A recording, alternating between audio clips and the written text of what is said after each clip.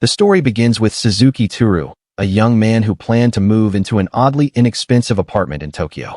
Tooru stared at the lease in disbelief. A spacious 2 LDK apartment in central Tokyo for just 3,000 yen a month. The offer felt unreal, too cheap to trust, leaving him both amazed and uneasy, wondering what hidden flaw or eerie secret lurked behind such a deal. Tooru laughed nervously with the realtor as they joked about ghosts in the apartment. Though the man in the suit brushed it off with a smile, a faint tension betrayed him. Rumors surrounded the place, whispers that goblins or even slimes had been spotted before. Tooru tried to play along with the humor, yet the thought unsettled him. The realtor slid the contract forward, urging Tooru to sign. Moments ago, they had laughed off eerie rumors, yet now his hands froze. The sudden push to seal the deal felt wrong, and unease crept in as he wondered if this offer hid something a bit dangerous. Tooru's eyes locked on a strange article, ominous yet tempting. It wasn't normal business, but with nothing left to lose, especially with him being a high school dropout with a sad part-time job as a warrior, he felt drawn to its charms. Casting aside hesitation, he pressed his seal onto the paper, choosing the unknown over his empty days.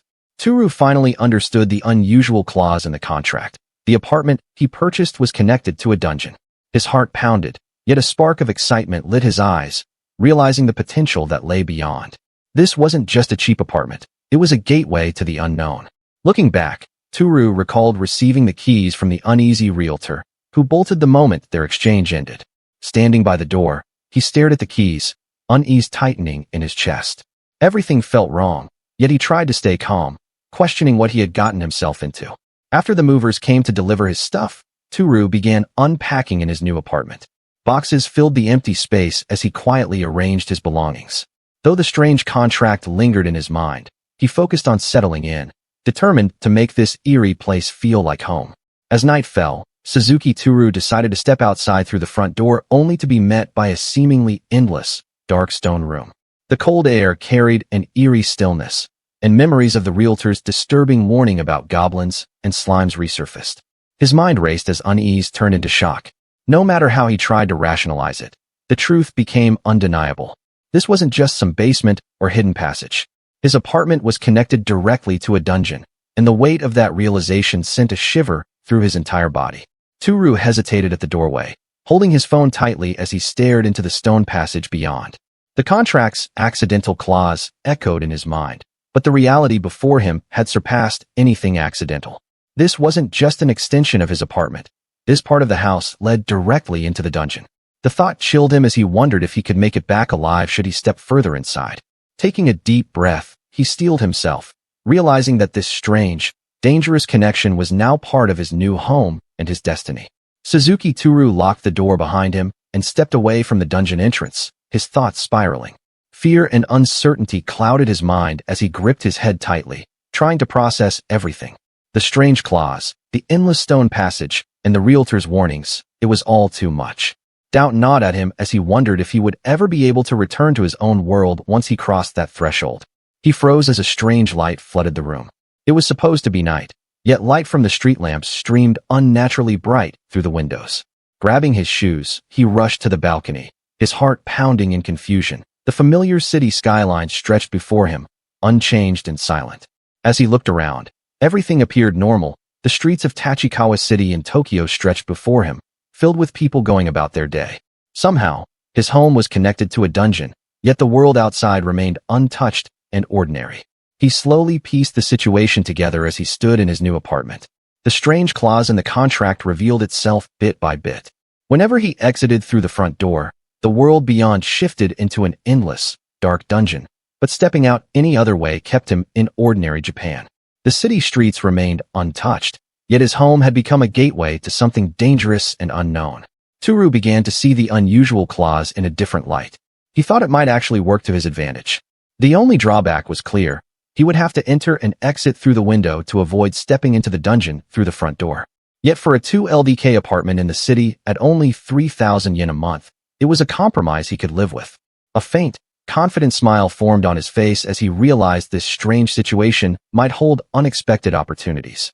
Suzuki Tooru's hesitation transformed into determination. The apartment's accidental clause had granted him access to a dungeon, and instead of fearing it, he saw potential. The thought of dungeon exploration stirred an unshakable excitement within him, awakening his sense of adventure. Facing dangerous monsters and hidden treasures wasn't just survival to him. Exploring a dungeon was a man's romance. With renewed resolve, he clenched his fist and set off to gather supplies and prepare himself. He visited a store and gathered everything he might need: food, tools, and a mountain climbing set. Among his purchases was a helmet fitted with a headlight, essential for navigating the dark stone passages. The store even stocked unexpected survival gear, impressing him with its variety. Armed with supplies and determination, he was finally ready to face the unknown challenges hidden beyond his apartment's mysterious doorway. Wearing his new helmet, Tooru cautiously approached the front door leading to the dungeon. He pressed his ear against it and listened closely. There was no sound beyond the heavy door. His grip tightened on the handle as he steadied his breathing. Despite the unsettling silence, he convinced himself that he wouldn't be attacked immediately upon opening it. Every instinct urged him to be careful, but his determination pushed him forward. Tooru carefully stepped through the door, entering the dungeon once more. The beam from his headlamp cut through the darkness, far brighter and clearer than his smartphone's flashlight. As the light spread across the stone floor, he realized the area beyond had transformed into a huge space, larger than before, almost like an entirely new room. He crept deeper into the dungeon, his steps cautious and quiet. The glow from his headlamp cast shifting shadows against the stone pillars, each movement making his heart pound faster. He reassured himself that he wouldn't suddenly meet a goblin lurking under the shadows, yet unease gnawed at him. The unknown stretched endlessly ahead, and though his resolve remained strong, he couldn't shake the thought that a single wrong move could change everything instantly. He froze as faint noises echoed from the direction of the pillars. His heart pounded, and his grip on the climbing axe tightened. His mind instantly imagined the worst, goblins lurking in the shadows, but he forced himself to breathe and think rationally. From the sound of it, there was probably only one, if any at all. Even so, he reassured himself that if danger did appear, he could run straight back to the entry hall. Steeling his nerves, Tooru stepped forward, realizing it was just his imagination playing tricks on him in the tense silence. Tooru steadied his breathing. With each cautious step, he moved sneakily across the stone floor, his headlamp casting sharp beams into the darkness. Every shifting shadow made his heart race, yet he forced himself to stay calm. He pressed himself against the wall, peeking cautiously from behind a pillar. His headlamp illuminated a strange sight on the ground. A massive, unmoving form sprawled across the stone floor. His breath caught, his senses sharpening. Something lay over there, and every instinct warned him to stay quiet. Tooru's breath caught as his headlamp illuminated a small figure near the pillars. There it was, a goblin. Instinctively, his grip on the climbing axe tightened, his body stiff with tension. Yet, as he observed it closely, he noticed something strange. The creature seemed weakened, barely able to stand. The sight eased his panic only slightly, but his guard remained high. Cautiously, he approached the fallen figure illuminated by his headlamp. At first, he thought it was a goblin, his heartbeat spiking with panic. But as his eyes adjusted, the details became clearer. This wasn't a monster at all. Lying on the cold stone floor was a girl, her delicate frame trembling faintly as she clutched herself tightly. The girl's outfit resembled something from a game, armor usually seen on a female knight, but her fragile state was undeniable. She wasn't moving, her small body trembling softly as faint sobs escaped her lips. Instead of attacking, she was crying, her fear and exhaustion written across her face. The discovery left Tooru stunned. Tooru hesitated, keeping his distance as he watched the unmoving girl lying on the cold stone floor. In a dungeon, nothing could be taken at face value. There was always the possibility that this was a trap, but if she was truly unable to move, then she needed help. His grip tightened on the climbing axe as he weighed his options carefully. Determination filled his chest. Seeing the girl lying helplessly on the cold stone floor stirred something deep within him. Even so, he knew that sometimes, even a simple villager from Japan had to step up when it truly mattered. Memories of his late grandmother's words, to always be kind to others, echoed in his mind. Tightening his grip on the climbing axe, he prepared to step forward. Tooru scanned the dimly lit dungeon carefully, his headlamp sweeping across the walls and floor. There were no enemy shadows lurking nearby, allowing him a moment to breathe. As he advanced cautiously, his eyes caught sight of a sturdy-looking metal door embedded in the stone wall further ahead. Its presence stood out sharply against the rugged surroundings, hinting at secrets hidden beyond. A troubling thought formed in his mind. The female knight lying helplessly nearby only added to his unease. She could very well be bait meant to lure him in. If he got too close, the door might swing open and a horde of goblins would come pouring out. His imagination painted vivid images of danger lurking just beyond the threshold. Tooru decided to test the situation carefully, determined to be prudent before getting any closer. Gripping a small stone, he gently flipped it toward the armored girl lying on the ground. The pebble clinked softly against her armor with a sharp clang, and in an instant, her body reacted. She stirred slightly, instinctively clutching her weapon despite appearing weak and exhausted. Tooru's eyes widened in surprise. She wasn't unconscious after all. Cautiously, he approached the armored girl, keeping his movements slow and deliberate. What startled Tooru was the language she spoke. It wasn't Japanese, yet somehow, he could understand the meaning clearly. He called out to check if she was okay, but her reaction was immediate and defensive. She cried out for him not to come closer, her voice filled with fear and urgency. Tooru hesitated, watching the armored girl struggling weakly on the ground. At the same time, a strange realization struck him. It wasn't just her words he understood, but somehow, his own thoughts seemed to be reaching her too. She shouted again for him not to come closer, but her trembling voice only revealed how powerless she truly was. Despite her protests, he noticed she couldn't move at all. Taking a cautious step forward, he decided to approach anyway, determined not to leave her alone. Crouched beside the girl, he struggled to steady his trembling fingers, forcing himself to move. Determined to help her in her weakened state, he reached out carefully, trying to offer reassurance. But the moment his hand neared, her frail body tensed in fear, and she cried out, pleading for him not to kill or hurt her. It was clear she was terrified and utterly weak. Tooru froze, startled by the girl's sudden outburst. Tears streamed down her trembling face as she pleaded desperately. Between sobs, she offered anything she could, cleaning, washing, whatever it took, as long as he spared her. Calling him Goblin-sama, she begged desperately for her life. Tooru blinked in shock, realizing she had mistaken him for one of the dungeon's monsters. He finally understood why. The beam from his headlamp was so bright that she couldn't properly see his face. To her, his silhouette must have resembled a dungeon monster. Adjusting the headlamp, Tooru tried to calm himself, realizing he would need to approach carefully if he wanted to earn her trust and avoid frightening her further. Lowering his headlamp, he let its glare soften as he leaned closer. He urged the girl to look carefully, hoping she would finally realize he wasn't a goblin. Her teary eyes blinked against the light, struggling to focus on his face. But the moment their eyes met, her expression twisted in shock and terror. A sharp scream escaped her lips, echoing through the dungeon. The armored girl let out a faint sigh before losing consciousness, her body relaxing as exhaustion finally took hold.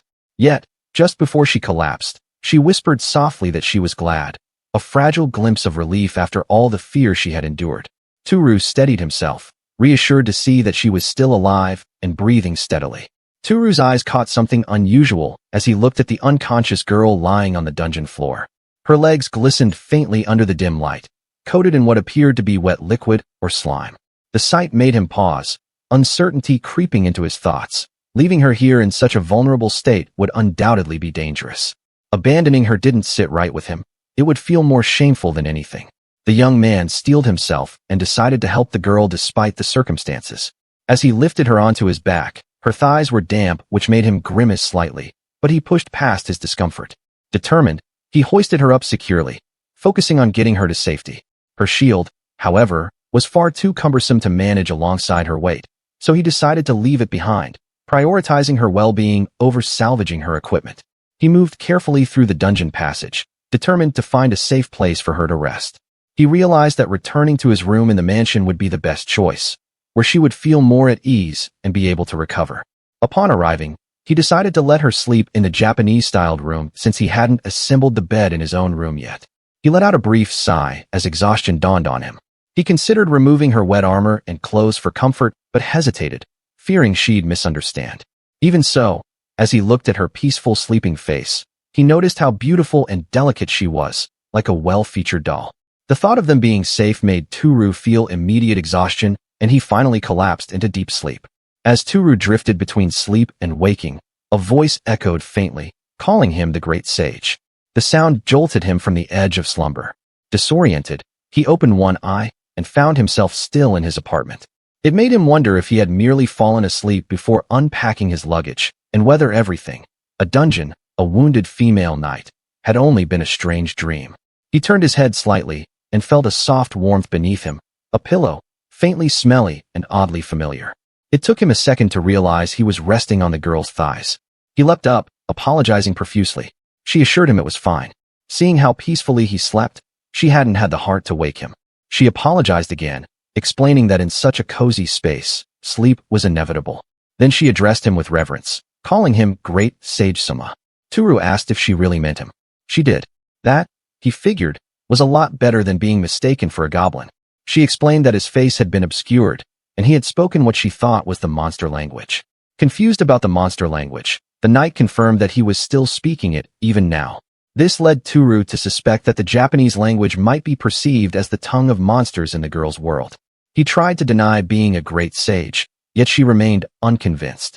In her eyes, he must have been a hermit magician, someone living in seclusion with a bed imbued with strange magic, one that did not shift or harden no matter how she moved, a bed so comfortable it felt as though she could sleep on it forever. She also mentioned his collection of elaborate dolls which to her seemed like magical tools. The dolls in question were, in truth, Tooru's anime figurines, the very first things he had unpacked. Tooru, embarrassed, decided it was best to go along with her assumption, allowing her to believe the figurines were magical tools. The girl confessed that she had felt uneasy upon seeing them, thinking he had a grudge and used black magic against humans. Her discomfort only deepened when she also noticed that several of the dolls were half-naked. The realization made Tooru falter, his words catching awkwardly in his throat. The girl then explained her condition. She had been paralyzed by a powerful anesthetic, though its effects were now beginning to fade. She expressed deep gratitude for Tooru's rescue, acknowledging that without him, she would have been killed or suffered a fate far worse. To her, the great sage was her savior. With tears of relief, she vowed to repay him in any way she could, anything that he asked. It was then that she revealed she looked like this because she is a knight, though a former one. Tooru's mind lingered on her offer. This girl said she will do anything, literally anything he says. For a brief moment, Tooru's mind played tricks on him, but the imagined voice of his grandmother's scolding snapped him back to his senses. Flustered, he urged the girl not to make such a big deal out of it. In return, she straightened indignantly, declaring that a knight never forgets a favor for as long as she lives. Tooru, maintaining his composure, gently pointed out that making such promises to someone she didn't even know might be unwise, especially since they hadn't even exchanged names. The realization struck her immediately. She gasped, her eyes widening before her expression brightened with pride. With a radiant smile, she introduced herself, Arya Eldarisu, though she added warmly that he could call her Ria. Ria was the name the heroine preferred to be called, though Tooru found it difficult to address someone so beautiful by her first name. There was an elegance to her that made him hesitant, almost unworthy of such casual familiarity. Still, the moment came when Ria politely asked the name of the honorable great sage who had saved her. Tooru hesitated. Using his real surname, Suzuki, felt too plain for the grand persona he had unintentionally constructed. After a brief pause, he introduced himself simply as Tooru. Ria, charmed, praised the name as lovely, and Tooru, inwardly ecstatic, could hardly contain his joy. A girl had called him by his name at last. Ria then offered him more praise, expressing admiration for discovering such a powerful artifact and becoming a great sage at such a young age. Tooru blinked in confusion. She gestured toward the room they were in, and Tooru began to realize that from her world's perspective, where even mid-level scientific knowledge was rare, this kind of space could only be seen as a magical artifact. The technology and structure were far beyond what she had known. Trying to shift the subject, Tooru focused on the misunderstanding about his age and status as a great sage. He wondered how to clarify things without unraveling the elaborate persona Ria had already accepted. In a moment of improvisation, he muttered, Kutidai, intending to describe being so old and refined, but Ria misheard it as court, as in a royal one. Seizing the opportunity, Tooru rolled with it, claiming he had once been a court magician at the age of 6, retiring early to master his magic in solitude. He then added that he was currently 21 years old. Ria's eyes widened in surprise. She hadn't expected someone so young to be a great magician. She was amazed that there was only a 3-year difference between them. Tooru was bewildered. He had assumed she was older due to her composure and beauty.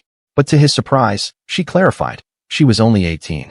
Tooru felt a rush of relief and gratitude.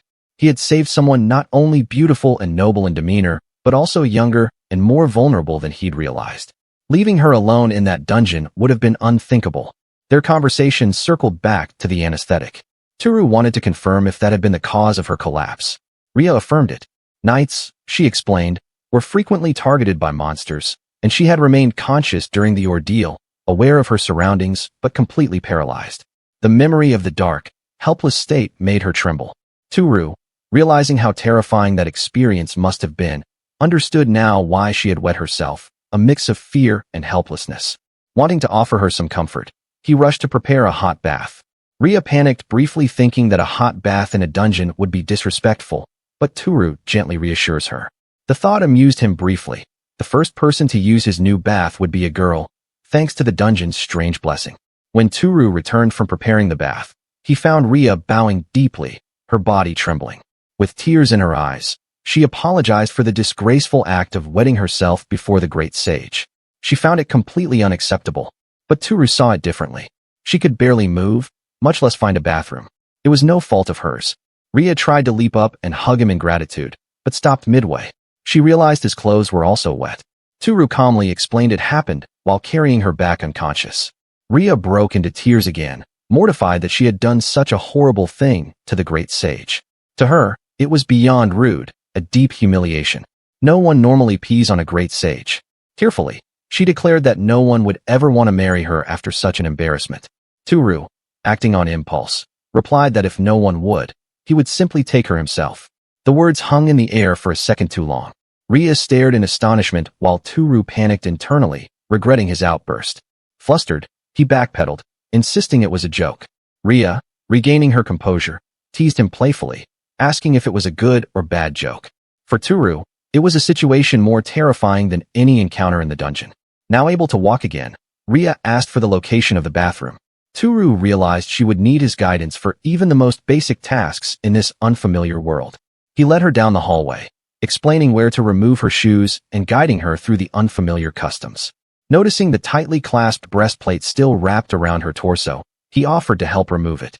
Ria admitted that her arms were still weak and despite her best efforts, she couldn't remove it herself. She then asked him to unclasp it from behind. His hands trembled as he approached. Removing a girl's armor, especially from behind, was something far more nerve-wracking than any battle. With the burden of armor removed, Ria stepped into the bathroom. Her eyes widened in astonishment when she saw the bathtub. Luxurious, she thought, and worthy of nobility. She turned to Tooru with wonder, asking how a dungeon like this could contain such splendor. Tooru corrected her gently that it wasn't a dungeon, but a mansion. Still, the concept of a mansion was unfamiliar to her, so he dismissed it casually. Ria commented that only nobles or royalty had access to baths like this, and now she was certain Tooru must be of noble birth. Tooru chuckled and decided to ask if she knew what a shower was. Her puzzled face answered the question. With pride, he explained its function, attributing it to the powers of the great sage. He turned the faucet to demonstrate, letting warm water pour out. The temperature, he explained, could be adjusted to her preference. At first, Tooru did not get the same amazement Ria displayed when he showed her the bathtub. But when he sprinkled water on her to show its warmth, Ria stared in disbelief. She cannot believe there could be heat without fire. Tooru casually explained it was due to his mastery of both fire and water magic. Ria was amazed. She had heard of many battle-related artifacts, but never one designed for comfort. Ria seemed to like baths, and this childlike side of her amused Tooru. He then introduced her to another marvel of the modern bathroom, shampoo. It was a slippery, soapy liquid she had never seen before. Tooru demonstrated its use by pressing down the pump, releasing a creamy foam into his hand. It was meant to keep the hair and skin soft and clean. Ria took it eagerly, her senses immediately filled with its floral scent. Her excitement grew. Everything around her was a wonder. After giving her time to bathe, Tooru advised her to leave her used clothes just outside the polished glass door. Meanwhile, he rummaged through his belongings, looking for something she could wear. He settled on a t-shirt and jersey set, hoping they would be comfortable enough for her in the meantime. But once again, intrusive thoughts began to rise in his mind. He imagined Ria without undergarments, questioning whether he should inform her he didn't have any for her to use. For a fleeting moment, he indulged in the fantasy until a mental image of his grandmother's tearful, scolding face brought him back to reality. A short while later, Tooru approached the bathroom to check on Ria. He brought the clothes and hesitated before entering. The idea of stepping into the changing room stirred a sense of nervous excitement, but he forced himself to remain respectful.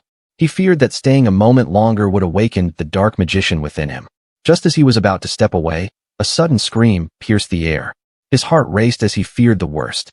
In his alarm, he immediately thought about the goblins and if they are capable of invading from the dungeon. He rushed into the room, only to find Rhea flustered and soaked, the shower head whipping violently in the air. She had turned the water to full pressure and set the temperature to the lowest possible setting. The unpredictable spray of cold water startled her, causing her to lose grip. Tooru sighed with relief. There were no goblins, just a case of unfamiliar plumbing. He showed her how to adjust both the water pressure and temperature to avoid another mishap. What he didn't expect was the sight of Rhea, crouched in the corner, naked and drenched. His eyes immediately turned away as he apologized profusely. He began to retreat, only for Rhea to leap up and cling to him from behind. Her body shook as she cried. The experience had terrified her. Tooru, this time, felt no excitement, but only pity. She had narrowly escaped death in the dungeon and now found herself overwhelmed by a world she didn't understand. He gently asked if she was all right. Rhea clutched him tighter, apologizing again and again. It was the most frightening moment she'd ever experienced. That shared vulnerability opened something between them, and Tooru chose not to leave her alone. With the shower pouring, their bodies and hearts were refreshed. He stayed by the bathroom door, assuring her that she was safe now, and that he would remain close by. Tooru carefully checks his surroundings, relieved to find no monsters nearby, and takes a deep breath to steady his nerves. With determination flickering in his eyes, he confidently opens his status screen, mentally preparing himself to push forward into the unknown. Despite the tension, he gathers his courage, knowing he must keep moving. Tooru excitedly watches as his status screen materializes before him, feeling a rush of amazement at seeing his stats laid out so clearly. Yet, as he reads through the numbers, a bead of sweat forms a quiet realization settling in that his beginner-level stats might not be as reassuring as he had hoped. Tooru sits quietly, recalling the conversation he had with Rhea through the bathroom door, piecing together the critical details she shared. Just as Rhea said, the dungeon connected to his room wasn't just any labyrinth. It was an underworld dungeon which was the ruins of an ancient underground city. His heart tightens as he remembers that the monsters here aren't mere nuisances. They are extremely dangerous. He realizes with growing tension that the anesthetic which struck Rhea came from a special subgroup of goblins which specialized in using blow darts, a clear sign of the lethal threats lurking below. Gripping his resolve, Tooru steels himself, fully aware that each step forward brings him closer to facing creatures far deadlier than he'd imagined. While Rhea calmly bathes, she explains without hesitation that as a knight, her nimble status is remarkably high, making her both strong and agile. She continues describing how some slimes in the dungeon flee immediately and are nearly impossible to catch, though the experience they provide is said to be quite valuable. Meanwhile, Tooru stands outside her door, overwhelmed by the boldness of her words and the casualness of the situation. His flustered reaction spills out as he stammers in disbelief, his face burning with confusion. Rhea, noticing his reaction from the other room, tilts her head slightly, puzzled as if wondering whether she had said anything strange. Tooru, shifting his attention from the fast-moving slimes that intrigued him, turned to Rhea with curiosity, wanting to understand how normal people viewed their statuses, since as a great sage, he had a special method. Rhea, surprised by the question, widened her eyes and wondered aloud if there were other ways to know your status, while clutching at her towel with a flustered expression. Rhea calmly explained that when one meditates on it, numbers should naturally float to the mind, describing it as the divine providence that God gives to all his creations. Tooru, visibly excited, exclaimed that there really was another way and eagerly urged Rhea to tell him the method she used. Rhea, still under the shower, seemed a bit surprised by his intensity, responding with a murmur as she processed his enthusiasm. The young sage realized that his status wasn't appearing because the room had a spell that restricts status checks cast on it, and Rhea, sitting relaxed in the bath, expressed her relief as she understood why. He concluded that the room followed this world's logic and rules, and confidently thought that once back in the dungeon he'll be able to find out his status. This discovery lifted a weight off his shoulders, reassuring him that it wasn't a personal failure but a restriction of place. The young sage eagerly thought that discovering his skills or affinity would truly be the best outcome. He then asked Rhea about the metal door that stood behind where she had passed out, wondering if monsters would come out if it were opened. Sitting nervously in the bath, Rhea apologized softly, explaining that right before she collapsed due to the anesthesia, she had closed that door while running from the monsters. Her explanation revealed how narrowly she had escaped danger. Tooru realized why there had been no monsters. It was just as he suspected. He informed Ria that he had left her shield back in the dungeon when he was carrying her. Determined, he decided to go retrieve it right away. Ria, looking surprised, thought that while it would be a great help, she didn't want to burden the great sage with such a task. Tooru reassured her, telling her to enjoy the bath slowly and to her heart's content. Meanwhile, he ventured into the dungeon, his main objective being to check his status. Quietly, he reminded himself that it was unnecessary to shout while doing so, while moving forward with focused intent. Tooru Suzuki carefully examined his notebook. It displayed his details. As Tooru studied the numbers, he noted that he didn't appear very strong. Yet, he reassured himself, perhaps things were like this only at the start. What truly mattered was his growth going forward. Smiling determinedly, he focused on the potential that lay ahead. After checking his stats, Tooru's attention was immediately drawn to one particular detail, the skill labeled, No Max Level Restrictions. It stood out far more than the ordinary-looking numbers on his status sheet. The idea that his level denominator was set to infinite because of this special skill filled him with renewed hope that he might one day reach his dreams. Next, he examined his MP, realizing it likely meant he could use magic. The thought alone sent a surge of excitement through him. Finally, he tested his gear, noting the reflected stats after removing his equipment. The pickaxe had an attack power of 104, and the helmet offered a defense of 21. Taking a cautious approach, Tooru crept carefully through the dungeon. Although the chance of monsters being present was low, he remained alert. After all, something could always be hiding, even under a shield. Tooru carefully approached the fallen shield, only to discover a slime creature squished beneath it. His eyes widened in shock. It was really there. Without hesitation, he raised his pickaxe high and brought it down with a sharp cry, crushing the creature in a single blow. Finally gripping the shield, Tooru felt a rush of relief mingled with lingering tension. On his way back, he glanced at his status screen, and to his astonishment, the attack on the slime had boosted his stats significantly. Tooru, panting heavily, leaned against the doorframe, thinking he was sure he'd almost died. But despite the danger, he had done it. He had killed the slime, and his level had even gone up. A grin spread across Tooru's face as the realization hit him. He, a Japanese earthling, had killed a monster and leveled up, something no other person from his world had ever done. Tooru thought to himself that his strength should have gone up as well and wondered if he should test it out. As he returned to the room, he called out to check if Ria was still in the bath. From behind the door, Ria responded warmly, welcoming Tooru back and politely asking if she could use the bath a little longer. Tooru quickly reassured her, telling her she could use it as long as she liked. Seizing the opportunity, Tooru decided to make use of the time by rummaging through a box, thinking to himself that he might as well use this chance to check his strength. He looked at the grip strength machine and decided it was time to test it out. Tooru gripped the machine and measured 44 kilograms. He exclaimed in amazement. Up until now, no matter how many times he tried, it had only gone up to 40 kilograms at most. Tooru nervously questioned if this was really happening, each STR point giving him an additional 4 kilograms of grip strength. He wondered if reaching level 10 and adding 20 more street would make his grip strength even more powerful, enough to crush apples with his bare hands. Laughing darkly to himself, he felt excited at the thought. Ria stood nearby, remarking that the clothes she wore were the ones Tooru had lent her. She found them surprisingly comfortable and asked if she looked weird wearing them. Tooru blushed, realizing just how cute she looked in his clothes. Worried by his silence, Ria asked again. Flustered, Tooru waved his hands, denying it quickly and insisting that she looked perfectly fine and that the hairstyle suited her too, desperately trying to brush off his embarrassment. Ria blushed deeply, a soft smile spreading across her face as she murmured that she was really glad. Her fingers brushed through her hair as she explained that it had come undone when she fell in the dungeon, though she usually kept it tied to keep it out of the way. Thanks to the soap Tooru had given her, her hair now felt soft and silky, carrying a faint, pleasant fragrance.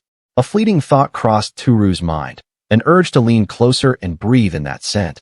But his wandering thoughts were cut short when Ria turned to him and asked gently if he would be using the bath next. Tooru smiled and confirmed. Ria politely mentioned that she would wait in the room where she had been sleeping. She asked if she might read the great Satsuma's grimoires while she waited. Tooru, a bit confused, wondered to himself if he even had such things in his Japanese-styled room. He thought that it probably only had manga and a few thin books. Tooru suddenly let out a loud, panicked scream, his face filled with shock. Ria, startled by the commotion, looked at him with concern, wondering what had happened. Without wasting a moment, Tooru sharply instructed Ria to stay where she was, his tone firm and urgent. Though puzzled, Ria quickly obeyed, freezing in place. Tooru hurried to the nearby door, swung it open, and began pulling out a box from the shelves. His movements were quick and deliberate as he packed items one after another, clearing everything in sight with focused determination. Breathing heavily, Tooru tried to collect himself. Determined, he faced Ria and let her know he had something serious to tell her, asking for her full attention. Ria, wide-eyed, gave a small nod, agreeing to listen carefully. Tooru and Ria sat across from each other at the table, the atmosphere tense and serious. Tooru tightly clasped his hands, his expression grave as he leaned forward. What he was about to explain clearly weighed heavily on his mind. He revealed to Ria that within those books on the shelf, there existed knowledge that carried immense danger, something that could bring serious harm if read by someone unprepared or inexperienced. Across from her, Tooru leaned forward with a tense, worried expression, his hands clasped tightly. He explained that the books were not just dangerous. They were restricted materials, grimoires that were forbidden for ordinary people to read. Ria's eyes widened in shock, her face pale and a bead of sweat sliding down her cheek as realization dawned on her. She struggled to process the revelation. A heavy sense of seriousness filled the air as the weight of this truth settled between them. Ria sat nervously, guilt washing over her as she realized the gravity of what she had done. She trembled slightly, thinking to herself what a terrible thing it had been. Tooru, sitting across from her, offered a gentle reassurance, acknowledging that Ria hadn't known about the grimoire's true nature. Tooru, however, firmly cautioned her she should never touch those books again, especially if she were to be transported somewhere beyond his sight. Ria quickly nodded in agreement, her voice rising in a surprised but earnest yes. Inside, Tooru felt relieved, grateful for Ria's honesty. He reminded himself that this warning was for both their sakes. Ria hesitated for a moment before politely asking if she could pose a question. Tooru, slightly flustered, encouraged her to go ahead, though a nervous thought crossed his mind. Surely, she wouldn't be asking about the naked girls on the covers. Ria gathered her courage and asked about the bath water, admitting it might be a little late to bring it up. She wondered if it was truly all right to use so much, given how precious a resource it must be. Tooru quickly reassured her, explaining that the water came from an underground source. Internally, he admitted it was only half true, but close enough. Still uneasy, Ria politely asked if she could have just one glass of that same water to drink. Tooru noticed she wasn't carrying anything with her and realized how thirsty she must be. Thoughtful, he reflected on how valuable drinking water would be in a dungeon. With an encouraging smile, he assured her it was perfectly fine to drink it. Tooru suddenly stood up with an idea, declaring that he knew what to do. Instead of offering Ria plain water, he moved quickly to the refrigerator, opening it, and searching inside, determined to find a better alternative. Ria sat at the table, eyes wide with curiosity as she stared at the unfamiliar drinks laid out before her. She wondered softly what they were. Tooru patiently explained, pointing to each one in turn. First was milk. Ria recognized it immediately, nodding with a small, confident smile. Next, he introduced the red tea, expecting she might not know it, but Ria quickly remarked that she did, calling it an incredibly luxurious item. Finally, Tooru presented the last beverage, cola. As he expected, Ria admitted she had no idea what it was. Ria carefully examined the glass, asking if it was truly something she could drink. She marveled at how generous Tooru was, offering her such precious drinks. Tooru reassured her, telling her it was fine and asking only that she share her thoughts about them later. With that, he excused himself and went on his way to take a bath. After finishing his bath, Tooru stretched, feeling the comforting warmth clinging to his skin. A wave of refreshment washed over him as he stepped out, drying his hair with a towel. His mind wandered briefly to the bath Ria had used earlier, a faint trace of her presence still lingering. He realized, with a small jolt, that so much had happened that evening he had completely forgotten to prepare dinner. Moving quietly toward the living area, Tooru spotted Ria seated at the table. She cradled a cup in both hands, bringing it carefully to her lips. A soft, flustered sound escaped her, and a pink flush colored her cheeks, betraying how unfamiliar yet curious she was about the drink. Observing her reaction, Tooru couldn't help but smile inwardly. She must be hungry too, he thought. The idea nudged at him. Maybe he should head to the kitchen and whip up something for both of them. As Ria lifted the glass to her lips, a puzzled expression crossed her face. Noticing her hesitation, Tooru offered a gentle smile, wordlessly assuring her that she didn't have to finish it if she disliked the taste. But Ria, resolute, refused to back down. She wasn't a child who couldn't handle her medicine. Determination flickered in her eyes as she resolved to drink every last drop, unwilling to waste the precious beverage offered to her. Tooru quietly agreed that cola did taste a bit like medicine, which only deepened Ria's confusion. She couldn't understand how it wasn't some sort of medicine. After all, the moment she drank it, the lingering numbness in her arms and legs began to fade almost instantly. Tooru waved his hands with a nervous smile, trying to brush off the moment. The last thing he wanted was for Ria to start doubting his identity again.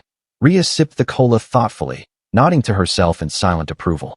Indeed, the great sage's artifacts were truly remarkable. The anesthetic she had been given would normally require at least a mid-level dispelling technique to fully heal. Yet this mysterious cola had worked instantly. She marveled at its potency. That made Tooru wonder if cola might actually count as a kind of panacea in this world, and a surprisingly strong one at that.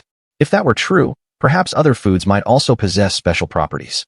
Curious, he found himself asking what adventurers usually ate in dungeons. Ria's expression turned wistful as she recalled her usual meals. Bread as hard as stone and small bits of white-fleshed fish, pickled in salt. Though she was always grateful for any food she could find, the taste was far from pleasant. She often soaked her meals in soup just to make them edible, though even then, it was hardly appetizing. Tooru felt a pang of pity. She really had it rough in her world. Ria closed her eyes, softly inhaling the air. A pleasant scent drifted through the room, something unfamiliar, yet strangely comforting. Opening her eyes, she watched curiously as Tooru moved about in the kitchen, his motions practiced and sure. He invited her to join him for dinner, thinking with quiet pride that cooking was one of his strong points. Tooru actually worked part-time for a living in the kitchen of a family restaurant, an experience that gave him confidence in his ability to prepare a proper meal. Seeing Ria's hesitation, Tooru spoke in a light, teasing tone, warning her not to be discourteous and to eat so she could get well. Cutting her off mid-sentence, he added that he had already started cooking 2 portions and that he wouldn't be able to eat comfortably in front of someone who was famished. Ria hesitated briefly, feeling uneasy about eating in front of someone so generous. She excused herself for a moment and returned, carefully holding out gold and silver coins, showing them to Tooru. She understood she might not be able to repay his kindness right away, but this was the best she could offer for now. Panicking slightly, Tooru hurried to assure Ria that she didn't need to pay him, but she immediately objected, unwilling to accept such generosity. Realizing he needed a convincing reason to refuse her payment, Tooru quickly improvised. He claimed that, as the great sage, he was hardly short on money. However, since he lived in seclusion deep beneath the dungeon, he would require a different kind of payment instead, information about what was happening above ground.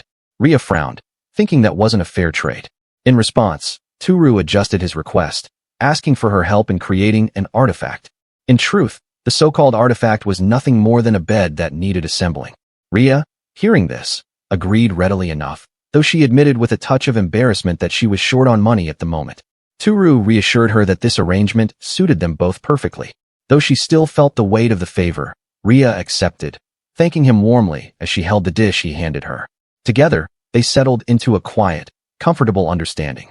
Tooru set the dishes on the table and announced that dinner was done. Ria's eyes widened in awe at the sight before her. The meal looked wonderfully appetizing, so neatly arranged and fragrant that she couldn't believe he had prepared an intricate meal so quickly. The rich aroma filled the room, and her admiration for the great sage deepened even further. To Tooru, however, it was nothing elaborate. He had only made something simple, a premium hamburger steak, microwavable rice with a few personal touches, and a salad he had thrown together. He thought to himself that he'd been quite hungry too, so he had prepared everything in a rush. Her stomach growled loudly, making Tooru laugh warmly. He told her they should go ahead and eat. As Ria sat down, she hesitated, unsure of how to eat the hamburger steak. Tooru gently explained that she could cut it with a knife and simply put it into her mouth. Ria blushed slightly, determined to figure it out, while Tooru watched with a smile. Tooru patiently demonstrated to Ria how to cut the fried egg on top of the dish, showing her how the yolk and sauce would mix together to enhance the flavor. Ria, though hesitant at first, followed his example carefully, cutting into the meal and trying a small bite. The moment Ria took her first bite, her face lit up with pure delight. The flavor was far beyond anything she had imagined, rich, comforting, and perfectly satisfying. Her hunger, which had gnawed at her all day, made every mouthful taste even better. With an almost childlike joy, she admitted it was the first time she had ever eaten something so delicious. Tooru watched her with a soft, amused smile. He brushed off her enthusiastic reaction, thinking it was probably just because she was starving, but even so, he couldn't help feeling pleased that she genuinely enjoyed his cooking. Meanwhile, Ria was completely swept up in the experience. Her cheeks flushed as she confessed that every word she'd said was true. Even back when she lived in the mansion, she had never tasted anything like this, and that simple admission warmed Tooru's heart. His spirits lifted. He was reminded that sharing a meal with someone made the food taste better, far more enjoyable than eating alone.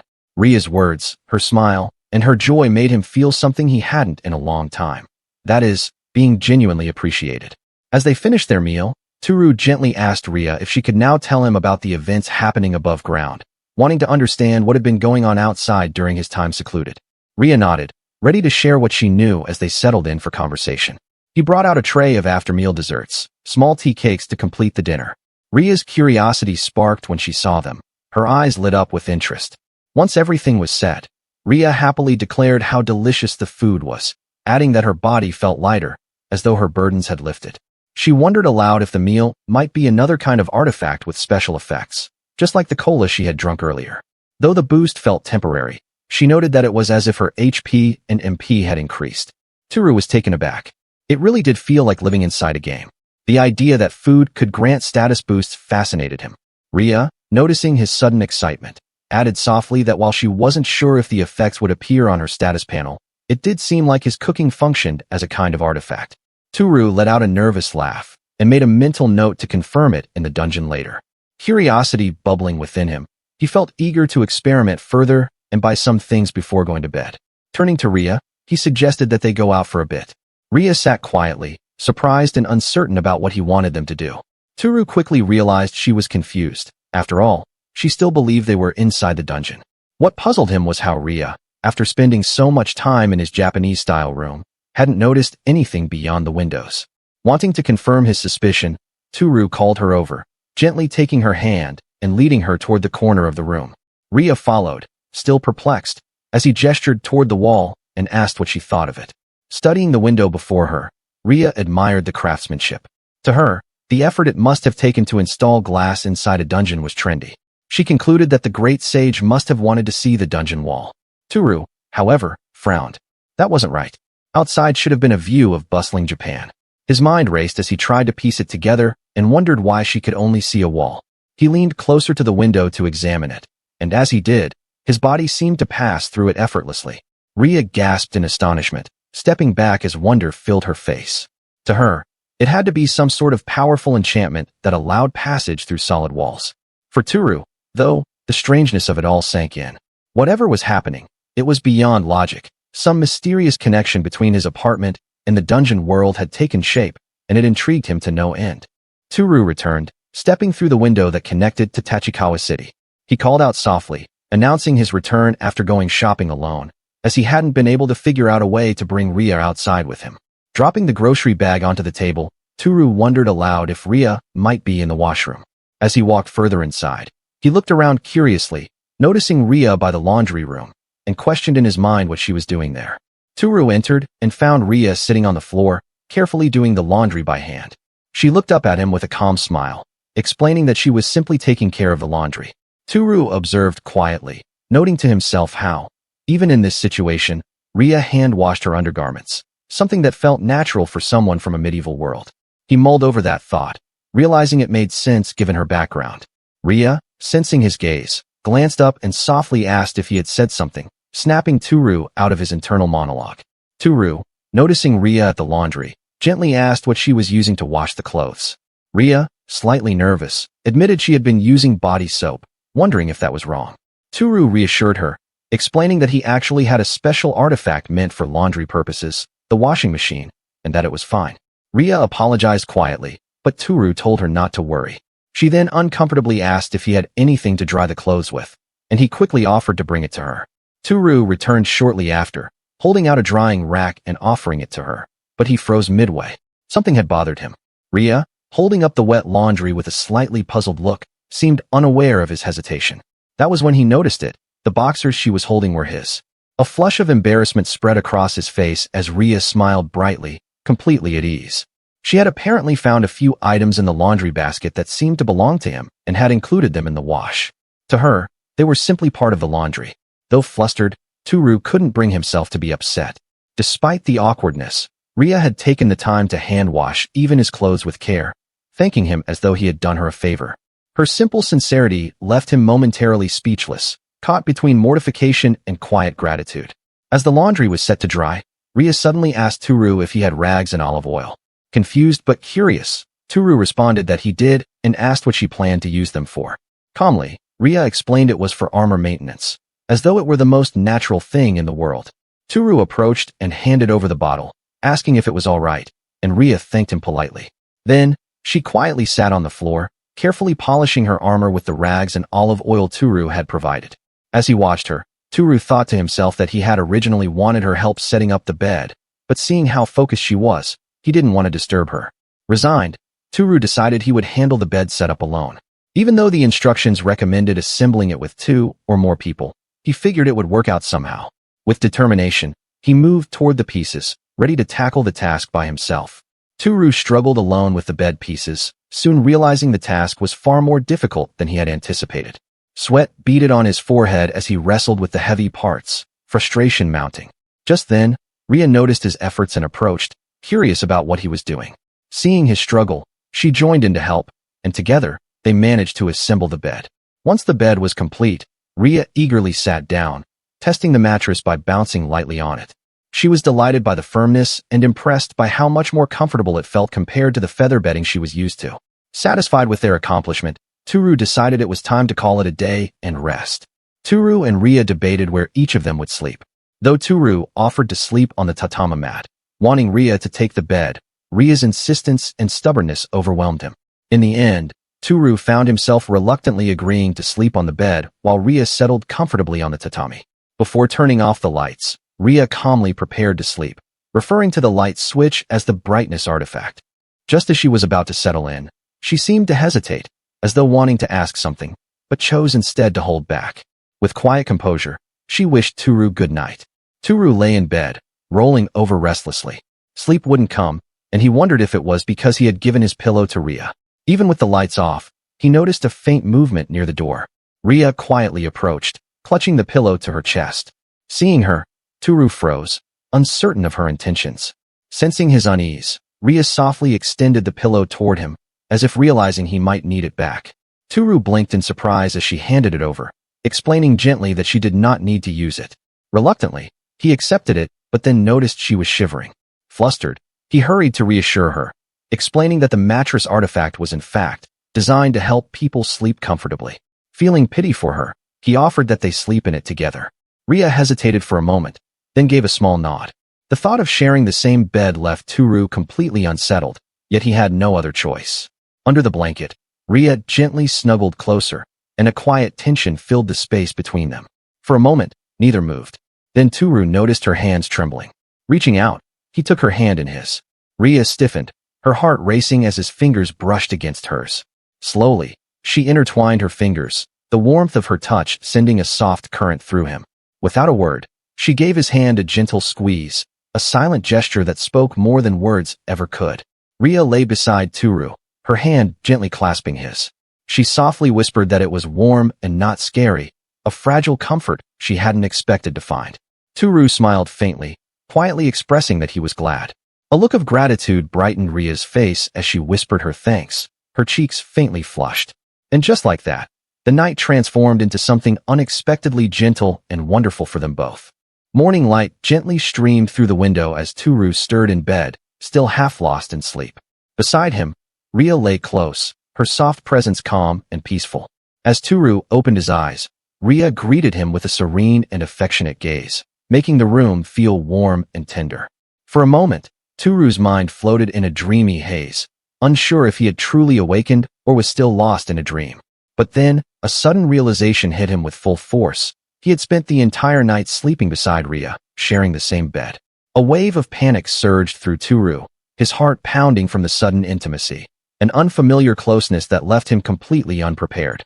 Startled, he jolted upright with a gasp, his face flushed with embarrassment and disbelief. Ria's expression shifted instantly to concern as she asked if he was all right. Flustered, Tooru quickly apologized and hastily came up with an excuse. He explained that, as a great sage, lingering trauma from the world's prejudice and wars sometimes caused him to react that way. Though his voice trembled slightly, he insisted he was fine now. Tooru reflected on everything that had happened the day before. His mind replayed the surreal chain of events, how he had discovered that his front door was now connected to a mysterious dungeon. He vividly recalled encountering a slime, managing to defeat it, and even leveling up, a realization that filled him with both excitement and disbelief. So many unexpected things had happened that his world now felt completely turned upside down. And now, on top of it all, a Bishijo knight from another world was staying in his home. He still had no idea what to do about the situation, but for the moment, he decided to simply let things be. With a gentle smile, he suggested they share breakfast, and Ria accepted with quiet grace. After waking up, Tooru and Ria began unpacking and having breakfast together, with Tooru quietly feeling bad about making Ria help him out. Ria, however, firmly stated that since she was now under Tooru's care, helping was only natural, something she accepted without hesitation. While they were unpacking, Tooru's curiosity got the better of him. He asked about the dragon kin, wondering if they still lived near the volcanoes. There were so many things he wanted to know, about the demi-humans that often appeared in fantasy worlds, like elves and dwarves. Ria responded thoughtfully, explaining that dragon kin rarely appeared among humans, so she couldn't say for certain. When Tooru asked which demi-humans were currently friendly toward humans, Ria paused to recall what she knew. She explained that elves and feline-type beast folk were generally amicable when humans entered their forests. Tooru could barely contain his excitement upon hearing that elves truly existed, and the mention of cat-beast people only fueled his fascination further. Both were equally incredible to him, like dreams from his favorite stories come to life. Ria suddenly announced with excitement that she had found some data on elves, her eyes bright with curiosity. Tooru, intrigued, leaned closer and softly asked what she meant. Ria picked up the material and began flipping through it, marveling at how rare it was to find an illustration depicting an elf in combat with a tentacle monster. She politely asked if she could take a closer look. A jolt of panic shot through Tooru as realization struck. His face turned crimson as he recognized exactly what kind of material she was holding. In a flurry of movement, he rushed forward and slammed the door shut, his expression flushed and frantic as he scrambled to hide the evidence before Ria could see any more. Tooru wiped sweat from his brow, realizing how dangerous that was. Exasperated, he explained it was one of those forbidden grimoires. He nervously muttered to himself about how there were probably other treasures scattered and mixed into all those cardboard boxes. He turned to Ria and suggested they take a break. Ria cheerfully agreed, ready to relax. As they sat at the table, Tooru noticed how much Ria seemed to enjoy the cola.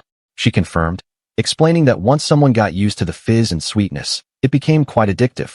Smiling, Tooru assured her that she could have seconds if she liked. He then shifted the conversation, noting how there seemed to be a wide variety of monsters within the dungeon. Curious, he asked Ria whether any particularly dangerous types of slimes had been appearing recently. Ria thoughtfully considered the question, sipping her drink as she explained. She listed the more dangerous types of slimes, the purple poison slimes that carried potent toxins and the dirty yellow acid slimes that spat corrosive substances. These, she said, were the most hazardous kind she knew of. She then remarked that someone like the great sage would surely know more about them. Tooru, however, admitted sheepishly that he hadn't fought any monsters recently due to his long period of seclusion. Ria accepted his explanation without question, nodding in quiet understanding. After finishing their discussion about monsters, the two returned to sorting things together. Suddenly, Ria let out an excited yelp. Tooru froze, his eyes widening in alarm, immediately fearing she might have stumbled upon more of his hidden data. Excitedly, Ria held up the outfits she had found, her face glowing as she called them really cute clothes. She proudly displayed cosplay bloomers and swimsuits, completely unaware of Tooru's growing embarrassment. Tilting her head in innocent curiosity, she wondered aloud if these items might also be dangerous. Tooru, flustered and red-faced, insisted to himself that wasn't the case at all. The truth was far less noble. He had seen those outfits at Don Quixote the day before and bought them, believing they might possess special effects when used inside the dungeon, just like the food. He had also reasoned that they could serve as replacements for Ria's worn-out clothes, and even her underwear. And absolutely not, he reminded himself, not because he wanted to see her in revealing outfits. Ria curiously examined the unfamiliar clothes, turning them over in her hands as she wondered if they were artifacts she had never encountered before. She asked if they were meant for female use. Tooru, beads of sweat trickling down his temple in embarrassment, hastily explained that he occasionally received requests for women's clothing and that, if she wanted, she could have them as a present. Bright-eyed and excited, Ria eagerly asked if that was truly all right and whether she could try them on immediately, expressing her gratitude with unrestrained enthusiasm. Without hesitation, she headed off to the changing room, clutching the outfits tightly in her arms. Tooru stood frozen, his mind struggling to process what had just happened. Realization struck. Ria was about to change into bloomers right there, in his own apartment. He remained rooted to the spot, stunned and overwhelmed by the sheer absurdity of the situation unfolding before him. As Ria stepped out of the changing room wearing the bloomers, her cheeks were faintly flushed with innocent curiosity. She looked toward Tooru, silently seeking his opinion, wondering if the outfit suited her. Tooru stood speechless, his gaze faltering as words failed him. The snug fit of the bloomers accentuated Ria's figure. The curve of her hips carried a healthy roundness, while the fabric pressing softly against her thighs formed an image that made his thoughts wander and imagine a lap pillow. His mind drifted between relaxation and embarrassment as he realized he had accidentally voiced his thoughts aloud. Ria echoed his words in innocent confusion, repeating the part about a pillow, which sent Tooru into a quiet panic. Flustered, he hurried to brush it off, instead complimenting her by saying the outfit suited her well.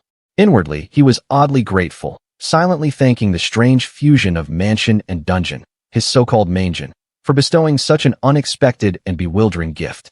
Ria smiled softly, mentioning that her undergarments would dry soon and that she wouldn't stay cool like this for long, clearly enjoying her new bloomers far more than Tooru had anticipated. As the evening settled in, the two sat together at the table. After completing the first stage of their packing and enjoying dinner, Tooru turned to Ria, curious about her plans moving forward. Tooru asked why she couldn't return to the surface right away, and Ria softly explained that, a while back, she had been exploring the dungeon with her comrades, but they had become separated and lost her sword in the process. Listening intently, Tooru realized that even if Ria herself hadn't noticed it, the incident had likely left her with lingering trauma. He now understood why she hesitated to go back alone. Ria then confessed that she had been holding onto the faint hope of encountering other adventurers who might come to this mansion while exploring the dungeon. Her voice trembled slightly as she asked whether it would trouble Tooru if she stayed with him until then. With gentle reassurance, Tooru replied that, as the great sage, he saw no problem with it at all. She could stay as long as she liked, even forever, if she wished. Ria expressed that she was glad but needed to return to the surface one day. Hesitating, she quietly wondered if she could come meet Tooru-sama at this house again. Tooru, flustered but happy, quickly assured her she could come anytime, and he would be happy to welcome her. Happily, Ria asked for permission to take a bath, and Tooru readily agreed. Now left alone, he tried to gather his thoughts. Taking a deep breath, he steadied himself and began to plan his next move. While Ria was in the bath, he decided to take another look around the dungeon. As he wandered, he noted how strangely quiet it was. No signs of monsters anywhere. Even the thought of encountering goblins no longer worried him. The silence, though eerie, brought a sense of calm he hadn't felt before. According to what Ria had explained, monsters generally didn't appear suddenly in rooms that seemed empty. Yet it baffled Tooru that a slime had shown up in the very room he had checked and confirmed to be clear. He pondered this while recalling what he knew about slimes, that they started no bigger than an eraser and gradually grew large enough to attack humans. The smaller ones usually fled on sight, so the slime that had appeared must have been hiding beneath the shield, growing unnoticed until it reached that size. He decided to fulfill what he originally had in mind, to test out the special effects that food from his world might have, having brought various types just for this. With determination, Tooru dug into his supplies, ready to begin his next experiment. From his tests, Tooru concluded that food from his world possessed the ability to boost individual statuses, increasing them by approximately 50%. He had already identified several effects. Cheese sausages boosted strength, salad increased MP, and potato chips enhanced nimbleness. Some foods offered no boosts at all, while others acted as recovery items or amplified previously enhanced stats. Reviewing his current status panel, Tooru noted with fascination that there seemed to be no maximum level restriction for his skill. To test the practical effects of these boosts, he picked up a grip strength measurement device. As he squeezed the handle, his eyes widened in astonishment. His theory was correct. The boosted stats were directly influencing his physical abilities, exactly as he had calculated. Fueled by determination, Tooru felt a renewed desire to grow even stronger. He moved cautiously through the quiet corridor, wondering if any more slimes might still be lurking nearby, though he suspected the area was now clear. Tooru spotted a slime in the dungeon, a small one. He knew that defeating it would yield very little experience due to its size. However, he reasoned that because of its small stature, it might not be a threat. He decided to take care of it until it grew bigger, planning to defeat it once it would offer a worthwhile reward. There was also a possibility it might multiply, which intrigued him. He had been considering whether he could breed monsters and use them to level up more efficiently. Back in his kitchen, Tooru placed the slime inside a clear container, added some water and vegetable scraps, and poked a few small holes for air. His setup was complete. Like a careful researcher, he leaned in to observe the slime closely. Its pale white color indicated that it wasn't dangerous, unlike the purple or dirty yellow variants, which were known to be hazardous. Concluding that this type was harmless by nature, he figured it would be safe enough to keep the creature contained in a box for now. Tooru looked at the slime inside its container and noticed how cute it was starting to appear. He wondered if he could manage to keep other creatures besides this slime. He considered the situation carefully. Given Ria's recent experience of being attacked in the dungeon, she was likely still fearful of monsters. The thought of her discovering the slime in his possession made him uneasy. Then panic struck. Ria was probably done with her bath by now. He had to hide the slime quickly. Frantically scanning the room, an idea suddenly sparked in his mind. If he concealed the slime inside a box of arrow books, his so-called forbidden grimoires, Ria would never think to check it out of embarrassment. It was, he thought, the perfect hiding place. Not only would she avoid it entirely, but he'd also have extra motivation to keep a close eye on it himself. With determination, Tooru placed the slime's container into a box, telling it with a grin to stay there for a while reading forbidden grimoires. Confident in his plan, he sealed up the hiding spot. Tooru stood frozen as Ria approached, asking if something was wrong. Startled, he quickly replied that nothing was the matter. Ria smiled gently and informed him that the bath was now free, inviting him to go ahead. Grateful, Tooru thanked her and hurried away. Later, while soaking in the bath, Tooru let his thoughts wander. He questioned whether keeping something from another world, like the slime, here on Earth was truly a good idea. If Ria were to discover it, things could become troublesome. Resolved, Tooru decided that once he finished, he would move the slime back to the dungeon. With that thought, he stood up from the bath, determined to follow through.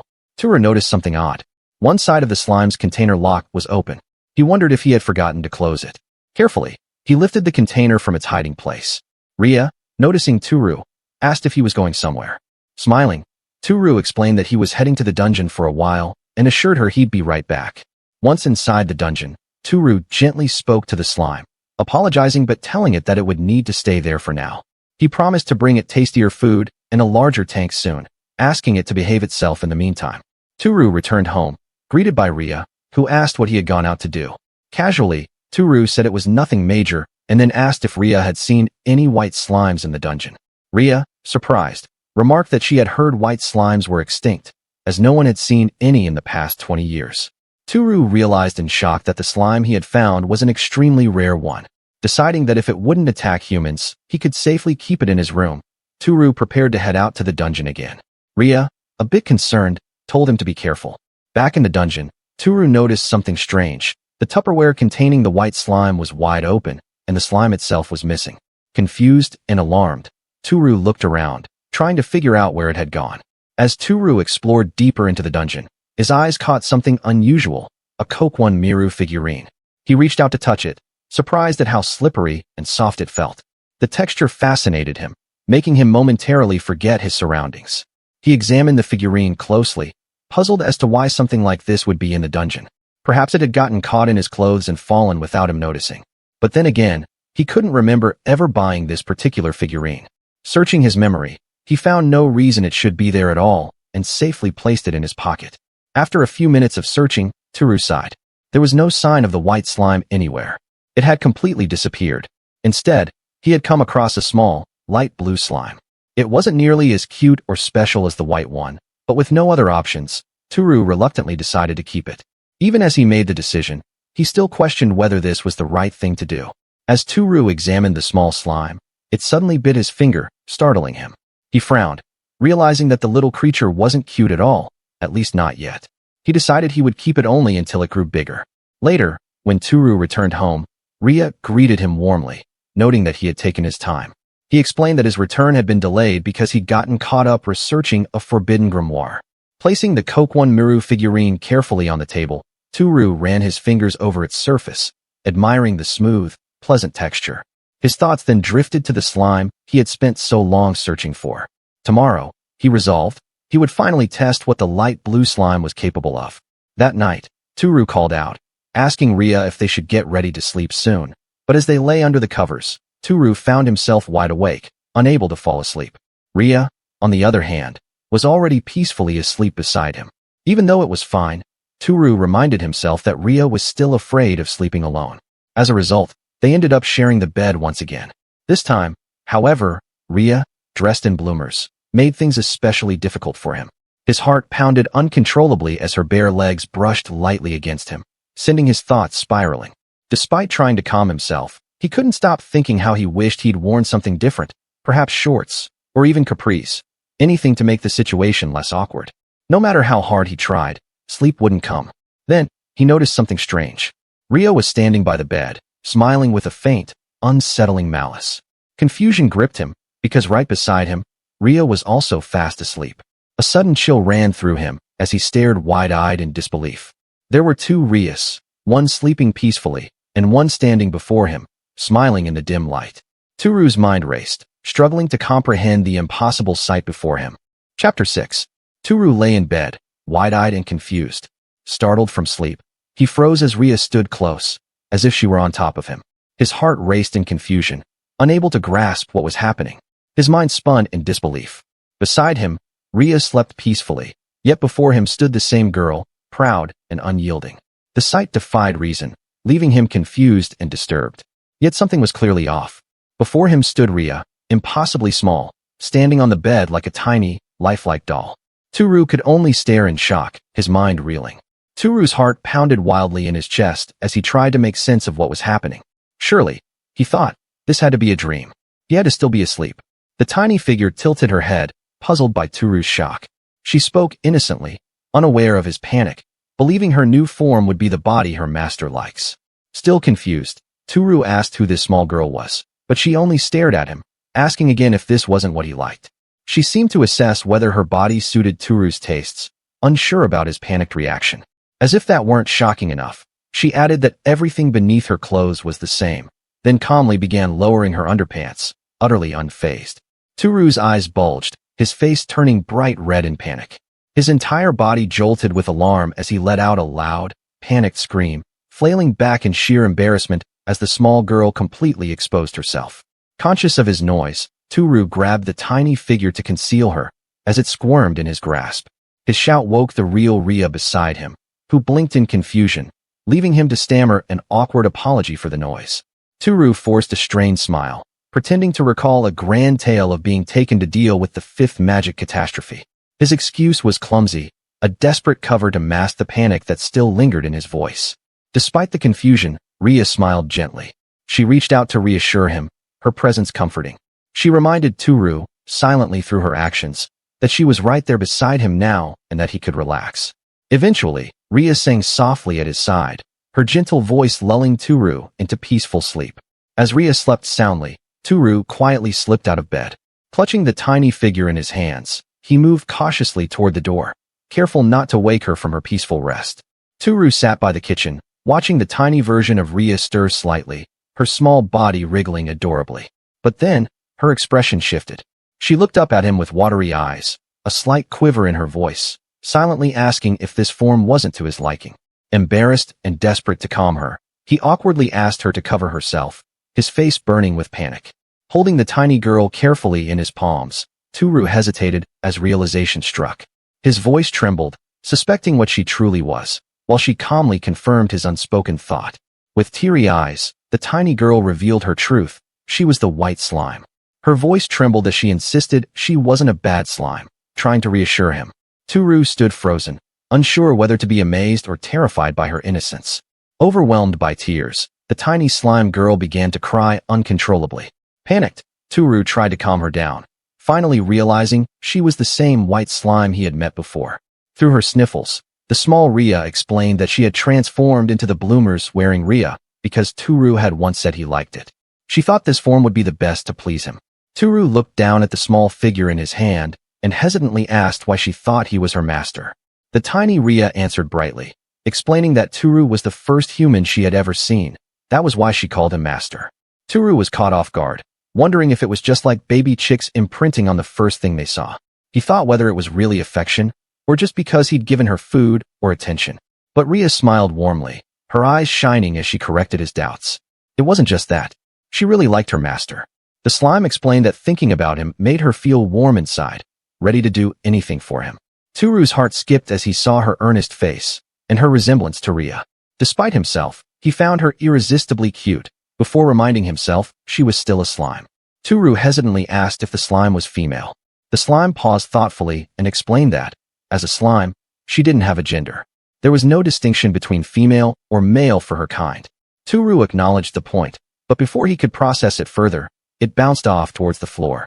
The slime warned him to bear with something, mentioning it might be a bit ticklish. Suddenly, Tooru felt a strange sensation. His eyes widened in surprise as he realized there was a slime wriggling its way up from his feet. Shocked and flustered, he let out a startled sound, arms flailing as he tried to figure out what was happening. Tooru froze as the small slime slipped under his clothes. He stiffened, feeling it move into a sensitive area, panic flashing across his face as he realized where it was going. His heart pounded as the slime continued its movements, shifting and sliding, its texture sending ticklish sensations through him, until the slime finally popped out and landed on the floor with a soft bounce. Breathless and flushed, Tooru stumbled backward, the moment clearly overwhelming him.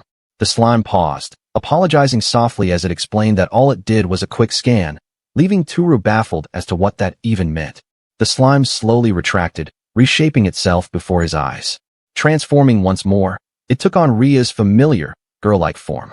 Then it began to undress again, leaving Tooru furious as he scolded it to stop, shielding his eyes. But his curiosity prompted him to peek. Tooru's eyes widened in sheer panic as he stared at the slime girl in front of him. His mind reeled when he realized that it was Ria's body with male parts, down to the most embarrassing details.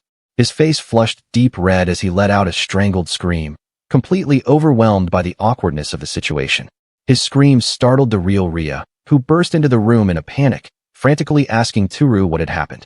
Tooru scrambled for an excuse. Flustered, he claimed he'd been dreaming about stopping a super magic reactor and hadn't realized he was sleepwalking, all while hoping Ria wouldn't notice his unease. Seeing him trembling, Ria smiled gently and held his hands, assuring him it was all right. Believing he was frightened by a dream, she offered to stay beside him through the night to ease his fear. Although flustered, Tooru couldn't argue, and soon they both lay under the same blanket. As usual, Ria drifted off to sleep first, her peaceful face glowing under the dim light. A few minutes later, as the room quieted, Tooru tiptoed out again, cautious not to wake Ria. He then spoke to the slime, who revealed that as a slime, she could take on both male and female traits, a revelation that left Tooru pleading for her to stick to just one gender. The slime girl agreed and sat confidently before Tooru, smiling brightly as she promised to follow all her master's orders.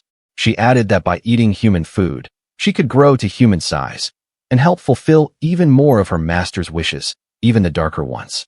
Tooru, flustered, tried to deflect, unsure how to handle her enthusiasm.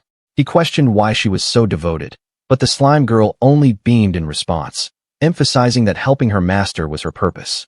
She began to explain the history of the white slimes, once a tribe that lived in harmony with humans, mimicking those they loved and being taken care of like that was their lifestyle. But as time passed, their abilities to transform and to love became dangerous bait for bad humans, and some people started exploiting them, driving them deep into dungeons where they hid to escape mistreatment. The slime girl said she never believed humans were bad and defied that belief by leaving her friends and climbed the dungeon. Tooru listened and gleefully realized he was the first person she'd met. Beaming with joy, she expressed how happy she was to have met Tooru-sama.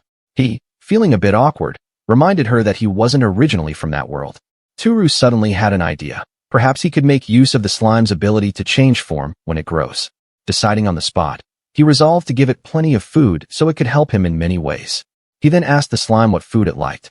The slime girl cheerfully replied that all human food tasted delicious, while the adults said every dish was nutritious. Tooru reflected on how the slimes learned and shared knowledge among themselves, then decided to prepare it a proper meal. The slime girl bit eagerly into the food, her face lighting up with pleasure as she savored the taste. She thought to herself how incredibly delicious it was, far better than anything she was used to. Tooru, watching her with curiosity, wondered aloud what she usually ate. The slime girl cheerfully explained that she typically fed on dungeon moss and the corpses of monsters, although, she admitted thoughtfully, there usually wasn't much left on the monster corpses by the time she reached them. Hearing this, Tooru smiled softly, realizing why the simple meal he provided felt so extraordinary to her. The slime girl nodded excitedly, her eyes sparkling with delight as she continued to enjoy her food. Seeing how the slime girl had trouble lifting the fork, Tooru gently suggested that the slime girl could switch back to her slime form if eating in her human shape was too difficult. The slime girl hesitated, explaining that she feared she might get scolded if she didn't maintain the best appearance for her master. Smiling, Tooru reassured her that he wouldn't be angry and encouraged her to transform into whatever form felt most comfortable. Relieved, the slime girl shifted into her natural, gooey shape and happily settled onto the food, ready to eat without the awkwardness of her humanoid body.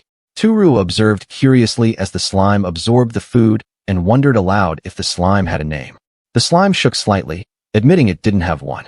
Tooru paused, then offered to give the slime a name, saying it would make things more convenient.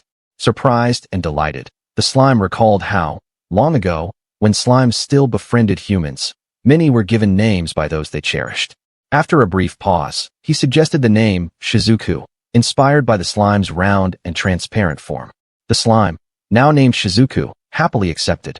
Delighted by the cute name, the slime joyfully agreed, expressing how much it liked it. Smiling, Tooru cheerfully declared that from now on, he would call the slime Shizuku. As Tooru looked at Shizuku, he noticed the slime had grown significantly larger. Shizuku, surprised by the sudden change, marveled that eating just a little food could cause such growth. Tooru realized that, for slimes, the food in this world had an unusually strong effect. Shizuku added that with her current size, she could now mimic a life-sized human, leaving Tooru stunned. She explained that by drawing in air and filling herself with water, she could expand safely. Grinning, Tooru suggested they head to the bathroom to test it out. In the bathroom, Tooru asked if the water was okay for Shizuku. Shizuku excitedly confirmed, preparing to transform. With a splash, the slime began absorbing the water, its form expanding. As Shizuku grew larger, it successfully took on the figure of Ria. Shizuku admitted her body felt a bit heavy, though she could still maintain Ria's figure. Tooru couldn't help but wonder why. It explained it was heavy because of the water accumulating inside, but it should be fine as long as it would grow bigger. Tooru, impressed, asked if Shizuku still wanted to eat food. Without second thought, Shizuku enthusiastically declared that all the food the food master had given so far was delicious, and it would happily eat everything. Smiling, Tooru promised to make more food then. Shizuku eagerly devoured the food before her, savoring each bite. She delighted in the rich flavors of the stamina-oriented bukkake udon, calling it delicious. Next, she moved on to the authentic pizza bread, joyfully noting that she could eat it non-stop. As she enjoyed anpan, a sweet bread, alongside a glass of cow's milk, she marveled at how the sweetness of the bread and the taste of the milk fused together perfectly. Meanwhile, Shizuku suddenly remembered her master's request, wondering what kind of help the master wanted Shizuku to provide. Tooru told Shizuku he worked part-time at a fami res. Curious, she asked what that meant, but quickly added that she knew what a part-time job was. She'd read about it once on a thin piece of paper. Tooru wondered if the part-time job she mentioned was the same as his. He then explained that fami res meant family restaurant, and Shizuku eagerly said she'd heard about restaurants from what the adults had told her of the human world. Smiling, Tooru asked Shizuku to stay and be with Ria while he was at work and reminded her that just playing around would be perfectly fine. Shizuku eagerly assured him that if it was for the master's sake, she would do her best. As Tooru thought about it, unease began to settle in. He worried about leaving Ria alone for many reasons. Shizuku, eager to help, asked if she could begin transforming, and Tooru reluctantly agreed, only to freeze in shock as she suddenly pressed against him, leaving him blushing furiously. She explained that she needed to scan his body perfectly this time, just to be safe.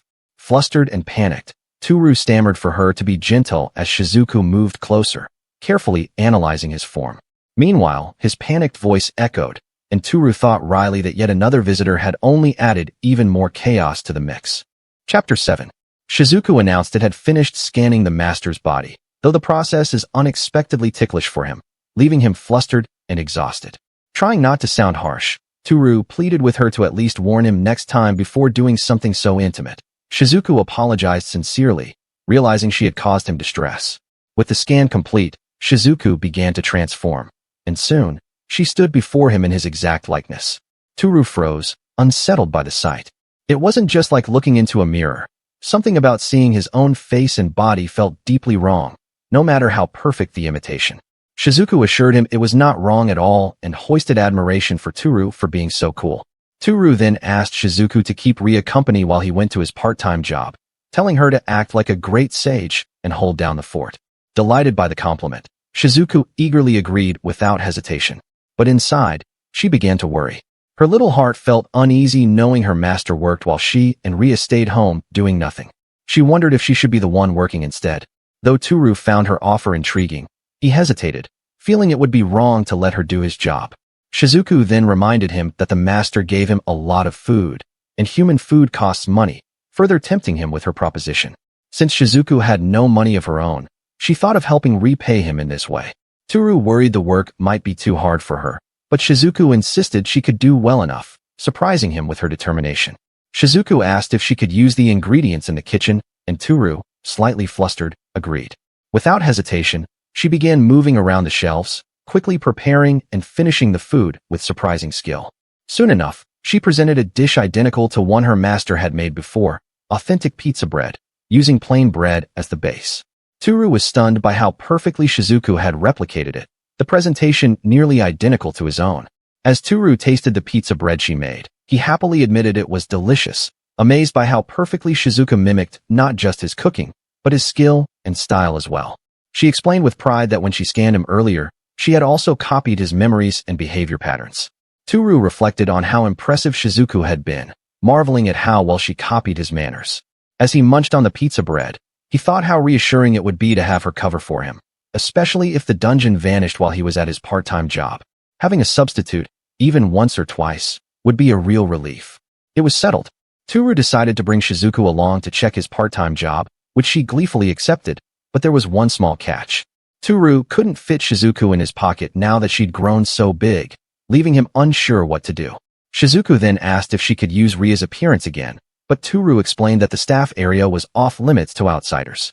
Shizuku asked if it would be fine as long as no one saw her, then proposed transforming into his clothes. After all, she could mimic fabric. She explained she only needed her master to be naked first, causing Tooru to panic at the awkward request. Still intrigued, he nervously agreed to try. Shizuku then instructed him to undress, and Tooru nervously agreed, feeling embarrassed at the thought of being exposed in front of someone else, even if it was just Shizuku. As he undressed, Shizuku politely asked him to excuse whatever might happen next, and to stay still. Then, she moved in, wrapping herself around his body like a liquid. Startled by the slimy sensation, Tooru froze as Shizuku covered him completely.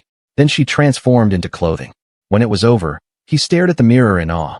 The fabric looked real from every angle, though he could still feel a strange, slimy texture beneath. Despite the awkwardness, he was genuinely impressed. Just as he began to relax, Shizuku adjusted the outfit's shape, startling Tooru all over again. Tooru, now completely flustered, could only hide his face in embarrassment. Shizuku apologized nervously, saying she didn't mean to make things awkward. She just found a specific part of his unexpectedly cute. The tension between them grew, leaving Shizuku scared and Tooru speechless, both wishing the awkward moment would end quickly. Once everything was settled, they stepped out into the dimly lit streets of Japan. Shizuku's eyes widened in awe. She'd heard stories about the outside world, but seeing it firsthand was different. The city lights, glowing signs, and towering buildings left her utterly amazed. Tooru began explaining the basics of the modern world to Shizuku, who was clearly from another realm. He promised to teach her more later, but asked her to remember the essentials for now. Pointing to a car, he explained it was like a horse used for travel, only much faster, and warned her seriously that getting hit by one could be fatal, so she should be careful. They continued to walk through the quiet streets past midnight, and with few people around, it made it easier to move about. Tooru pointed out the footpath for walking and the road for cars, then explained the traffic lights and what the red and green signals were meant for. Shizuku listened intently and remembered his instructions to the letter. They finally arrived at Tooru's workplace, a cozy little cafe restaurant. Tooru told Shizuka he'd go in as planned and reminded her to behave and not do anything weird. She cheerfully agreed without hesitation. Hisano, Tooru's co-worker at the cafe, was surprised to see him show up in the middle of the night. Tooru apologized for appearing so suddenly and requesting leave, promising to resume work tomorrow. Understanding, Hisano said it was no big deal since he was still in the middle of moving. She playfully teased him about the mansion, asking if any ghosts had appeared, clearly referring to how cheap he'd gotten the place. Feeling awkward, Tooru laughed it off, hoping no ghosts would show up. Hisano thought it all sounded boring, while deep down, Tooru knew having a knight and a slime instead was far crazier. Hisano then asked why he'd come to the restaurant in the middle of the night. Tooru explained that since he'd be returning to work tomorrow, he thought it best to reorganize his locker and get everything ready in advance. She commented on how diligent he is, but teased him again, noting that she'd never seen him so eager to work before. Tooru laughed nervously, saying he'd always loved working there. Smiling warmly, Hisano agreed and remarked on how skilled a cook he was. Curious who covered his duties while he was away, Tooru asked Hisano who was on kitchen duty that day. She said it was the manager, since Sagawa, who was supposed to fill in, claimed he had prior engagement. She joked it was probably another girl, making Tooru laugh awkwardly. Tooru decided to leave Hisano for now and went to the kitchen to greet the manager. She smiled and waved him off, wishing him a good one. Tooru then headed to the cafe's back area to greet the manager, who welcomed him warmly, though a hint of surprise showed on his face upon seeing Tooru there. The manager asked Tooru to confirm if he could work tomorrow, then quickly corrected himself, realizing it was already today. Tooru nodded, saying it matched the shift he'd submitted. Relieved, the manager brought up the mansion Tooru had moved into, joking about rumors that he'd never come back. Tooru chuckled modestly, saying it wasn't that amazing. Tooru thought about training Shizuku, but realized it would be hard with the manager present, so he decided to find a way to get him out of the kitchen. As thanks for approving his sudden leave earlier, Tooru offered to cover for a while, urging the manager to take a short break. The manager hesitated, saying it felt wrong since Tooru's shift hadn't started yet. Insisting on handling the kitchen for now, Tooru explained it wasn't a problem. He also wanted to prepare for tomorrow. Before the manager could object, he quickly added that he'd just change into his uniform first and then return to the kitchen. At the locker area, Tooru showed Shizuka the uniform he was supposed to wear and asked her to change into it. Gleefully agreeing, Shizuku transformed herself into his kitchen uniform in an instant. Tooru quickly returned to the kitchen and told the manager he could take his break now. Relieved, the manager accepted the offer with a smile and promised to be back within 30 minutes. Tooru knew the manager was too timid to object as long as he stayed in uniform, making it the perfect time to start their training session, and told Shizuku he would teach her how to make the cafe's menu perfectly, because even with detailed instructions on the wall, hands-on practice was best. He paused abruptly, turning to Shizuka to ask if she understood what he'd said and what she thought of it. A hint of doubt lingered in his voice, still unsure if their idea had been a good one from the start. To his relief, Shizuku replied that she had already memorized everything, leaving Tooru stunned if it was even possible in such a short time. Just then, Hisano burst into the kitchen in a panic. Concerned, Tooru asked what was wrong, and she reported that the late-night teens group had just arrived. Feeling the pressure, Tooru reminded himself that the late-night teens group wasn't vicious, just chaotic. They always appeared suddenly, ordering a lot of food within seconds and causing a commotion. Taking a deep breath, he tried to steel his nerves for what was coming. Tooru turned to Hisano and asked where the manager was. She said she'd checked his usual smoking spot but couldn't find him, then asked if she could rely on Tooru for now. Sighing, he agreed, troubled that he was working for free after all, thanks to his own suggestion. Before he could complain, Shizuku eagerly volunteered to help. Surprised by Shizuku's eagerness, Tooru panicked and told her to wait, but she was already too excited and asked her master to watch her work. Suddenly, his body began moving on its own, making him wonder if Shizuku was controlling it. To his shock, the dish by the frying pan came out perfectly cooked, as if she'd gone into autopilot on his behalf. Tooru watched as Shizuku confidently handled the cooking, amazed that she had memorized everything so quickly. She absorbed every detail and beamed with joy at his praise. Tooru smiled to himself, thinking that if things stayed this way, he could finally leave the kitchen in her hands. As the long night drew to a close, Tooru trudged home, stifling a yawn. With only 3 hours before his next shift at 8, he wondered how he'd manage any rest at all. Seeing his fatigue, Shizuku softly offered to go in his place so he could stay with Ria. Yet Tooru gently refused, insisting he should be the one who works. Agreeing with his words, Shizuku shyly asked if she could sleep beside him and Ria. Caught off guard, Tooru hesitated for a moment before agreeing, but reminded her not to let Ria see her. As they settled under the covers, Ria slept peacefully beside them, unaware of the scene. Shizuku nestled closer, soothed by the warmth. In the quiet, she thought to herself how comforting the master's bed felt, warm, gentle, and full of peace. A few hours later, Tooru woke to the blaring sound of his phone alarm. Still groggy, he glanced at the time, thinking it was only 10 o'clock. But as the numbers sank in, his eyes widened. He'd overslept and was already late. Panicking, Tooru remembered his shift was supposed to start at 8 and wondered why his 7 o'clock alarm hadn't woken him. Checking his phone, he noticed a message, half expecting it to be from Shizuku, yet still in denial. Sure enough, it was from her, kindly telling her master to rest well. Breathing heavily, Tooru realized Shizuku had gone to work as his substitute. A swirl of emotions hit him at once: relief, disbelief, and unease, all tangled into one uncertain feeling. Tooru stepped out of the room, still feeling disoriented after waking in a panic. Ria greeted him with a gentle, "Good morning," her voice filled with quiet relief. As he approached, Ria looked at him with concern and asked if he was feeling any better. Tooru paused, confused, struggling to recall what she meant. Ria explained that earlier that morning, he had woken up and then went back to sleep saying he was not feeling well. That's when it hit him. It must have been Shizuku pretending to be him. A bit flustered, he quickly said he was feeling fine and asked if Ria had eaten breakfast. Looking puzzled, Ria replied that she'd already eaten the sandwiches he made that morning. Tooru immediately nodded in agreement, silently thanking Shizuku in his mind for being absolutely amazing. Eager to sort things out, Tooru told Ria he'd be attending a sage meeting and needed to use his transition magic to leave. Smiling, Ria wished him a safe trip as he prepared to head out. Upon arriving at the cafe restaurant, a young waitress immediately noticed him, greeting with a courteous smile and a warm, practiced welcome. Beneath the hat, sunglasses, and mask was Tooru, carefully disguised. The waitress hesitated for a moment before asking if he needed a table for one. Tooru quickly realized it was Tatishi's shift today, a cool, composed high school beauty. Yet even she seemed momentarily taken aback by his appearance. He reasoned to himself that the disguise was necessary. If he entered as himself, everyone would panic seeing two of him at once.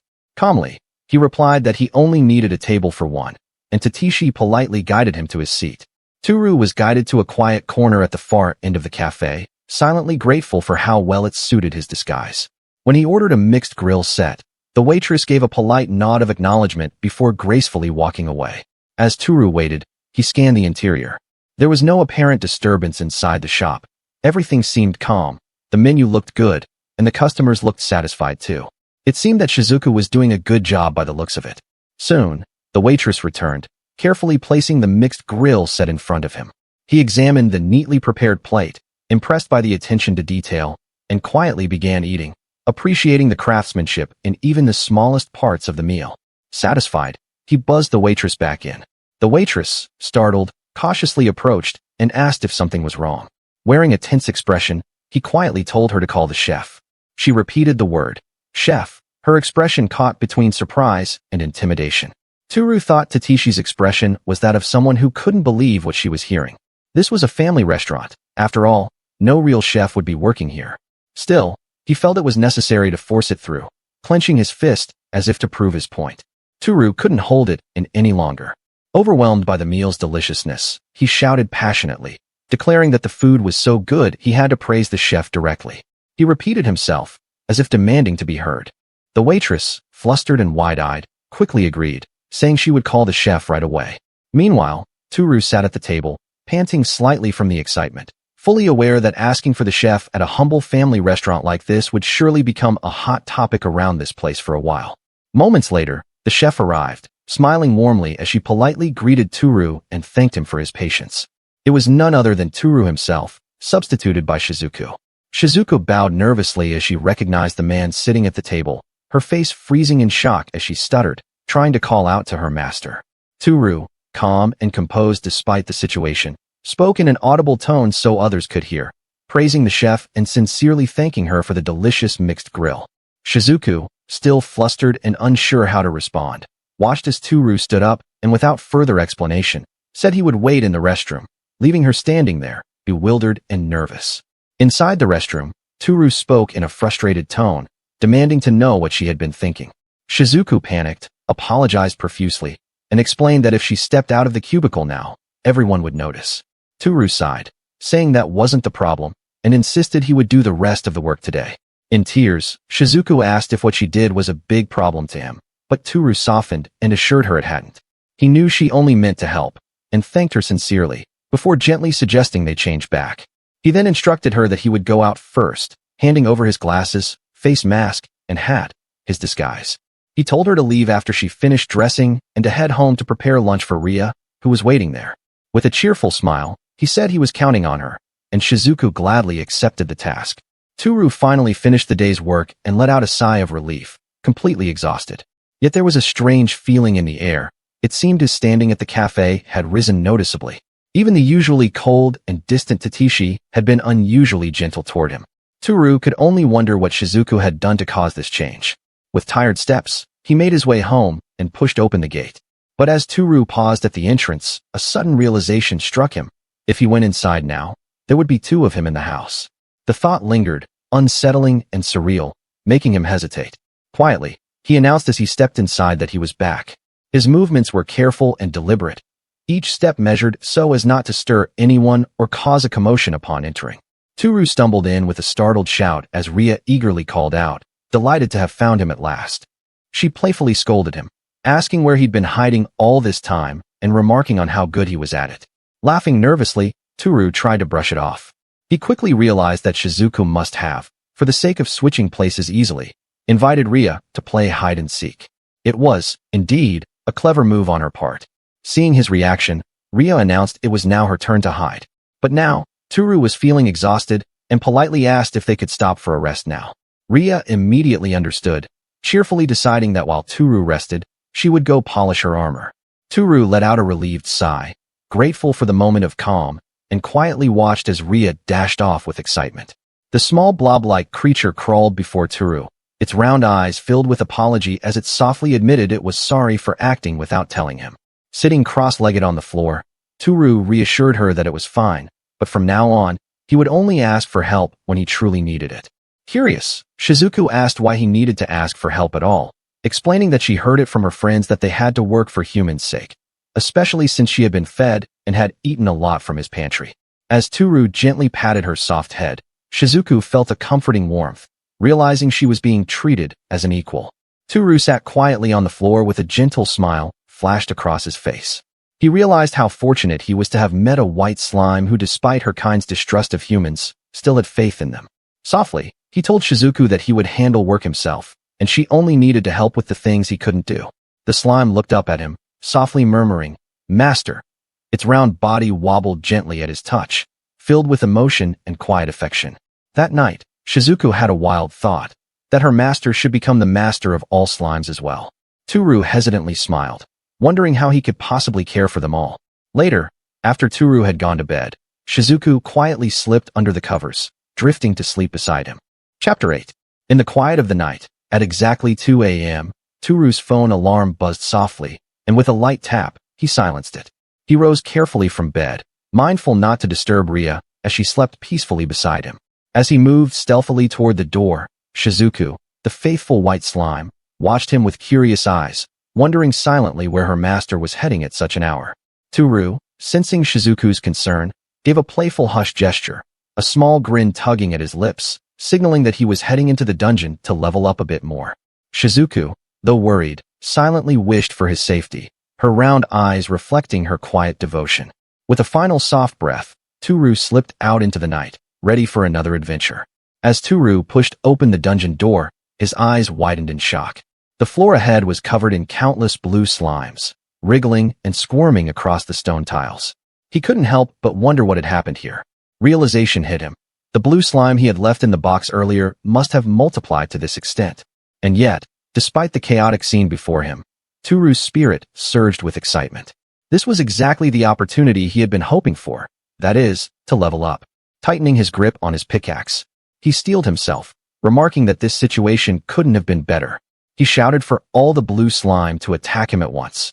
Breathing heavily, Tooru surveyed the now empty dungeon floor, wondering if he had managed to finish all the slimes. However, as the rush of victory faded, panic stirred in his chest. He realized, throwing his hands up in frustration, that if there were no enemies left, he could no longer gain experience points. Tooru let out a loud, exaggerated groan at the thought. He calmed himself, checked his stats, and was pleased to see that his level had risen, so worrying about experience points wasn't a big deal for now. His HP had also been restored after grabbing a bite to eat.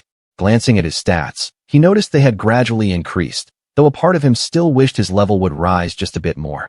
His optimism turned a corner as he looked around cautiously, confirming what he had expected. There were no more enemies left in the area.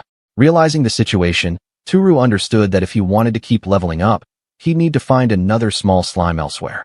As he mulled over the idea, his gaze drifted toward the steel door, debating whether or not he should open it.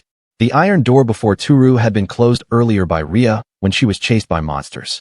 Just like his own room, as long as this door stayed shut, the dungeon area behind it remained a safe zone. Adventurers typically used such spots to set up camp. Cautious but determined, Tooru considered the potential danger on the other side. He wondered whether there would be any new monsters behind it. Deliberating carefully, knowing this might be a dangerous move, he decided to take a small peek first. As he pushed the door open, a deep rumbling sound filled the air. Tooru crouched down in surprise, startled by the sudden movement and perplexed by what he saw before him. A wall had appeared beyond the door, deepening his confusion in the already tense moment. Tooru tapped the stone surface, baffled and unable to comprehend what stood before him. He was certain Rhea had come from this direction, and he didn't think she would lie about this. He remembered Rhea mentioning a wall of stone that had blocked her from leaving his room and wondered if this could be the same phenomenon, that perhaps a human like him couldn't pass through in the same way Rhea couldn't step outside into the streets of Japan. Suddenly, Tooru heard movement. He turned sharply, realizing that monsters were approaching. Without wasting a second, he leaped forward, determined to press the button to close the door, but then, a voice called out, urging him to move aside, and a hand appeared out of the stone wall. Tooru, caught completely off guard, stumbled backward as a sudden force collided with him, a girl bursting through the doorway and crashing straight into him. He winced, feeling the ache from the impact and wondering just what was going on. His eyes widened in shock as he realized who had just appeared before him, a girl, and not just any girl, but a magic user, dressed in a distinct outfit. A quick glance revealed her attire, a sinister-looking black hat, a black mantle, and a wooden staff clutched tightly in her hands. There was no mistaking it. She was a magic user. Suddenly, she urged him to close the door immediately.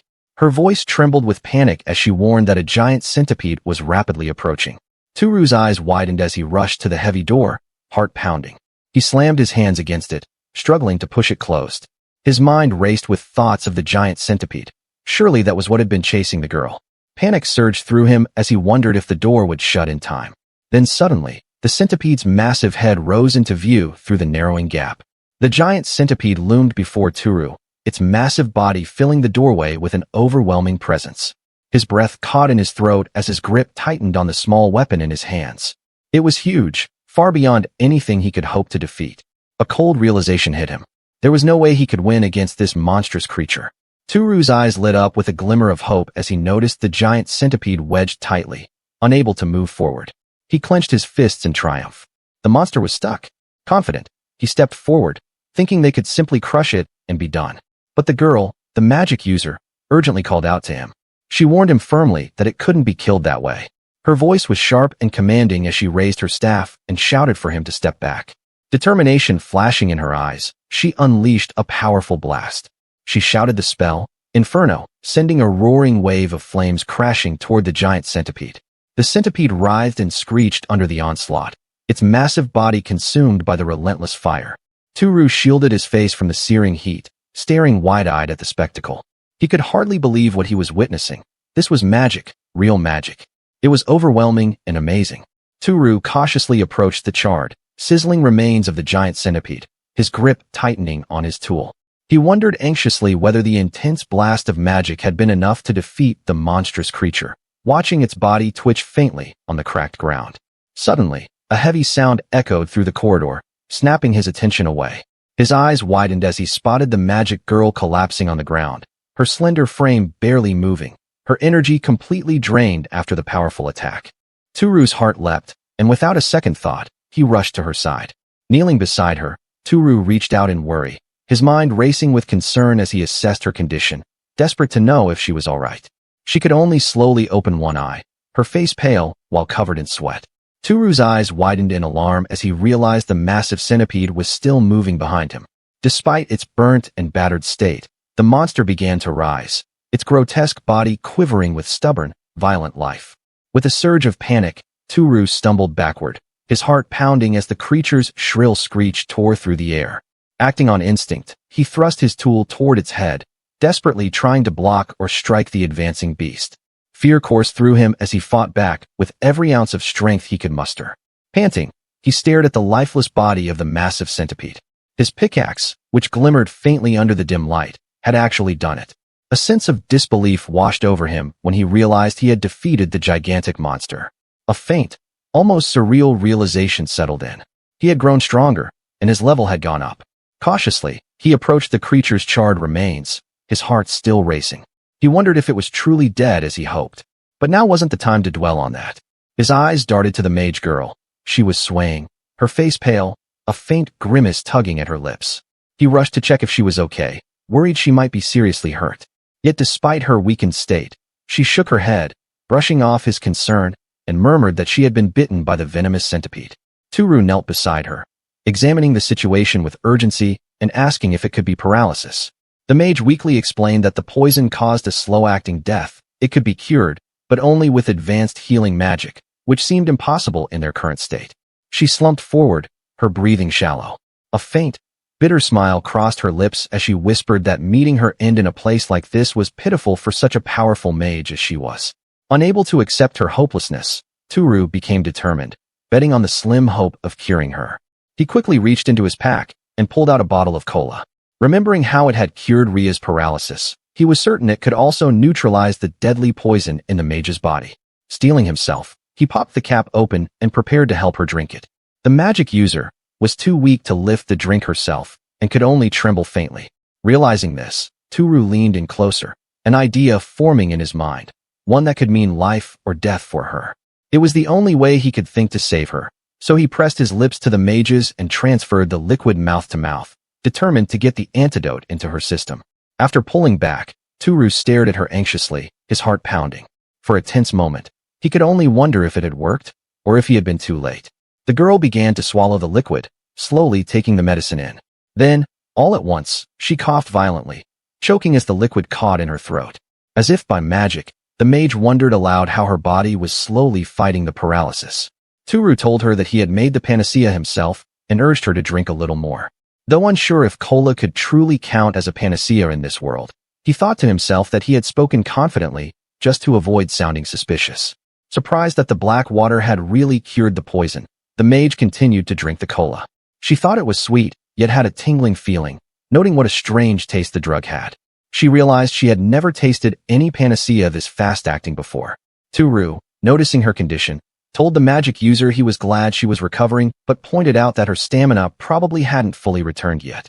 He offered her a safe place nearby to rest, and asked if she wanted to come, only to be met with a wary, suspicious look from her. Hearing this, she gripped the bottle tightly, her eyes filled with tension. She assumed that if the young man before her was planning to assault her, then he should do it quickly. Tooru, utterly caught off guard, was stunned by her assumptions, his face twisting in alarm and embarrassment. Her heart raced as she continued her speculations. She suspected he might be a criminal for living in such a secluded area, while tactfully judging him by his strange clothes. She thought bitterly that she had no significant possessions on her, and thought only her body remained as something of value. She assumed that must have been the reason he helped her. This caused Tooru to panic in disbelief that she would think of him that way. Tooru loudly objected, defending himself by insisting that even if he did kiss her, it was solely to make her take the medicine. There was nothing intentional about it, he swore.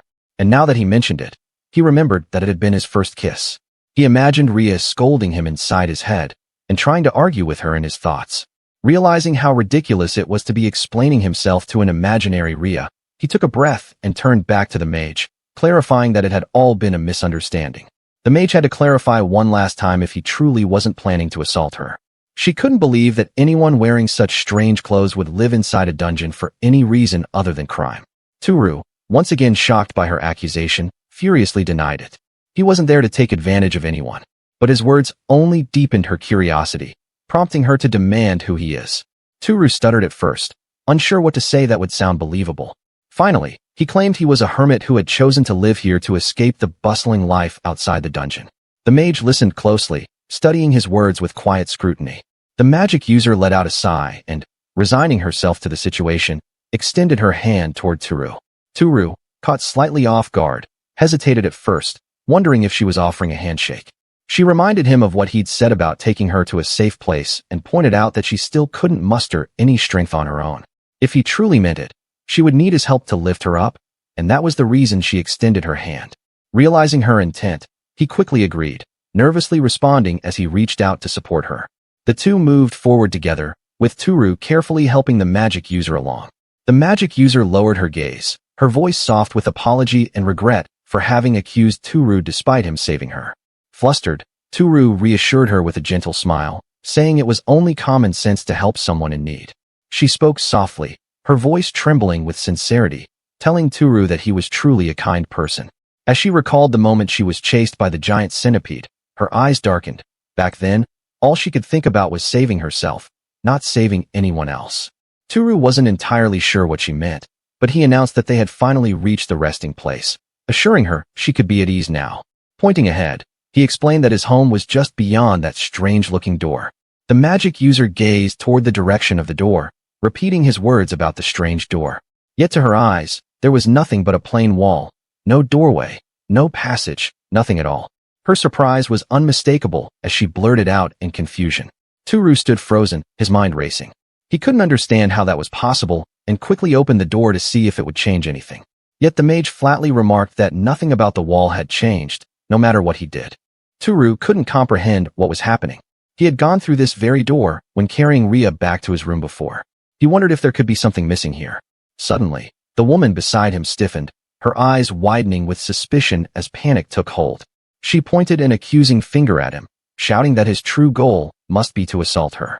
In a frantic voice, she cried for him to forget everything she'd said and to leave her alone. As if hearing nothing, Tooru carried the mage through the doorway, leaving her completely shocked and terrified that she might crash into a solid wall. Instinctively, she raised a hand to shield her head, bracing for the impact that never came. Tooru managed to carry her into the room, her weight pressing lightly against him as she looked around in bewilderment. Nothing about the place was familiar, and her mind raced to comprehend where she had ended up. Inside his thoughts, Tooru confirmed what he had suspected all along. Only he could see the true form of the passage, while others would merely perceive a stone wall. However, as long as he maintained physical contact with someone, they could pass through the gateway as well, whether through the back of the iron door or the wall by the windows. As they moved further inside, a small, bouncy Shizuku appeared, happily welcoming her master back and curiously asking about the unfamiliar woman with him. The woman, surprised, quickly realized what the little creature was, a white slime. Shizuku proudly declared her name, beaming with pride. Tooru explained to Shizuku that the woman he was carrying was a magic user who had collapsed due to poison. Turning to the slime, he gently requested help in removing her footwear. Shizuku eagerly complied, bouncing over with a cheerful energy as it carefully slipped off the woman's shoes. Once the task was complete, the slime communicated its success, and Tooru, grateful, decided it was time to move deeper into the house. Supporting the weakened woman, Tooru guided her down the hallway, determined to get her the care she needed. Having rested her on a bench, Tooru sat nearby and asked how she was feeling. The woman replied that she was fine, just deeply surprised and astonished that such a strange room existed within the dungeon. What amazed her even more was the presence of an endangered white slime living there, causing Shizuku to look up with fearful concern. Curiosity sparked within her as she looked at Tooru more closely. She teasingly wondered if he was truly a sage, her interest in him steadily growing.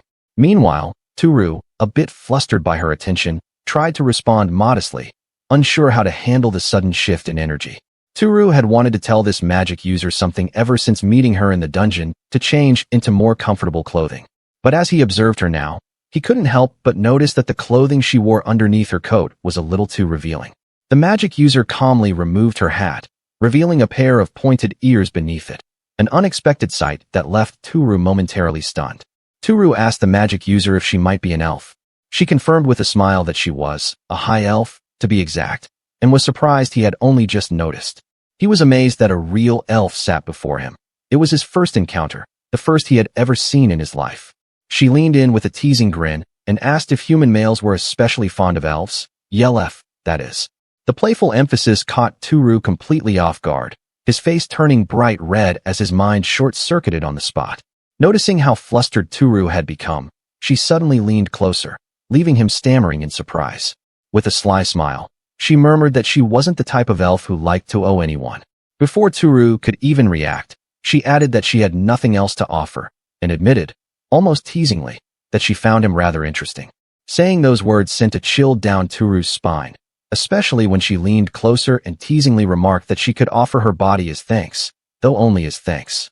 Startled, Tooru panicked, stammering for her to wait and calling her Miss Magic User in confusion. She tilted her head with a mischievous smile, asking if he didn't want her, her eyes glimmering with playful intent. Tooru stammered, flustered, trying to explain that it wasn't that he didn't want to, but that Shizuku was nearby. Obedient as ever, Shizuku suddenly popped up with her usual cheer, innocently asking if they wanted some private time together. She even offered to blend into the tatami so they could continue without minding her. Tooru, completely overwhelmed and tongue-tied, could only panic even more. Tooru was pinned under the elf, his eyes wide in alarm. Despite his instincts screaming at him, Tooru's mind was racing. He reminded himself that this wasn't the time for distractions like this, especially since Ria was sleeping just next door. Suddenly, the door slid open quietly. Ria appeared, dressed in her nightwear, her eyes still heavy with sleep. She rubbed one eye, as she looked toward the scene in front of her, confusion washing over her face, unsure about what had awakened her. The room fell into a tense stillness as Ria's expression shifted from sleepy confusion to wide-eyed shock. Her gaze locked onto the scene before her, a woman sitting atop Tooru, and for a moment, she couldn't believe her eyes. Desperate to explain the chaos before him, Tooru frantically told Ria that it wasn't what it looked like, and that he could explain everything if she would just let him. Both women shouted in disbelief, recognizing each other at that uneventful encounter, scowling at the mention of their names. Dido, the single sorceress, and Arya, the interfering knight. Clearly, these women knew each other, but whether amicably, we will soon find out. Chapter 9. The three sat tensely at the table, the atmosphere thick with awkwardness. The elf and the knight both avoided each other's gaze, while Tooru sat in the middle, a bead of sweat running down his temple, trying to process the situation. Tooru, trying to break the heavy silence, attempted to sum things up. He asked to clarify if both women knew each other. Suddenly, both women spoke up in near unison. The knight, caught off guard, affirmed, while the elf confidently clarified that no, of course, they didn't know each other. Tooru's shoulders tensed as he tried to figure out where this was all headed. The conversation quickly grew heated between the two women. Ria demanded to know why Dido claimed not to remember her when they had been in the same party several times. Dido snapped back, insisting she had turned down every invitation and accusing the knight of always nitpicking and ruining the good atmosphere whenever she showed up. Now that Dido mentioned it, she snapped back, demanding to know what the mage was doing to Tooru, accusing her of doing something improper. Smirking, the elf teased, pretending innocence and claiming she didn't understand what the knight meant by improper. She casually defended herself, saying that what they were doing was something normal for humans. Dido, clearly amused, threw in a playful jab at Ria, wondering aloud if the knight hadn't been intimate with the sage yet. She teasingly added that it was something to be sorry for and reminded Ria that jealousy would get her nowhere. Flustered, Ria's irritation flared as she snapped at Dido to mind her own business, while Tooru sat nervously between them, unsure how to defuse the rising tension. Judging by their constant bickering, it was clear to Tooru that the two women were not on good terms. Trying to ease the tension, he nervously pointed out that Dido had collapsed earlier from her injuries, so it would be best if she used the bed to rest. He then suggested that he and Ria could sleep in the living room instead. Ria smiled cheerfully, agreeing with his idea, while Dido flatly refused. Dido firmly objected, saying it was unbefitting of her to take the sage's bed. Allowing him to sleep anywhere less comfortable in his own home, she argued, was utterly improper. She then turned on Ria, chastising her for agreeing to such a ridiculous idea and even questioning if she truly was a knight. Furthermore, Dido declared that it was only logical that the ones sleeping in the living room should be both women.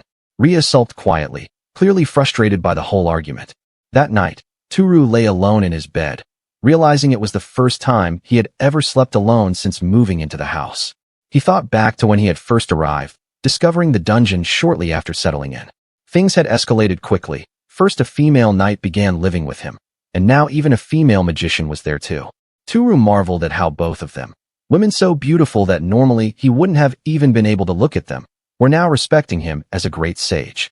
He still couldn't quite believe it. Turning over in bed, he quietly admitted to himself that he was no great sage or anyone all that important, and yet, here he was, surrounded by them. Tooru jolted upright in shock as he found Dito lying beside him. He was stunned and unsure why she was in his room when she had clearly said earlier that she would sleep in the living room. His thoughts tumbled over one another. Meanwhile, Dito gently placed a finger to her lips, signaling him to be quiet. She softly noted that Arya had already fallen asleep, surprising even herself with how quickly it had happened. Shifting closer, Dito smoothly brought up the earlier moment when Tooru had questioned his own status as a sage, focusing intently on his reaction. Alarmed, he thought if he had accidentally spoken out loud just now, especially that part about not considering himself a great sage. Tooru's heart raced, the weight of the situation pressing down on him as he realized he might just need to come clean. He admitted softly that he was not truly a great sage, apologizing for having lied. When asked why he was apologizing, he explained it was because he had deceived Dito and felt guilty. Dito, however, smiled warmly, assuring him that whether he was a great sage or not didn't matter. The fact that he had saved her life would never change. She hesitated but found herself confessing that, if it was with someone like Tooru, she didn't really mind. Her face flushed as she tried to express feelings she had barely begun to understand herself. Tooru did not understand what she meant at all. With the air between them growing more intimate, Dito gently proposed sharing her own truth since Tooru had entrusted her with his secret. Dito leaned in close to Tooru, her breath trembling as she whispered, almost in a panic, that she had never done that kind of thing before. This left Tooru utterly surprised, especially given how revealing Dito's outfit was. Trying to explain herself, Dito hurriedly claimed that this was normal among elves, insisting it couldn't be helped. She explained that elves, due to their long lifespans, possessed very low procreation desires, despite what their appearances might suggest. Blushing as if ashamed, Dito asked Tooru to promise not to tell Arya. Tooru, equally flustered, stammered out a promise, addressing her formally, though she softly insisted that just Dito would be fine and that she would call him Tooru. Dito, curiosity shining in her eyes, asked Tooru an important question about where he lived. She noted that even she, a high elf, couldn't recognize many of the things inside his room. Curious, she pressed him more for answers, demanding to know what exactly this room was. Tooru explained that this room was connected to a different world entirely. Dito sat beside him, processing the idea, amazed that neither the fairy realm, phantom world, or even the god's residence could possibly know a place like this existed. It was truly unbelievable. Tooru couldn't agree with her disbelief more. He didn't realize that a different world existed before all this. Meanwhile, Dito confessed that something had been bugging her for a while now. She couldn't understand why he had been speaking in the monster language. It had made her suspicious of him when they first met. Tooru explained that he was actually using the language from his own country, though it apparently sounded like the monster tongue in Dito's world. Dito chuckled, remarking how amusing it was that such a coincidence could happen. Tooru pondered, finding it strange and wondering if there was some kind of connection as to why the Japanese language from his world had turned into the monster's language in this other world. He then asked Dito why she is able to speak in monster language. Dito began to explain that goblins and orcs, or technically, every monster possessing intelligence, used this language when encountered in the wild, so it was advantageous for adventurers to understand it. She further elaborated that many adventurers were always looking for people who could communicate with intelligent monsters, as it often came in handy during encounters. However, she added that while some could speak the language, it didn't necessarily mean they were proficient in reading or writing it. He wondered aloud how he was able to understand both Dito and Rhea if they were supposedly speaking different languages. The language they used was completely unlike his own, a tongue from another world. Additionally, he could always hear their voices in his head whenever they talked too.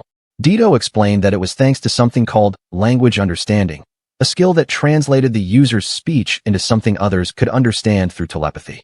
She elaborated that this ability made communication between different people, countries, or even worlds much easier, an important tool in her realm. To demonstrate, she suddenly sent a single word into Tooru's mind, love. He received it instantly, his face turning red from ear to ear in surprise. Tooru reflected on how convenient that was, comparing it to a translator device from his own world. As the conversation turned more intimate, Dito, blushing, leaned in close to Tooru, beginning to confess. Tooru, flustered, felt his heart race as she edged closer, teasing him softly. Tooru's heart pounded hard, his face turning red as panic flooded him. His thoughts spiraled, wondering if Dido was about to continue her earlier bold confession. But Dido's eyes sparkled with excitement and innocence. Her face lit up with a big, eager smile as she expressed her desire to see Tooru's world, her enthusiasm washing away the tension. Tooru, still flustered and unsure, gave a small, hesitant nod, agreeing to her request despite his hesitance. While Ria slept soundly, the two quietly stepped outside, their hands clasped together as they walked toward the door that connected their worlds. Dido marveled at how she could pass into this world as long as she remained connected to Tooru. She looked down at her casual clothes, adjusting to the unfamiliar environment with a mix of excitement and curiosity. Tooru, staying cautious, handed her a hat, instructing her to wear it and completely hide her pointed ears. He reminded her that there were no elves in his world, and it would cause trouble if anyone discovered her true nature.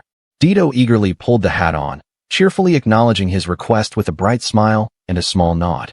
Tooru continued giving her more instructions. She needed to avoid speaking too loudly and, importantly, refrain from using telepathy here, as there was no such communication in this world. Dido gave a small pout, finding it a bit inconvenient, but ultimately accepted the conditions without complaint, her playful spirit still shining through. As Dido stepped onto the street, she looked around in wonder.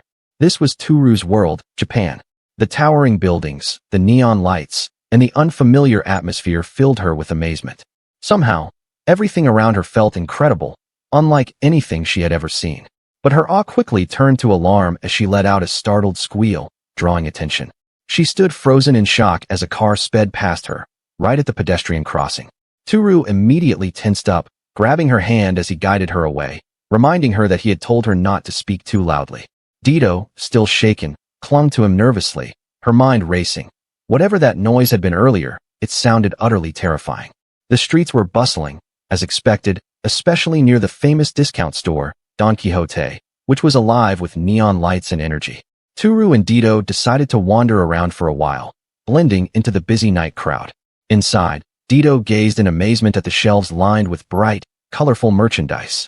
She asked Tooru if all these vibrant items were goods for sale, marveling at the dazzling display.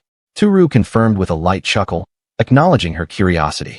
However, as they continued walking, Dido began to feel overwhelmed. The sheer brightness and intensity of the surroundings started to strain her eyes, and she wobbled slightly, struggling to keep her balance. Tooru, noticing her discomfort, turned toward her in concern. Tooru suggested they take a short rest so Dido's eyes could get accustomed to the dazzling brightness of the city. Dido agreed, grateful for the pause. While she sat, Tooru smiled and gently told her to wait for a moment. He then approached a nearby shop, scanning the menu with interest. Excited, Tooru placed an order for 1 banana choco cream. On his way back, he noticed Dido sitting by herself. Then 2 strangers approached her, commenting on how pretty she was. One of them reached out, concerned, thinking she might be in some kind of trouble and needed help. Dido clenched her fists, frustration bubbling inside her. She could feel her irritation growing and thought to herself that this was bad. Just as the situation grew tense, Tooru returned, quickly grasping what was happening. He explained to the strangers that Dido was a foreigner and didn't understand Japanese. Remaining calm, he asked what they wanted and how he could help. The men, realizing she had company, hurriedly explained that they had only approached her because she looked like she was in trouble. As the men walked away, Dido let out a sigh, calling them frivolous and shaking her head in disbelief. She was baffled by how casually they had approached and spoken to her just moments earlier. The encounter had completely ruined what had otherwise been a wonderful day. Tooru, standing beside her with a relaxed smile, seemed unfazed as he held a sweet treat in his hands. Without a word, he handed it to Dido, gently encouraging her to eat and regain her mood. Dido asked what it was, and Tooru explained that the food was called a crepe, sweet and delicious. She accepted the offering, inspecting it with curiosity. Examining the soft, folded pastry carefully, she finally brought it to her lips. Taking a cautious bite, she paused. Then, a subtle sparkle appeared in her eyes as the flavor spread across her tongue. The crepe's sweetness and lightness immediately captured her attention.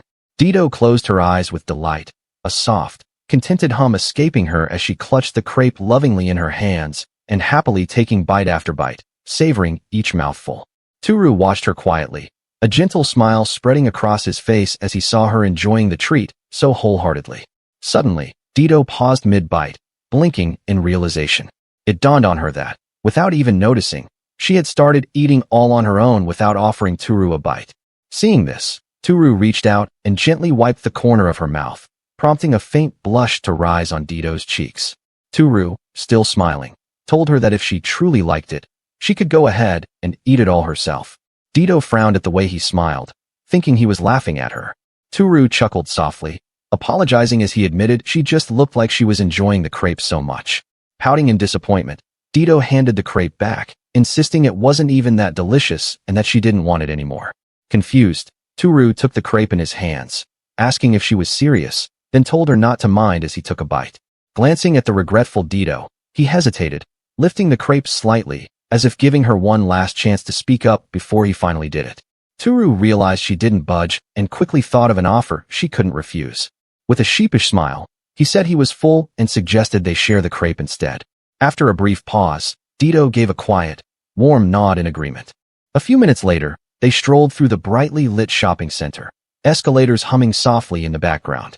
Dito observed the surroundings, quietly noting to herself the strange variety of items for sale. Her eyes wandered across the shelves and displays, brimming with curiosity. Soon, her attention was caught by a particular section, rows of costumes lined up neatly, their packaging displaying familiar outfits. She recognized the clothes instantly, remembering that Arya had worn them before. As realization dawned on her, Dito's thoughts clicked into place, and she murmured that now she understood. Realization struck her sharply, and she exclaimed in an accusatory tone that this was the kind of shop that sold risque, perverted costumes. She planted her hands on her hips, her expression a mix of shock and judgment. She accused him of making Rhea wear those kinds of clothes and, in her mind, labeled him a pervert, her eyes narrowing in playful accusation. Flustered, Tooru hurried to explain that they were part of an experiment. The costumes and foods from Japan were being tested for potential special effects in the dungeon, sweat forming on his forehead as he spoke. Dito asked if it was true, surprised that he had actually thought of such an idea. Defensively, Tooru explained that he had simply been curious. So far, he had only tested the food and hadn't yet checked the effects of the clothes. He added that the food had indeed buffed his stats while he was in the dungeon. With a mix of curiosity and surprise, she wondered aloud if the costumes might actually boost their status as well, her eyes scanning the rack as she spoke. Tooru explained that Rhea was still hesitant, still a little afraid to return to the dungeon, but if Dito wanted to go back, he could buy the costume for her to test it out. He added that he was certain it would suit her perfectly. Dito paused, a thoughtful frown forming as determination began to show in her eyes. Later, as they left the shop, Dito happily hugged the costume package to her chest, humming with satisfaction. Filled with excitement, she thought about how amazing Japan was. The shops were big, the food was delicious, and the unique items were amazing. Tooru watched her with a smile, genuinely glad to see her so happy. Together, they continued walking through the bustling streets. After tiptoeing back into the room, Tooru quietly observed Rhea resting peacefully in bed. He thought to himself, with relief, that nothing bad had happened while they were away. Stepping softly, Dito and Tooru exchanged a glance. Dito looked toward Rhea and remarked with a faint smile that she really could sleep peacefully. In response, Tooru cautiously brought up the topic. Tooru asked to confirm whether Dito truly hated Rhea. She hesitated for a moment before answering that Rhea was meddlesome, so much that it was troublesome, but at least she wasn't a hypocrite. Tooru pressed a little further, suggesting that maybe they could get along without fighting, but Dito quickly interjected, saying they could coexist, just not as friends. While Rhea slept soundly, Tooru tried once more to convince Dito, gently remarking that even if she said otherwise, it was still a good thing they were living under the same roof. Maybe, in time, they could become friends again. Dito, with a casual air, partially agreed, saying that when her mood was right, she could stay on good terms with Rhea in the house. Tooru recalled Rhea mentioning that Dito disliked teaming up, preferring to handle things on her own. Still, he couldn't help but wonder what exactly had driven Dito to venture into the dungeon alone. Brushing off the awkward conversation, Dito shifted the topic to a more pressing question, asking if she could sleep with Tooru in his bed. Startled, Tooru immediately protested, reminding her that she had promised he would sleep in the bed while she and Rhea took the living room. With a sigh of defeat, Dito let out an exasperated response, realizing she couldn't change his mind. Chapter 10. Tooru is still wrapped in the comfort of his bed, drowsy and reluctant to face the day. A bright and energetic Rhea, full of cheer, tried to wake him up with persistence, shaking him gently at first. Her radiant smile and enthusiastic call reflect a caring nature as she urged him to start the day. Despite her efforts, Tooru groaned, clearly unwilling to get up, mumbling about how he doesn't have work today and wants to sleep in. Concerned, the girl pulls off his blanket and insists that oversleeping will harm his health. Tooru trudged out of his room, still half asleep, only to be met by Ria's relentless energy. She cheerfully pushed him toward the sink, insisting he wash his face and brush his teeth. Despite her nagging tone, her actions clearly came from a place of deep care. Then, with bright excitement, she announced that she had prepared breakfast and told him to come once he was done. By the sink, Tooru watched Dito quietly brushing her teeth, looking just as drowsy. It seemed Ria had dragged her out of bed for this too. Noticing Dito, he couldn't help but remark, perhaps a bit too loudly, that he finally understood why she was called the Meddlesome Knight, a title that now felt more irritating than endearing. Dito could only sigh in weary agreement. Tooru and Dito, now seated in the kitchen, sat frozen in disbelief, staring down at the scorched, unidentifiable mass on their plates. Neither could make sense of it, and both hesitantly asked what exactly they were looking at. Ria bashfully introduced the breakfast she had prepared, explaining that it was the same dish Tooru once made for them. Flustered and on the verge of tears, she admitted that she had tried to imitate his cooking in hopes of improving her skills, but it hadn't gone as planned. Tooru could only stare at his plate, unsure how to react. Dito recoiled in horror, struggling to process what exactly they were being asked to eat. Clearly shaken, she complained that not only had Ria woken them up so early, but she had also prepared something this inedible when she knew they'd be hungry. Indignant, she accused Ria of bullying, questioning if this disastrous meal was meant to torture them on empty stomachs. Ria could only apologize, while Tooru, sensing the tense energy between the two women, tried to defuse the situation, his voice filled with guilt and genuine concern, as he quickly offered to prepare something simpler instead. Tooru poured milk into a bowl of granola and slid it toward the two girls, inviting them to dig in. They looked at it doubtfully. Ria wondered aloud if it was really finished, while Dito couldn't understand how something prepared so easily could possibly be good. With a calm nod, Tooru encouraged them, pointing out that there were dried fruits mixed in too, which should make it better. As they took tentative bites, their eyes widened. Ria munched happily, exclaiming how delicious it was, while Dito quickly agreed in chorus. Ria marveled that something so simple could taste so wonderful, praising Tooru as a great sage and admiring his wisdom. After breakfast, Tooru returned to his room to sort through his luggage, something he hadn't done since moving in. He encouraged Ria, telling her he was counting on her to handle the other tasks while he worked in his room, and to knock if she needed help. Brimming with enthusiasm, Ria gave him a cheerful response and promised to leave everything to her. Inside, Tooru began unpacking his computer equipment with care, muttering to himself as he set the monitor on the desk and started connecting everything. Just as he slid the final component into place, Dita peeked in curiously, her eyes fixed on the unfamiliar object. Pointing to the screen, she asked what it was. Tooru explained patiently that it was a monitor for a computer, demonstrating how the parts fit together and functioned with quiet confidence. Relieved, Tooru thanked the device for not being broken. As the screen flickered to life, Dito leaned in with wide-eyed curiosity, asking what it could possibly do. Growing impatient, she remarked that all she could see was blue all over it. Tooru explained that they could do many things with it, especially using the internet, and began tapping away at the keyboard, searching for something interesting. When an animated character appeared on the screen, Dito gasped in astonishment, her eyes sparkling with wonder. She leaned closer, asking if a tiny fairy lived inside the machine, her surprise innocent and childlike. Tooru chuckled and clarified that it was called a vocalo, or a virtual singer, as he described it. Ria watched in awe from behind, leaning closer, completely captivated by the strange and fascinating device. Tooru added that they could also use the computer to search for things about other worlds. Dito couldn't help but be amazed and commented on how incredible Japan's tools were. Tooru added that they could also use it to look up information about the dungeon's layout and appearance from their current location, leaving Dito deeply impressed by the power and reach of his technology. Tooru wondered how he'd manage that.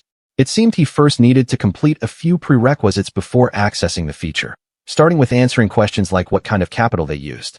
Immediately, he asked Dito to show him the currency from her world. She agreed and told him to wait a moment as she retrieved a small pouch from within her clothes. As she handed it over, Tooru began to ask her what had happened to the monsters he defeated, and Dito indirectly answered that they should stick to the same story. For all that, He realized that things were complicated but reassured himself that, for now, his secret was safe. Tooru grew curious as he examined the coins she handed him, wondering if they were made of real gold. Dito nodded and began listing them: Gadius gold, Empire gold, and a few commemorative gold coins among them. He asked if those coins could actually be used to buy things. Dito replied matter-of-factly that the answer should have been obvious. Then, Tooru, after a moment of thought, made a request. Tooru asked Dito if he could use some of her coins to buy snacks and flashlights. She cheerfully agreed but tilted her head, clarifying whether he was sure that her money would even be accepted in this world. Tooru responded with firm confidence, assuring her it would be fine. If that were the case, Dito happily offered for him to take as much as he wanted, saying it was her way of thanking him for the pair of bloomers she had received. She added with excitement that if he was right about those bloomers increasing her status, then they might be even rarer than the artifacts showcased at the dark auctions. The thought of something as simple as bloomers becoming a coveted treasure in the underground market amused Tooru. Deciding not to overdo it, he took one coin of each type for now. Then, as a sudden realization crossed his mind, he turned to Dito and pointed something out. He casually asked Dito if she wanted to take a bath. Dito, surprised and amazed, asked if he truly had a bath in his house, and Tooru excitedly nodded. As Tooru headed toward the bathroom, he called out for Ria, who promptly emerged with bright curiosity. He then asked if she could take a bath together with Dito, so she could show her how to use the faucet. Dito, all flustered, protested that she could manage on her own, clearly feeling the pressure of their eagerness to help. But before she could object further, Ria cheerfully agreed, bursting with enthusiasm. She announced that baths in this world were a bit different, and that she'd be teaching Dito how it's done. Without giving her a chance to resist, Ria pushed the panicking elf toward the bathroom, declaring it was lesson time. As Dito and Ria were busily arguing behind the closed bathroom door, Tooru, with quiet resolve, decides to head out. He knew that if he mentioned his plans to Dito, she would insist on coming along, which would mean leaving Ria alone at home, something he wasn't willing to do. So he ventured out on his own, zipping up his jacket. The city skyline stretched before him as he made his way downtown, buildings looming with a familiar sense of routine. Eventually, Tooru arrived at a pawn shop. Inside, he stood at the counter across from a composed young clerk. She carefully examined what he had brought, then summarized the valuation with a pleasant smile: 106,400 yen. Tooru was stunned. The amount far exceeded his expectations. His eyes widened as he repeated the figure aloud in disbelief. With a polite nod, the clerk confirmed that that was the total. The clerk showed him how much each coin cost. The small metal was appraised at just over 9,400 yen, modest, but enough to raise eyebrows. Another, more ornate and bearing a detailed face, was valued far higher, worth 97,000 yen. A third, plated in platinum and gold, appeared even more precious, though its worth couldn't be confirmed without further inspection. The clerk gave him the option to leave it behind for appraisal, but Tooru quickly decided to take the money for the two confirmed items for now. He didn't want to linger or draw unnecessary attention. Stepping into the sunlight, Tooru clutched his earnings, wary of attracting attention if he pawned the metals again. Though quitting his job wasn't an option, he felt relieved. At least he now had enough money for what he needed. Late at night, once Ria had drifted off to sleep, Tooru quietly ventured into the dungeon with Dito in order to know more about their world. Inside the stone-walled labyrinth, dimly lit and ominous, Tooru shared a small celebration. He had leveled up. Tooru recalled that it all happened right after he defeated the giant centipede. Though saying it out loud still felt strangely surreal. Brimming with excitement, Dito eagerly asked to see Tooru's status. With a brief thought, he summoned the glowing screen before them. Her sharp eyes scanned the details, his full name, age, and every stat she could glimpse. Deciding his name was too long, she simply called him Tooru. When he asked about her age, she brushed it off with a sly smile, promising to tell him later. Then, noticing his occupation field was blank, her brows furrowed slightly. Among the listed attributes on his status screen, one stood out, a rare skill known as unlimited growth. Despite being only level 4, he had possessed the skill since the beginning, a fact that impressed Dita deeply. She regarded the information with a calm but surprised expression, acknowledging how rare and valuable such a skill truly was. Having tried countless methods herself, Dita knew just how elusive a skill like that could be, but something had bothered her about it. Concern etched across her face. Dito looked at Tooru with quiet seriousness. Her thoughts lingered on how short his lifespan was compared to hers. Tooru asked her to clarify, puzzled by her sudden concern. Dito explained softly that unlike elves, who could steadily raise their levels over centuries, humans had far shorter lifespans. Because of that, most humans would die long before ever reaching their level cap. Her tone grew somber as she admitted this truth. Tooru lowered his gaze, silently reflecting on D2's words. Then, D2 brought up his encounter with the powerful centipede monster, her tone sharpening with disbelief. She pointed out that such a creature wasn't something a mere level 1 could possibly beat. That kind of battle was rare and dangerous. Hearing this, Tooru fell quiet, the memory replaying vividly in his mind. He realized just how fortunate he had been to survive that ordeal at all. As they continued discussing his progress, D2 examined his current status. She pointed out that what he was seeing reflected only his basic job growth, not the more specialized development that came from taking on a profession. In Tooru's case, his starting job, referred to as jobless, can't do anything yet. However, she explained that its true potential lay in its flexibility, which can do anything. Depending on his efforts, he can gain attack skills, magic, and support spells. This slightly lightened Tooru's mood. She also reminded him that in order to do that, it would require not only raising his level consistently, but also learning a lot of different jobs. The weight of her words sank in instantly. Tooru's confidence faltered, and he could only let out a nervous grunt. As the conversation drew to a close, Tooru shifted the focus toward D2, asking her to show her own status as well. He added that she should also remove her mantle so he could see beneath it properly. D2's brow twitched in mild irritation at the reminder, but after a moment's hesitation, she sighed and reluctantly agreed. She slipped off her mantle as Tooru had asked, standing before him in a sleek, form-fitting bodysuit that shimmered faintly under the light. The fabric hugged her figure perfectly, outlining every curve with startling precision. For a moment, Tooru froze. His eyes widened in shock, and his breath caught as he hastily tried to look away. Compared to her usual attire, which was already explosive, this outfit was on an entirely different level. Still blushing, she looked down at herself with doubt, questioning whether this outfit truly increased her status. D2's eyes widened in astonishment as she examined her newly revealed status.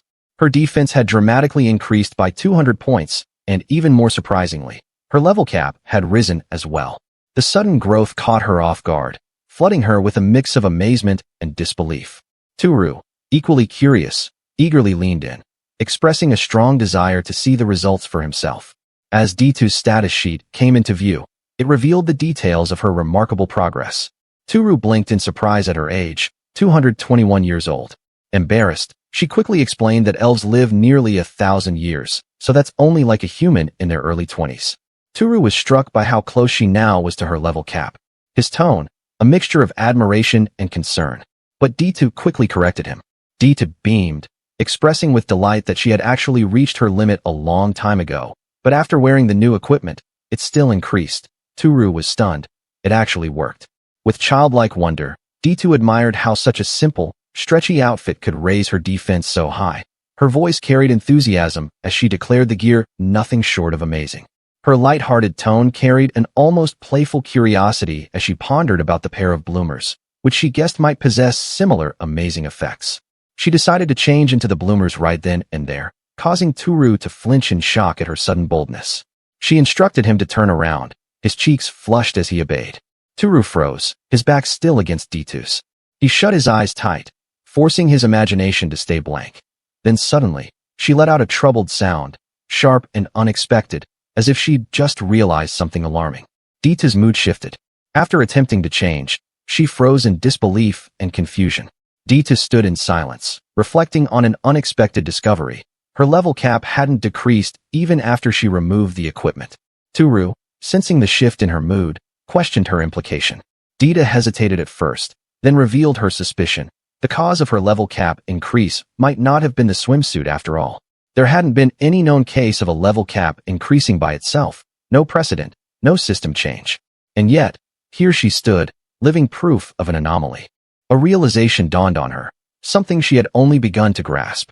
As she turned toward Tooru, stepping close with a serious gaze, the atmosphere became charged with a mix of tension and revelation. The effect of unlimited growth is still not fully known, and she narrowed in on a single possibility, one that centered not around the gear, but around Tooru himself. D2 leaned in closer, her breath brushing against Tooru's ear, closing the distance between them. Tooru's face flushed crimson, his heart racing as he stiffened in place.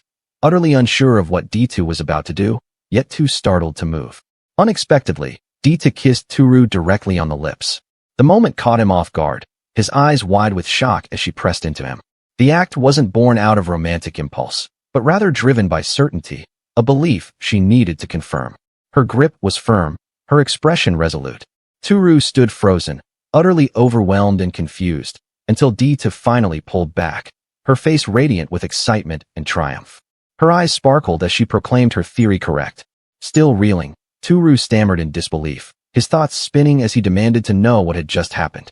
Another realization hit him too, that she was still naked. She quickly realized she was partially exposed, letting out a startled yelp before scrambling to cover herself. Flustered, she apologized to Tooru, who turned away out of courtesy, assuring her it was all right, but asked what just happened, his thoughts spinning in circles. As she collected herself, Dita began piecing together her thoughts. The kiss she shared with Tooru hadn't just been a whim. It had produced an effect. Her level cap had increased again, this time without the use of any equipment. Tooru, still trying to process everything, listened intently as Dita explained her discovery. The increase was genuine. Her level cap had risen to 49. She theorized aloud that while there had never been an official description linking such an effect to the unlimited growth skill, this event strongly hinted that when someone kisses him, they also receive some of his unlimited growth skill. Tooru was left speechless, repeating her words in disbelief as the weight of what she said sank in. He wasn't just shaken by the outcome. It was the implication that left his mind spinning. Dita, still catching her breath from the whirlwind of emotion and discovery, admitted she had never heard of such a skill effect either.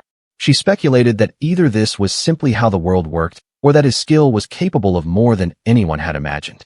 Perhaps the effect of the skill had properties never recorded or fully understood, requiring high-level appraisal to be properly analyzed.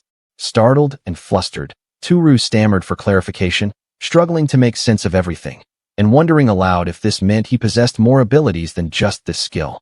As he spoke, Dita suddenly pursed her lips in a pout, leaning ever so slightly closer. Tooru blinked in confusion, his thoughts derailing as he wondered in alarm what on earth she was doing.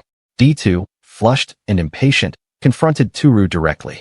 There was no subtlety in her demand. She wanted another kiss. Tooru quickly raised his hands, trying to slow things down, urging her to calm down and think rationally.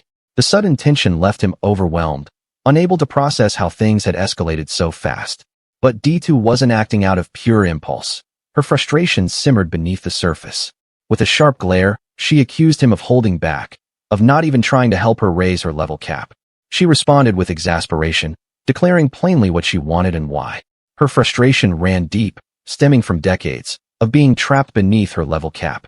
Despite defeating countless monsters and training relentlessly, she had never been able to surpass that limit. She confessed that, despite all her efforts, she still lagged behind others with higher potential. Tooru raised his hands in a mix of panic and empathy, trying to ease the tension.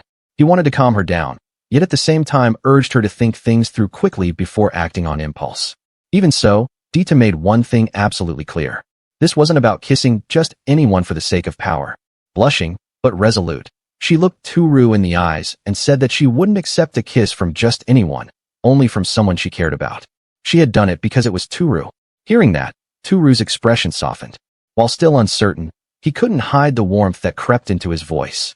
The tension between Tooru and Dita took on a more personal tone as she suddenly confronted him. Her eyes narrowed and her voice rose with accusation. She had sensed something. Tooru had been thinking about someone else. Specifically, Ria. Dita's expression shifted into a pouty frustration, her thoughts turning inward. She concluded, aloud, that he must like Ria more than her. The words were quiet but heavy, laced with disappointment. Caught completely off guard, Tooru stiffened, unable to deny it. He hesitated, then admitted his uncertainty. He couldn't deny his thoughts about Ria, but at the same time, he couldn't ignore he is interested in Dita either. Her cheeks reddened as he spoke. Dita, flustered by his candor, looked away momentarily, then his voice faltered, caught between honesty and confusion. He called himself hopeless, a poor excuse of a man in a moment that demanded clarity. Dita's gaze softened, her voice taking on a quiet resolve. She acknowledged a truth that weighed heavily on both their hearts, that Tooru's feelings for Ria might come first. Yet, rather than recoiling in jealousy, she offered something profound. Dita's voice softened, her words laced with quiet jealousy as she asked if he chose Ria now. If he would. After 80 years when Ria was long gone, consider being with her instead. Tooru was struck by the question. The way she framed it was not as a demand, but a gentle hope that sent a chill through him. Tooru, realizing the implication, tried to object. If 80 years passed, it wouldn't just be Ria who was gone. He too would have long been dead then. But D2, with centuries behind her and centuries yet to live, had already thought this through. She stood in silence for a moment, distant but composed. When she finally spoke again, her words cut through the air like a revelation. There was a way, a method to extend someone's lifespan. D2 responded with a serious, measured tone. Yes, such a method did exist, but it came with a catch. Tooru was stunned, repeating if he heard her right. His voice rose with urgency as he asked her to explain, desperate to learn more. If such a method truly existed, it could change everything. Tooru leaned in, his eyes wide with anticipation, pushing her to share the secret. Then D2 spoke the name. In order to access it, one would need to confront a being tied to the very fabric of the labyrinth itself, none other than the ruler of the labyrinth, the dungeon master. With a playful smile, Ria offered to join Dido for a bath, insisting it was only natural to help her learn. After all, bathing was done differently in this world, and she thought it best to teach her properly. Dido, flustered and blushing, tried to refuse, but Ria teasingly warned that too much pride would only make things harder for her. As they prepared for their bath, Dido casually asked Ria about her stay in the dungeon rest stop. Her tone carried a hint of curiosity and quiet accusation, as she wondered why Ria was the only member of their party there. The question caught Ria off guard, leaving her flustered and unsure how to respond. Ria hesitated, her voice trembling as she tried to explain that her situation was complicated. Flustered, she quickly changed the subject to Dido instead, catching the elf off guard with her sudden, awkward deflection. Ria, trying to ease the tension, politely asked Dido to call her by her preferred name, Ria. But Dido, arms crossed and pride unshaken, turned away with a sharp never. Still sulking from the rejection, Ria stood speechless while Dido, completely unfazed, demanded she focus on teaching her how to bathe. Taking her role seriously, Ria demonstrated how the modern bath worked, explaining how hot water flowed from the tube and that different soaps were used for body and hair. Dido watched intently, clearly fascinated by the unfamiliar setup. Dido marveled at the soaps, amazed that they existed in Tooru's world. Ria beamed proudly, explaining their origin being Tooru's artifacts, but when she once again asked Dido to call her by name, the elf flatly refused, much to Ria's playful disappointment.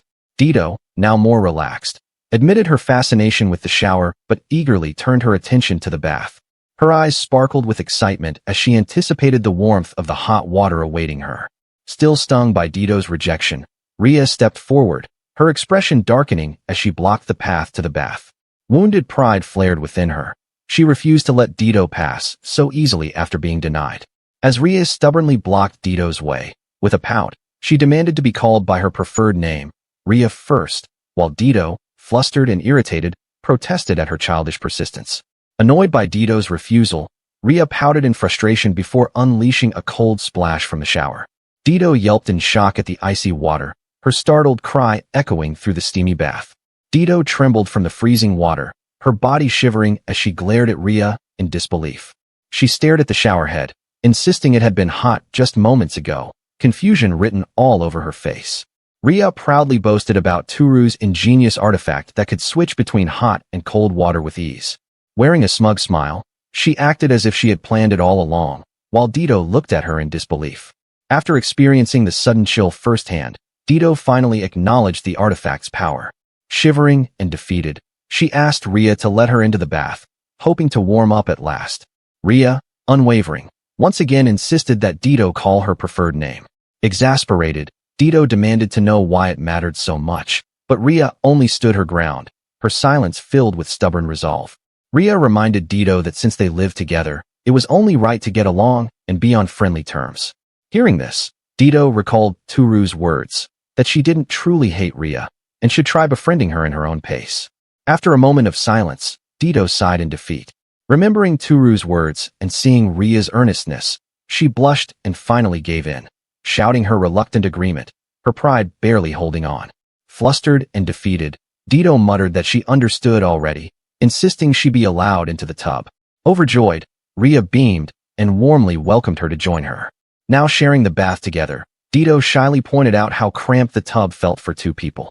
Ria only smiled in response, saying it was warmer this way, her words carrying both innocence and a quiet sense of growing closeness between them.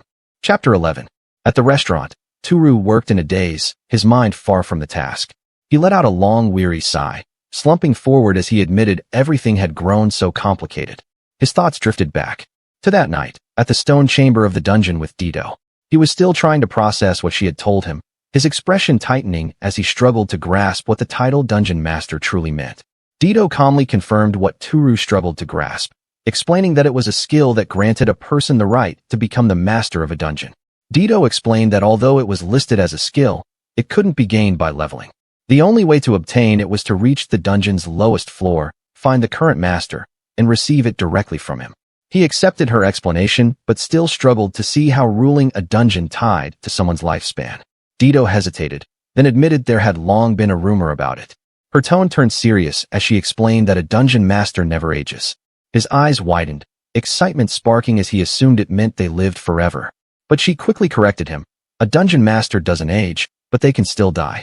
Yomi, the dungeon master, can pass their authority to a successor. Even if a chosen successor is rejected, anyone who reaches them is allowed to challenge the current master to a duel in order to seize the title for themselves. He realized he'd need to reach the deepest floor to face the dungeon master who could extend his lifespan. She nodded, warning that challenging a dungeon master required experience far beyond ordinary adventurers. She warned him that one had to challenge the dungeon master quickly, before monsters or old age claimed them. She followed it with a blunt truth, admitting that realistically speaking, it's impossible, noting that she herself needed hundreds of years to reach her level. Tooru's response came sharp as he pushed back. If it was just leveling, Tooru felt they could manage it, a spark of determination in his eyes.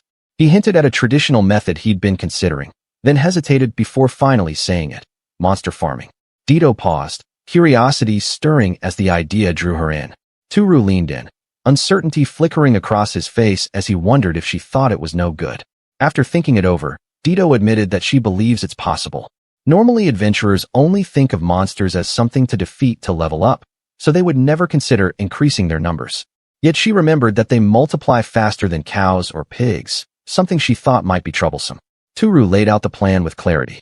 If they let the monsters multiply, he could track them on his computer screen and trigger the traps at the perfect moment to kill them. Dido followed his reasoning. Then, he finished with sudden certainty. While they stayed safe in the room, they could level up easily. His excitement burst through as the full impact of the strategy hit him.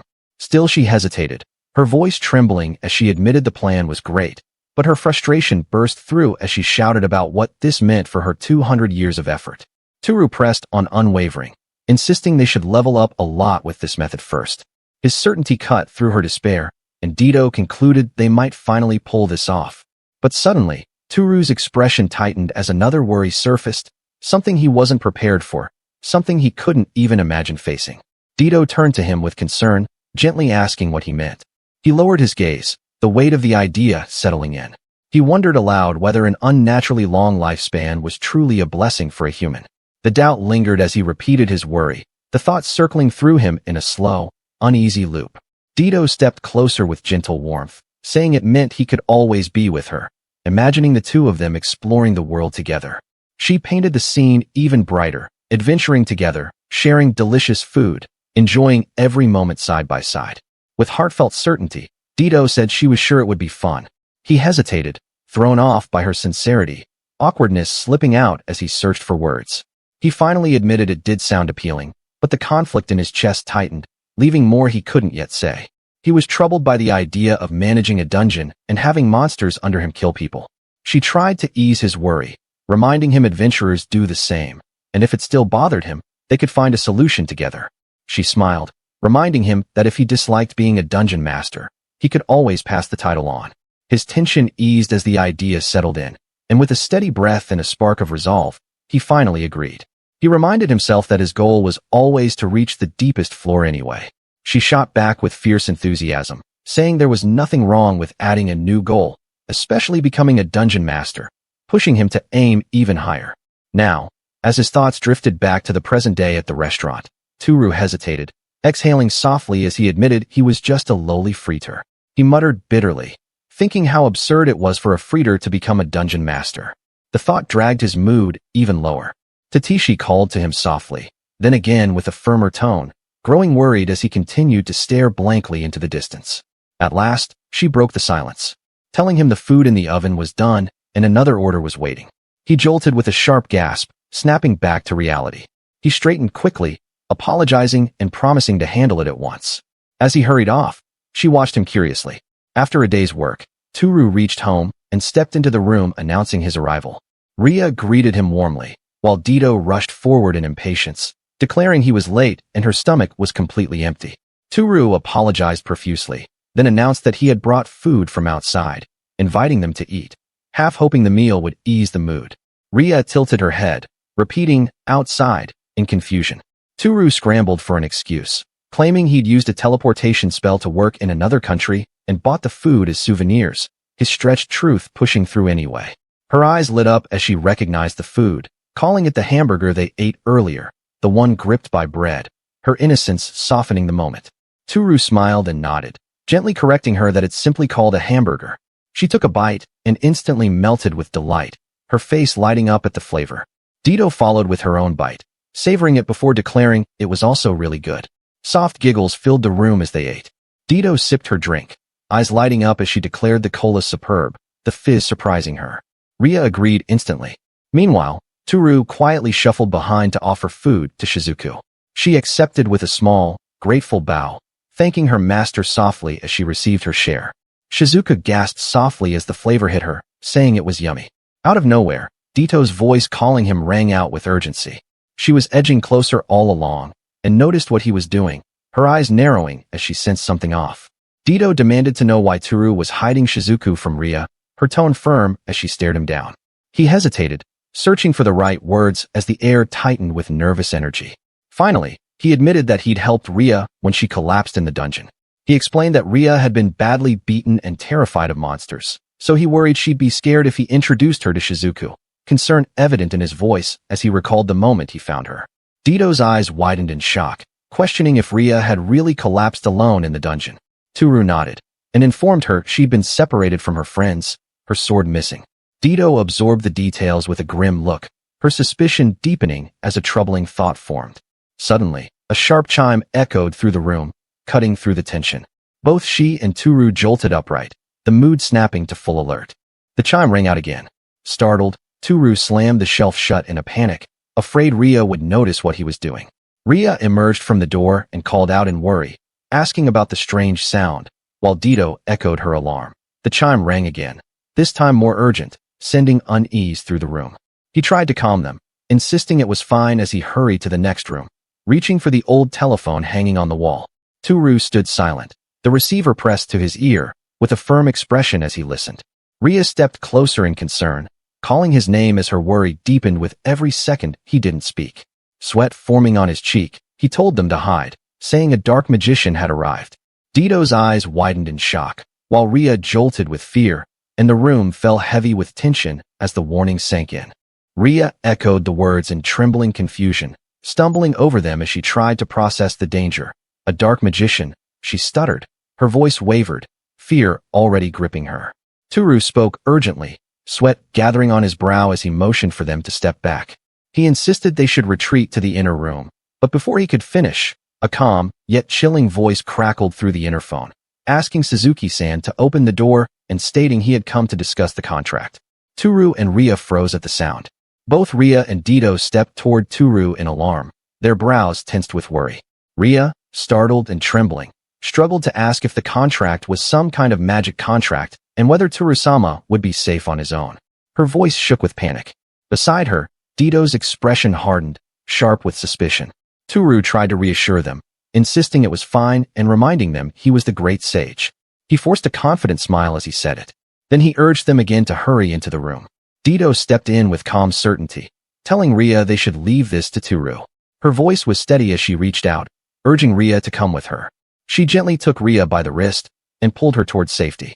Ria glanced back anxiously, her trembling expression showing she still hated the thought of leaving Tooru alone. Tooru watched them slip into the inner room and gave a small nod to himself. He muttered that he'd try to make this quick, then stepped out with tense determination, closing the door behind him in a steady motion. Inwardly, he hoped the visitor would leave soon, but the door handle suddenly twisted, rattling as if someone were trying to force it open. The door let out an unsettling creak as it slowly opened. A salesman stepped in with a polite smile, introducing himself as someone from NNK and asking Tooru to call him Inami. Without waiting for permission, he slipped inside with smooth, unshaken confidence. Tooru jerked back in shock, shouting that Inami shouldn't just barge in. But Inami stayed perfectly polite, noting that Tooru must have just moved in and saying it was the ideal time to discuss his cable contract. Inside, Tooru panicked, realizing with a jolt of dread that he'd forgotten to lock the door since he frequently passed through it. Trying to regain control, Tooru insisted he didn't have any TVs. Inami blinked, genuinely surprised, asking if he was serious. Tooru quickly added that the internet was enough for him, forcing the words out with strained confidence despite the tension pulling at his expression. Inami leaned in slightly, raising his brows as he challenged the statement, saying he was supposed to believe there's not a single TV here, especially with a place this big. His skepticism filled the room as he searched Tooru's face for a crack in the story. Tooru doubled down, insisting that he's not lying and that there's none here. He forced a nervous smile, desperately trying to sound convincing while Inami studied him closely. Inami gave a polite smile and asked Tooru to pardon the disturbance, yet he stepped forward boldly, as if entering were natural. Tooru recoiled, stammering in confusion at what he was doing. Inami continued calmly, saying there was no issue if there truly wasn't a TV, and declared he would inspect the home for a bit.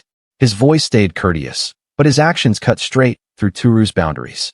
Frustration finally snapped inside Tooru, his voice rising as he shouted that he'd said from the start that Inami couldn't come in.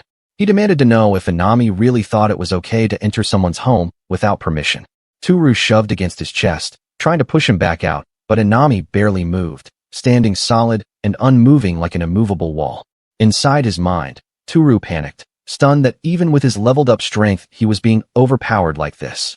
Inami's larger frame pressed forward, forcing him back as his feet slid across the floor. Fear surged through him as his balance slipped.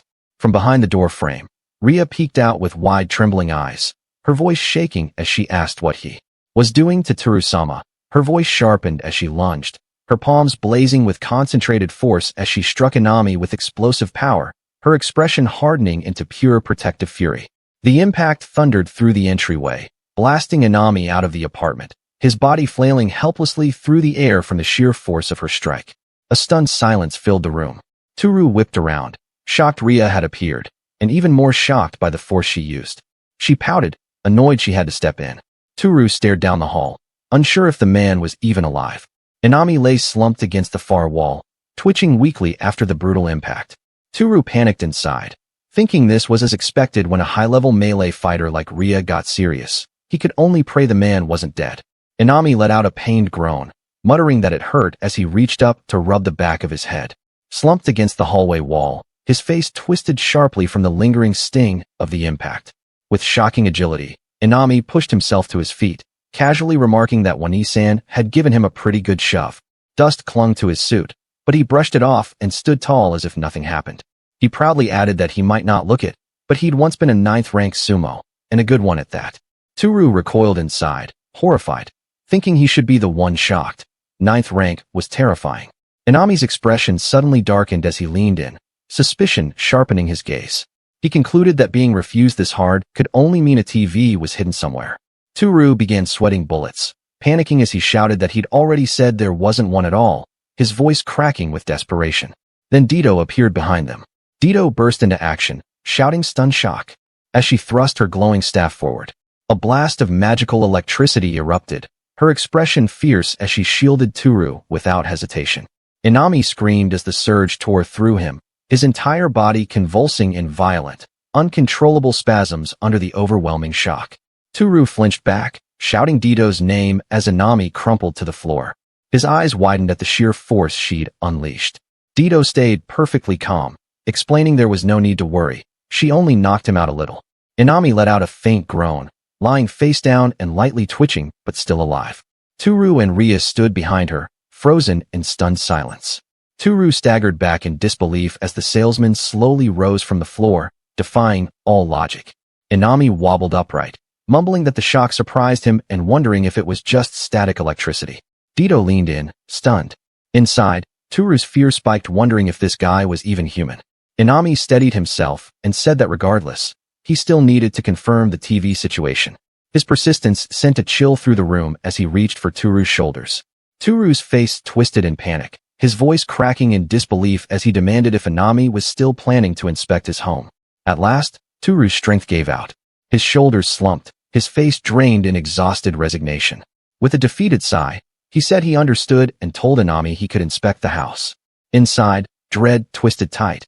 If things went wrong at this rate, those two might actually kill him. Inami nodded politely, adjusted his backpack and tie, and wobbled back inside, completely unfazed by the danger he'd just survived. The inspector strode ahead with confidence, while Tooru, Ria, and Dito followed anxiously behind. Ria and Dito stayed tense, and Tooru looked visibly nervous. He bent over the toilet area with exaggerated scrutiny, turning a simple check into a full investigation as he poked around with dramatic seriousness. Dito sat stiffly on the bed, frozen with discomfort, while Tooru and Ria stood awkwardly nearby in the cramped tense space. The inspector rubbed his chin, thinking aloud as he narrowed his eyes. He finally admitted there really was no TV, though the doubt in his voice lingered. Then he added that he hadn't checked the closed rooms yet, letting the unfinished thought hang heavily. Tooru froze, his whole body tightening as the implication hit him. Tooru leaned in desperately, begging Inami to wait. But he stepped toward the sliding door with sharp suspicion, insisting a hidden TV had to be inside. Panicking, Tooru threw up his hands, saying it was just the books he hid from the girls. He stretched his arms across the doorway, fear tightening his face as he tried to block it. Tooru leaned in close, whispering in Inami's ear about something he absolutely couldn't let the girls overhear. His expression trembled, embarrassment and panic nodding together as he confessed it. Inami completely misunderstood, cheerfully saying it was normal for an unmarried man to have a dozen magazines like that. Proud of his conclusion, he smiled as if he'd figured it out. Inside, Tooru screamed. This was useless, he understood nothing. He crouched in exasperation while Ria and Dito looked on in confused silence. Tooru, sweating nervously, raised his hands to calm Ria and Dito, urging them to step outside first. He tried to steady his voice even as his thoughts raced about Shizuku hiding quietly in the closet. The sudden request left Ria startled, unsure how to react. Dito, uneasy but trusting him, reluctantly followed his lead. Ria clung to Tooru's sleeve, whispering urgently if this was really okay. His grimoires were inside. She even wondered if that was the dark magician's true goal. Dito grew curious at the word. Tooru stood firm between them and the door, forcing a calm tone as he told them it was fine and to let Inami do as he pleased. The girls sat themselves in Tooru's kitchen, still tense, but finally trusting Tooru to handle things on his own. Inami sighed in disappointment when he found nothing, no TV after all. Tooru exhaled calmly, reminding him he'd been saying that from the very beginning. He declared he'd never give up and would show up the moment Suzuki-san brought a TV home. Tooru, sweating nervously, warned him to only visit when he was there, because if he wasn't, he had no idea what might happen to him. At last, Tooru let out a deep breath, relieved that the man had finally left. His shoulders sagged as the door clicked shut, still muttering about how troublesome NNK people always were, especially this time. His thoughts suddenly stopped as something caught his eye. Tooru yelped in alarm, panic flashing across his face as he saw Dito sitting calmly by the open shelf, casually flipping through one of the books. Inside, Tooru screamed. Inami hadn't put them back after rummaging through them. Completely unaware of his panic, Dito continued to browse in relaxed silence, oblivious to the crisis she'd just triggered. Dito quietly closed the book and neatly gathered the others, arranging them into a small, tidy stack. She said she'd place them a bit farther back on the shelf, adding matter-of-factly that it would be a disaster if Ria found them. Tooru tripped over his own words, blurting out a shaky thank you. Completely failing to explain himself, Dito leaned in with a soft, playful smile and said that in return, she wanted him to read it to her when he had time. Her eyes narrowed with teasing curiosity as she added she wanted to know what delights Tooru. He shrieked, his whole body jolting in horror as the implication hit him. Inside, Tooru's thoughts spun out of control as he wondered if Dito was actually willing to do what those books showed. His mind nearly short-circuited at the idea. With a deadpan, unamused expression, he muttered, "Good job, Inami-san," cursing the man who had unintentionally caused this chaos. Tooru grew pensive, lifting a hand to his chin as something nagged at him. His eyes narrowed as he glanced toward the balcony, confusion tightening his expression. Staring at the closed door, he wondered uneasily if Inami had used the balcony to leave. The realization struck Tooru. Inami hadn't used the balcony at all. He'd gone through the entrance door. Panic shot through him. Behind Inami, a dull thud echoed as the door sealed him off from the apartment. He shuffled forward, muttering about failing to get a contract again, noticing nothing, until suddenly, he stopped cold, eyes snapping wide as shock locked his entire body in place. Inami trembled, his voice cracking as he looked around at the cold stone floor and looming dungeon walls. Confusion spilled out of him as he whispered what this place even was. Inami looked around nervously, sweating as he lifted his glowing phone. The faint light barely cut through the darkness, and he muttered that it was so dark he couldn't see a thing. He checked his screen in confusion, saying he should have been in the mansion's corridor after leaving Suzuki-san's place, wondering if it was a blackout. Turning in place with trembling shoulders, he tried to pierce the pitch-black surroundings with the weak glow of his phone. He took a few shaky steps forward, moving stiffly as he reached out to feel for a wall, only for something to click open. Inami's voice cracked in panic as he yelped about what was happening before him. His fear spiked when he realized he'd wandered near a giant centipede's corpse, its massive shape lying lifeless on the ground. A strange voice drifted out from a nearby room, calling him inside. Inami froze on the spot, terror locking up his limbs. He lifted his glowing phone like a tiny shield, its trembling light pointed toward the source of the sound. Tooru burst in at full speed, shouting for Inami-san as his voice echoed through the stone corridor. He sprinted ahead with urgency, while Dito and Ria followed close behind, weapons in hand, eyes sharp as they scanned the darkness for danger. Inami's voice echoed through the dark, and the trio froze. He was talking to someone, frantically asking if they already had subscriptions or a contract. His desperate sales pitch sounded absurd in the eerie cave. Strange dungeon voices grumbled back in confusion, one asking what he was even talking about, another calling him horrible, and a third urging the others to just leave already. Inami walked forward toward the group of monsters, reaching out and putting a hand on what he assumed was a human shoulder. Still convinced he was talking to people, he shouted for them to wait. The monster panicked, realizing he was being followed. Tooru's heart dropped as he pointed ahead, shouting Inami's name in shock, while half of the salesman's body was already sliding into the dungeon wall. Tooru darted forward, shouting Inami's name as desperation spiked through him. He couldn't believe the man had actually followed the monsters deeper into the dungeon. Panic pushed him to find Inami before something irreversible happened. He leaned forward urgently, saying he had to follow him now or else.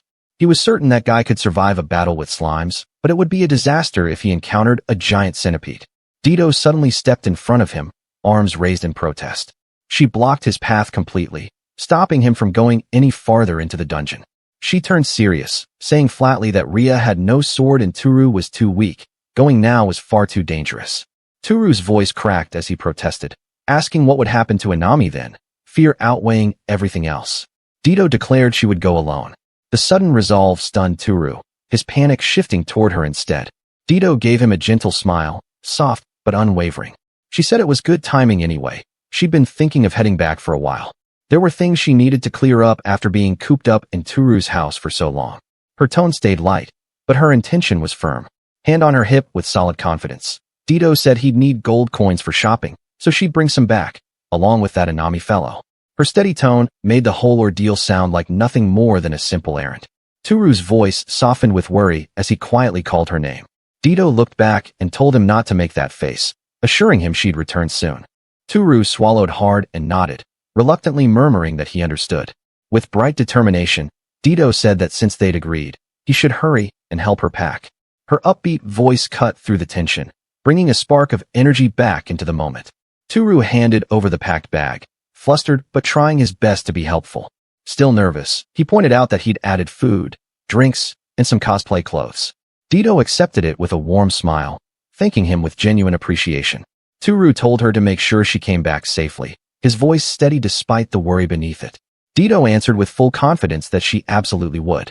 Then, with a playful grin, she reminded him they still had that talk about living together for the rest of their lives, telling him not to forget it, her teasing lifting the heavy mood. She gave her final instructions, telling him to leave Inami to her, and to keep the door shut until the monitor worked again. Tooru nodded. With her head half hidden by the slowly closing door, she called out that she was taking off, before her silhouette vanished into the shadows. Neither of them moved, standing in tense silence as they stared down the path Dito had taken.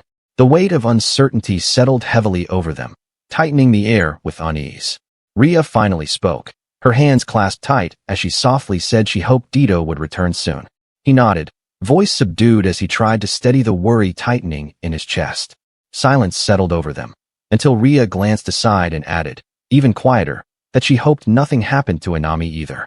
A week had passed since Dito disappeared into the dungeon, leaving the apartment in quiet suspension. A doorbell chimed in the kitchen. Tooru jumped up, realizing the delivery he'd been expecting had arrived. Ria looked up from her drink, watching him calmly as he headed to the phone. Tooru called the delivery man, explaining his hands were full and asking him to open the door. The front door creaked from the outside, and Tooru hurried over to greet the worker. From his experience with Inami, he knew the door wouldn't open from the inside when a guest arrived. The entrance was partially linked to the dungeon's boundary. The courier handed over a large box, asking Tooru to sign for it. Slightly confused, Tooru signed and thanked him. He exhaled and carried the box to the kitchen, setting it down where Ria could see. Her curiosity piqued as she wondered what it was. Then he carefully opened the box, revealing a collection of special artifacts. He explained that although all the money from selling the gold coins had been spent, what he just recently bought could finally begin the dungeon remodeling plan that had been on his mind. His expression held a mix of excitement and determination, while Ria watched on, her eyes wide with wonder. First, he explained that he needed to set up the camera's monitor and recorder from his computer. Then he moved on, noting that the cables for both the camera and recorder had to be connected before proceeding. He showed the recorder to Ria, who nodded in agreement, though she did not understand its purpose. Her eyes were glued on the monitor following his instructions, while Tooru moved the camera to another room, adjusting it carefully for the next step. To Ria's astonishment, Tooru's face suddenly appeared on the computer screen, leaving her stunned, eyes wide with disbelief. Tooru asked how it was, and Ria, still in disbelief, struggled to understand why she was seeing the tatami room and Tooru himself inside this strange device, briefly wondering if there might be two of him. Observing Ria's reaction, a small smile tugged at his lips. It had to have worked, at least well enough to produce that much of a response. A new problem arose, routing the cables into the dungeon. Drilling through the walls wasn't an option since he was still renting, and leaving the door open was equally impossible. Only one idea seemed feasible, threading the cables through the air conditioning pipe. Its alignment with the dungeon entrance gave Tooru a glimmer of hope that it might just work. He climbed up to create a gap for the cable, poked a hole, and carefully slid it through. As he worked, he thought to himself, well, here goes nothing. He informed Ria that he would head to the dungeon for a short while. Still uneasy about the place, Ria managed a hesitant, stuttered acknowledgement. Inside the dungeon, Tooru looked up at the spot where he had poked a hole for the cable, only to find it gone. Disappointed, he quickly began forming a theory. If the cable connected to the dungeon, it had to be nearby. A wave of frustration hit him as he thought it might have all been for nothing. But then another idea sparked in his mind, and he dashed back to the apartment, determined that it was far too early to give up. Tooru began piecing things together. The room appeared linked to both the dungeon and the apartment. He had first pulled the cable to test it. Opened from the inside, the door led to the dungeon. From the outside, it led to the apartment. That left one question. When closed, which space did it connect to? Remembering Inami-san's voice before opening it, he concluded it must have been linked to the apartment. He realized that opening the door from the inside and leaving it ajar would keep it connected to the dungeon. Acting on this, he swung it wide and fed the cable back through the hole he'd made, thinking that now the pipe might be linked to the dungeon. He informed Tooru that he was heading to the dungeon once more, and Ria watched him with a mix of worry and apprehension in her gaze. With the door left open, Tooru's eyes lit up as he exclaimed he had finally found it, and spotted the cable dangling from a hole in the dungeon wall. He set the camera in place and connected it to the cable. All that remained was to verify whether the connection held even when the door was closed. He hurried into the apartment to check the setup, wondering how it had turned out. Relief and excitement washed over him as he saw the dungeon displayed on his computer screen. The cable was still connected on the other side, and it was working perfectly. Tooru leaped into the air with joy, grabbing Ria's hand as they celebrated together. Ria smiled, slightly puzzled but sharing in the excitement, congratulating him even though she didn't fully understand what had happened. Afterwards, he moved along the dungeon wall, preparing the other cameras while drilling carefully into the surface. He positioned cameras at key points, by the entrance, across the large open area, and in front of the iron door, carefully placing them in a variety of strategic locations. From her spot, Ria asked if this setup allowed Tooru to monitor the dungeon from the room. He confirmed that it did, and for the first time, Ria finally understood the source of his excitement. Ria marveled at the setup, noting that magic allowing one to see from a distance must be extremely high level, and that being able to use an artifact like this so freely was remarkable. She praised Great Sage Sama for such ingenuity. Tooru blushed slightly, chuckling and trying to downplay the compliment with a modest laugh. But it was far too early to be impressed, Tooru thought, as he began unboxing another item. Ria's eyes followed him closely, curiosity written across her face. Tooru pulled out another device, his excitement palpable as he announced that this was the start of the main phase of the dungeon remodeling plan. In the kitchen, Ria watched Tooru examine the device, wondering if it was for the dungeon room too. He explained calmly that it was for the dungeon's iron door, a simple robot arm, almost a toy, yet able to press the open-close switch. He explained that he would make the arm operable through the computer, and while saying so, a faint smile showed on his face. That night, he went to his computer and programmed the new robot he had just bought. Then Tooru let out a thin, weary gasp. He confessed that as someone who barely understood programming, even creating a simple routine to make the arm lift and drop had devoured far too many hours. Meanwhile, Ria slept just a couple of feet away, her early eagerness fading into drowsiness before Tooru could notice. She rested so softly, as he noticed how cute she looked asleep. He decided it didn't matter, because with this, he could finally start the plan. Under his guidance, the robot zipped and zapped, pressing the dungeon room's door. Tooru recalled how the iron door had once trapped the joint centipede. He hadn't finished it himself, yet later he'd found its torso cleanly severed. A weaker monster would have died instantly, and even a giant centipede might fall if its head were crushed. A thought flickered through him, shaping a new plan. His eyes stayed fixed on the computer screen, fingers ready as he set his challenge for the dungeon monsters to step through the door. One by one, slimes began slithering forward, and a spark of excitement lit his face as the first creature emerged. With a click of his mouse, Tooru activated the robot, and the iron door plunged down, crushing the slimes beneath its weight. His eyes gleamed with excitement as he watched his plan unfold perfectly, shouting in triumph, and ready to do it again. He clicked frantically, but nothing responded, realization dawning as he muttered that it had only worked for the first one. From that moment, chaos erupted as more slimes poured in, slipping past the door before it fully closed. Tooru sighed, resigned to handling the ones that got through himself. With a deep breath, he stepped outside toward the dungeon, his eyes fixed on the iron door looming before him. A mass of slimes had gathered, drawn by the remains of the giant centipede. With swift, precise movements, he cut through them until none remained. He noticed most of the corpse had already been digested and considered setting a different lure. He was immersed in thought. If only slimes were drawn, his level wouldn't increase much. He racked his brain for a lure that could attract more than just slimes, something irresistible that would distract the monsters long enough to fall into his trap. With a plan forming, he decided to step outside and do a bit of shopping to gather what he needed. At Don Quixote, Shizuka gasped, eyes sparkling at the store's dazzling size. Tooru, wanting to learn what monsters preferred, brought her along, disguised as his clothes. They stepped into the bustling supermarket, and Tooru told Shizuku to point out anything that looked tasty.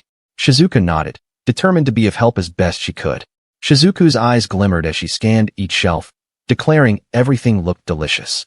Tooru noted that monsters attacked humans for meat. When she added that she loved vegetables, and his cooking too, Tooru let out a quiet laugh. He decided to grab a little of everything instead. Fruits, vegetables, fish, meat, and snacks, he placed them all in his cart, eager to experiment with which would lure the monsters most effectively. Then he reminded Shizuku that since he had brought her along, he would get her something she wanted. Surprised, she asked for a collar, leaving Tooru completely taken aback by her request.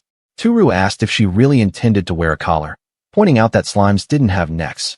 Shizuku explained she would wear it in her human form, recalling from a thin book that a collar given by one's master symbolized affection. His thoughts spiraled as he realized that though Shizuku was technically a pet, imagining her wearing a collar in human form felt deeply wrong. His mind betrayed him, involuntarily swapping the image to Ria instead, an unwelcome, embarrassingly perverse vision that made him jolt. Tooru awkwardly shifted the topic, worried Shizuku might have misinterpreted the thin books at his house. Spotting her slight disappointment, he quickly pointed to something in the store, keeping the conversation on pets while suggesting it could serve as a lure. They returned to the house and stepped into the dungeon, where Tooru once again stood before the iron door. Carefully, he began placing the assortment of food in front of it, and set down the cat food from the supermarket. He wondered if using it as a lure would draw the monsters in, imagining them gathering around and diving straight into his trap. He scattered the cat food through the doorway, hoping to lure the monsters. Shizuku, clinging to his back, sniffed curiously and remarked on the smell. Tooru explained it was pet food and felt optimistic that the other monsters might be drawn to it as well.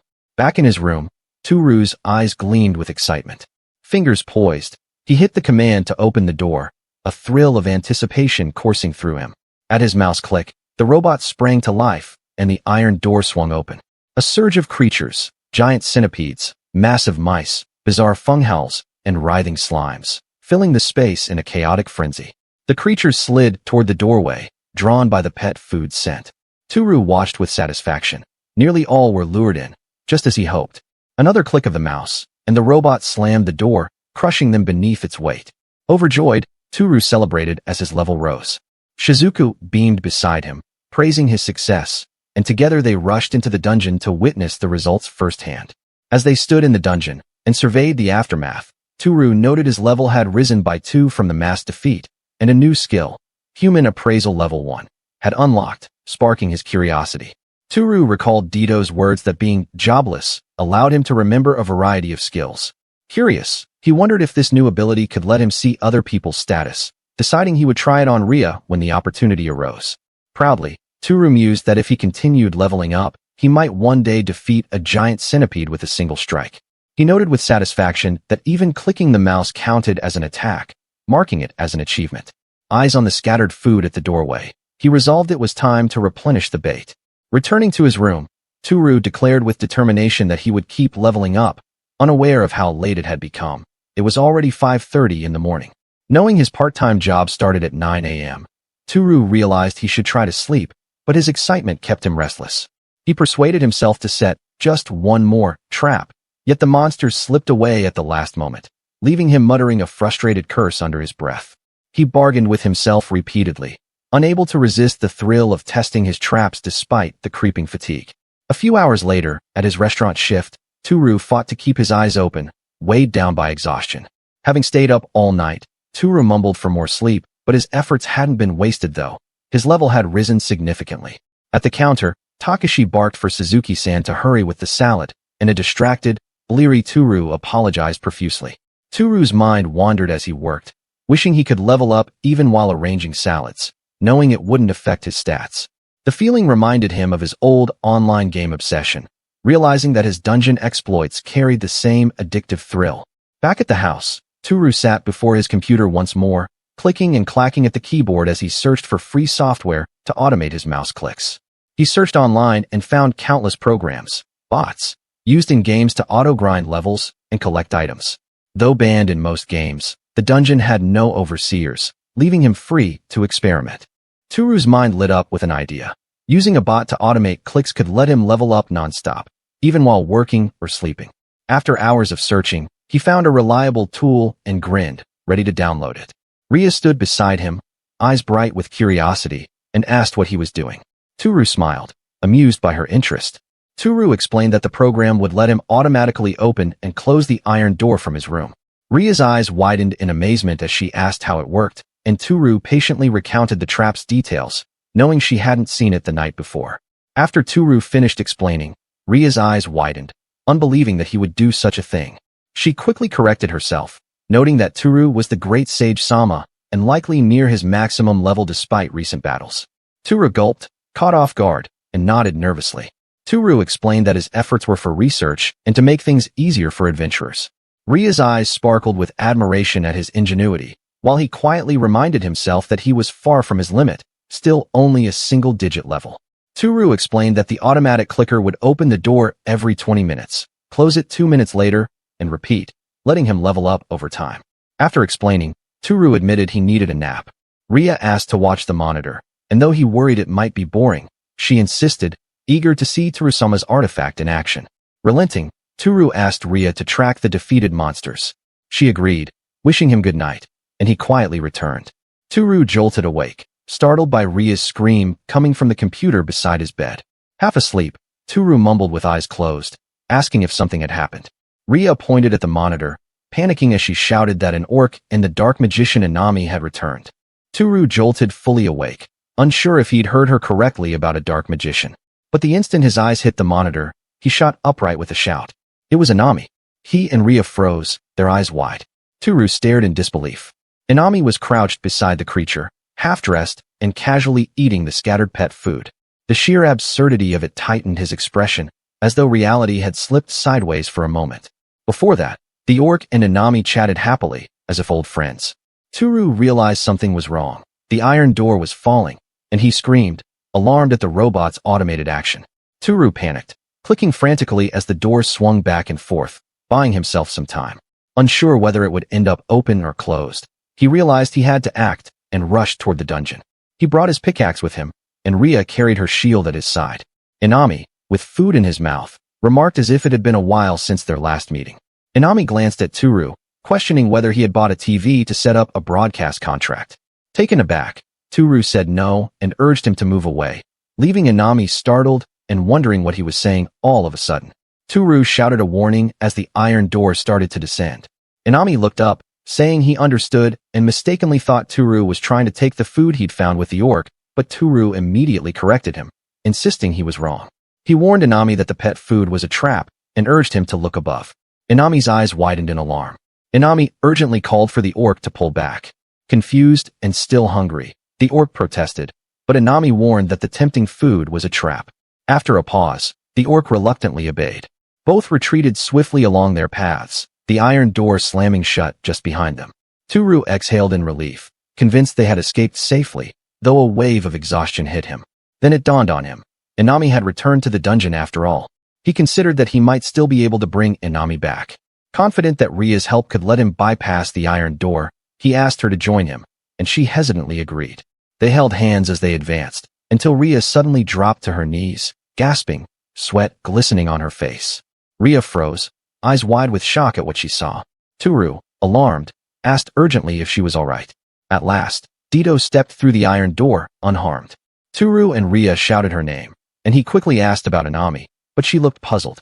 Dito recognized the Japanese person, and when Tooru asked if she had forgotten, she defensively replied that of course she knew and hadn't forgotten. She had gathered information on Inami, aware of a rumor circulating in the guild. Tooru, intrigued, asked her to elaborate on the rumor. Both Tooru and Ria looked at her with curiosity. Dito suggested they discuss it in the room, and the three of them returned to the apartment. He handed Dito a cola, and she smiled, savoring the taste after so long as she wiped her mouth. He then turned to her, asking once more about the rumor.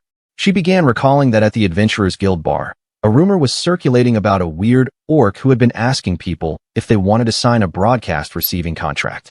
Tooru asked again, mentioning the Adventurers Guild. Ria explained that since he had retired, he might not know. The Yumi Labyrinth was commissioned by Francis and managed by the guild, and most branches included a bar. Tooru thought it sounded like a typical game setting and listened as Dito explained that the guild had issued a request to subjugate Inami. He was shocked, realizing the request implied killing. Dito confirmed, adding that it was a rank E quest with a minimal reward. She continued, noting that since an orc was a powerful monster, no one would be foolish enough to hunt it for a rank E reward. Tooru nodded, thinking that was a relief. Dito added that an advanced adventurer could easily defeat Inami, and since he kept chasing people while mentioning the contract, they would likely grow irritated. Alarmed, Tooru asked if there was any way to save him, and Dito fell silent, thinking.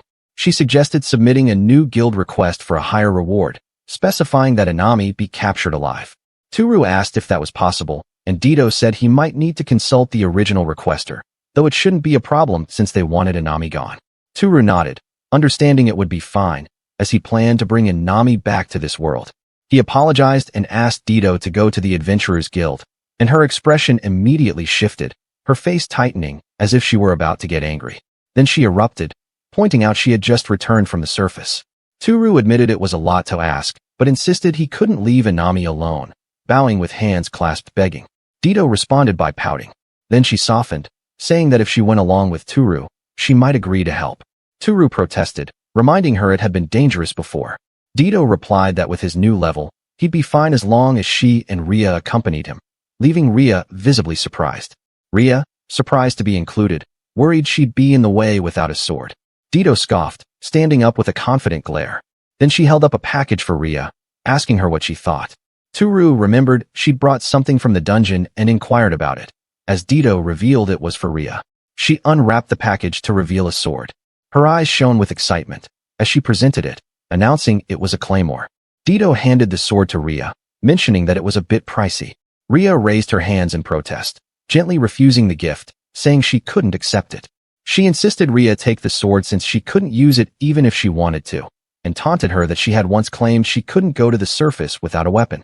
Ria hesitated, reluctant until she finally accepted, thanking Dito and promising to repay her. Dito waved it off, saying she had earned a bit of money. Still, Ria's face remained downcast and anxious, clearly reluctant to go. Tooru exclaimed excitedly that the three of them should head to the surface through the dungeon. Ria's eyes widened in shock, asking if they were leaving immediately. He suggested taking time to prepare, planning to leave tomorrow or the day after. Ria stammered her agreement, but Dito protested, insisting she needed rest after just returning. He decided to level up as much as possible before their departure. Dito asked if his level-up trap was already set, and he confirmed, adding that he had planned to show it to her. Excited, she eagerly exclaimed that she wanted to see it. Tooru brought her to the computer, and Dito froze in amazement. The dungeon was streaming onto the screen, and Tooru asked if she noticed the small pieces scattered across the floor. Dito squinted, assuming the scattered bits were trash, but Tooru told her it was pet food, bait for monsters. She murmured that nobles and hunters kept animals too. Then he clicked the mouse to show her the trap. The iron door lifted, then dropped hard in a single mechanical blink. She gasped as she asked what was happening. Tooru told her to keep watching as a giant centipede crawled into view. She warned it needed to be defeated given how deadly it was, but he stayed calm and clicked the mouse to trigger the trap. The iron door crashed downward, crushing the centipede instantly. Dito gawked as Tooru straightened, a surge of energy passing through him. He announced another level up, a faint aura shimmering briefly. She muttered in disbelief, realizing how he'd been leveling up. And he added that his system now worked automatically, even while he slept, but it was risky with Anami at the door. Dito demanded Tooru's level. He first said 9, then corrected himself, 10, as the aura faded. Shocked, she asked if he was serious. Sheepishly, Tooru admitted he'd stayed up all night leveling, making his daytime part-time job exhausting. She grabbed both of his cheeks and pulled, repeating that it wasn't fair. Tooru protested, wincing that it hurt. Dito fumed, insisting she'd risked her life countless times fighting monsters just to reach level 10. She demanded if he realized how many years that took. Tooru defensively replied that she could do it too. She let go, her expression suddenly shifting. She asked exactly what she was supposed to do. Tooru explained. She only needed to move the mouse. Place the pointer. Click with her index finger. She followed his instruction. She clicked. The iron door slammed again, killing another monster. Her eyes gleamed with delight. She shouted that she had defeated it. Before she could continue, Ria entered. Her expression was uneasy. She quietly asked if she could practice swinging her sword. She hadn't used one in a long time and wanted to regain the feeling. Tooru encouraged her and asked if he could watch. Ria apologized and declined. She wanted to focus alone. He understood. She apologized again for making a selfish request, and he brushed it off and told Dito not to click anymore. She nodded. Tooru said he'd leave for an hour so Ria could return safely. Otherwise, she couldn't re-enter the apartment. Ria thanked him and stepped into the dungeon hallway. Once the door closed, Tooru glanced at the closet where Shizuku was hiding. He called to her gently, and she peeked out, her voice soft and obedient, asking what he needed. Tooru explained his plan to Shizuku, asking her to watch Ria through the camera and memorize her movements. He said that if she ever transformed into clothing around him again, she could guide him by precisely copying Ria's form and technique. Shizuku immediately agreed and promised to do her best. He then said he would go to the shop to buy ingredients for dinner. He asked Dito and Shizuku to watch the apartment. Dito waved him off casually. Shizuku bowed and wished him a safe trip. Tooru left the apartment, stepped into the city, and bought high-quality meat. Dito had just returned home, so he wanted everyone to enjoy sukiyaki together. When he returned with bags full of groceries, Dito rushed toward him, flustered. Shizuku appeared too, shouting that something was wrong. Tooru's heart lurched. He asked what happened and why they were panicking. Their answer froze him. Ria had collapsed in the dungeon. They had seen her on the camera, lying on the stone floor, unmoving. Inside the quiet, ornamented room of the Kadia estate, Ria stood before her former master. Soft light fell across the noblewoman's calm smile as she thanked Ria for her service. Ria bowed deeply, shoulders taut, insisting in a strained whisper that she was not worthy of such kindness. The noblewoman stepped closer, her tone gentle as she reminded Ria that she was no longer her master, and needn't bow so low. Ria lifted her gaze by degrees, wide eyes trembling with emotions she couldn't voice. Without warning, the noblewoman's composure shattered, and she darted forward in a rush of emotion. She pressed herself tightly against her former knight, and Ria stiffened for a brief instant. Monica, the noblewoman, murmured that they were close in age and had been raised together since childhood. She spoke with sincerity, expressing that she truly thought of Ria as a sister. Ria regarded her with a thoughtful gaze. Monica continued, gently urging Ria not to wear such a somber expression. Since today marked her departure, Monica wished to see Ria smile as she said farewell. Then Monica moved to a corner of the room and retrieved a sword bracketed on the wall. She told Ria that though it could never compare to their long allegiance with the Eldrax house, she wanted Ria to have the sword. Ria finally woke up in Tooru's bed, her mind still dazed as she tried to understand why she was there. Her hands trembled, and she pressed them to her chest, sobbing quietly as the reality of her collapse settled over her. Outside the room, Dido, Shizuku, and Tooru waited patiently, watching for her to regain consciousness. Dido spoke first, reassuring that there were no external injuries, and that both her breathing and heartbeat were normal. Tooru exhaled in relief. He asked why she had collapsed, and Shizuku explained that while they had been monitoring her, she had suddenly stopped moving while holding the sword and collapsed without warning. Dido added that it was likely a mental issue rather than a physical one. Tooru's brow furrowed at what she said, and worry crept across his face. He thought she must be afraid of the dungeon. He remembered Ria had gone to the dungeon alone with her sword, and thought she seemed fine at first. Dido said she must have wanted to go alone in order to overcome her fear. She elaborated that it was likely a form of trauma. Tooru considered this and thought that perhaps it might be better for her to remain in a safe area, slowly healing her mental wounds. Dido corrected him, saying that Ria's trauma might never fully heal. Tooru's eyes widened in surprise. He asked why that would be. Dido explained that there was a rumor circulating in the Adventurers Guild, aside from the rumors about Inami. If that rumor was connected to her collapse, the roots of her trauma might run deep. Tooru's tension increased as he tried to clarify if this new rumor had something to do with Ria. Dido stayed silent for a while, and Tooru pleaded with her to tell him more. She shifted uncomfortably, preparing to respond, but at that moment, Ria emerged from the room. She insisted that this was something she needed to speak about herself. Everyone watched her with worry, calling her name. Tooru asked gently if she was all right to be up. Ria nodded and apologized softly for causing concern. Dido told her that she did not have to force herself to talk if she did not wish to, but Ria insisted on speaking. Her gaze now turned serious as she explained that this was something she must talk about, and that she wanted both Tooru and Dido to hear her story. Tooru and Dido exchanged glances, concern etched across their faces. Ria began recounting her past. She explained that in order to tell them why she had become like this, she first needed to explain why she became an adventurer. She described the house she was born into, the Eldrax house, a line of military nobles who had served the Katia house for generations. Their duty was to govern the knights of that prestigious family. However, the Eldrax house was unable to produce a male heir, and Ria became the head of her house. She continued, explaining that at the time of her birth, the Katia fiefdom suffered repeated droughts, causing severe economic problems. Strangely, the Katia house continued to produce only daughters. Having a female head of the Eldrax house might have been tolerated in their lower noble family, but in the case of a collapsing house, a female head was not acknowledged. This led to their decline, and the Katia house eventually faced extinction. The last of their bloodline was Monica, who was soon to be married to a duke. With that, the story of the Katia house came to an end. On the day she turned 16 and became a bride, Monica granted Ria her heirloom sword. Ria closed her eyes momentarily, the sadness in her expression palpable. Even though she no longer served the house and was no longer a knight, she could not discard her allegiance to the Katia house. She explained her decision to help impoverished orphans, using her abilities to support them financially. To do so, she chose the path of an adventurer, earning money through dungeon exploration. The sword Monica had given her served as protection for what remained of the Katia house. This was why she had become an adventurer. Dido nodded thoughtfully, acknowledging that Ria had truly resigned herself to this path, from a knight to an adventurer. Ria added that wielding the sword was her only real skill, and she relied on her physical ability rather than strategy to earn a living. Tooru reflected, saying indeed her body was good, but corrected himself, realizing her skill with her body was formidable, even if she used it in practical ways. Dido noted that adventurers were surrounded by scoundrels and criminals, and it was not unusual for news to spread about a beautiful and strong former knight joining the guild. Ria confirmed Dito was famous too. She explained that although forming a party was recommended for dungeon exploration, she heard a magician often ventured alone.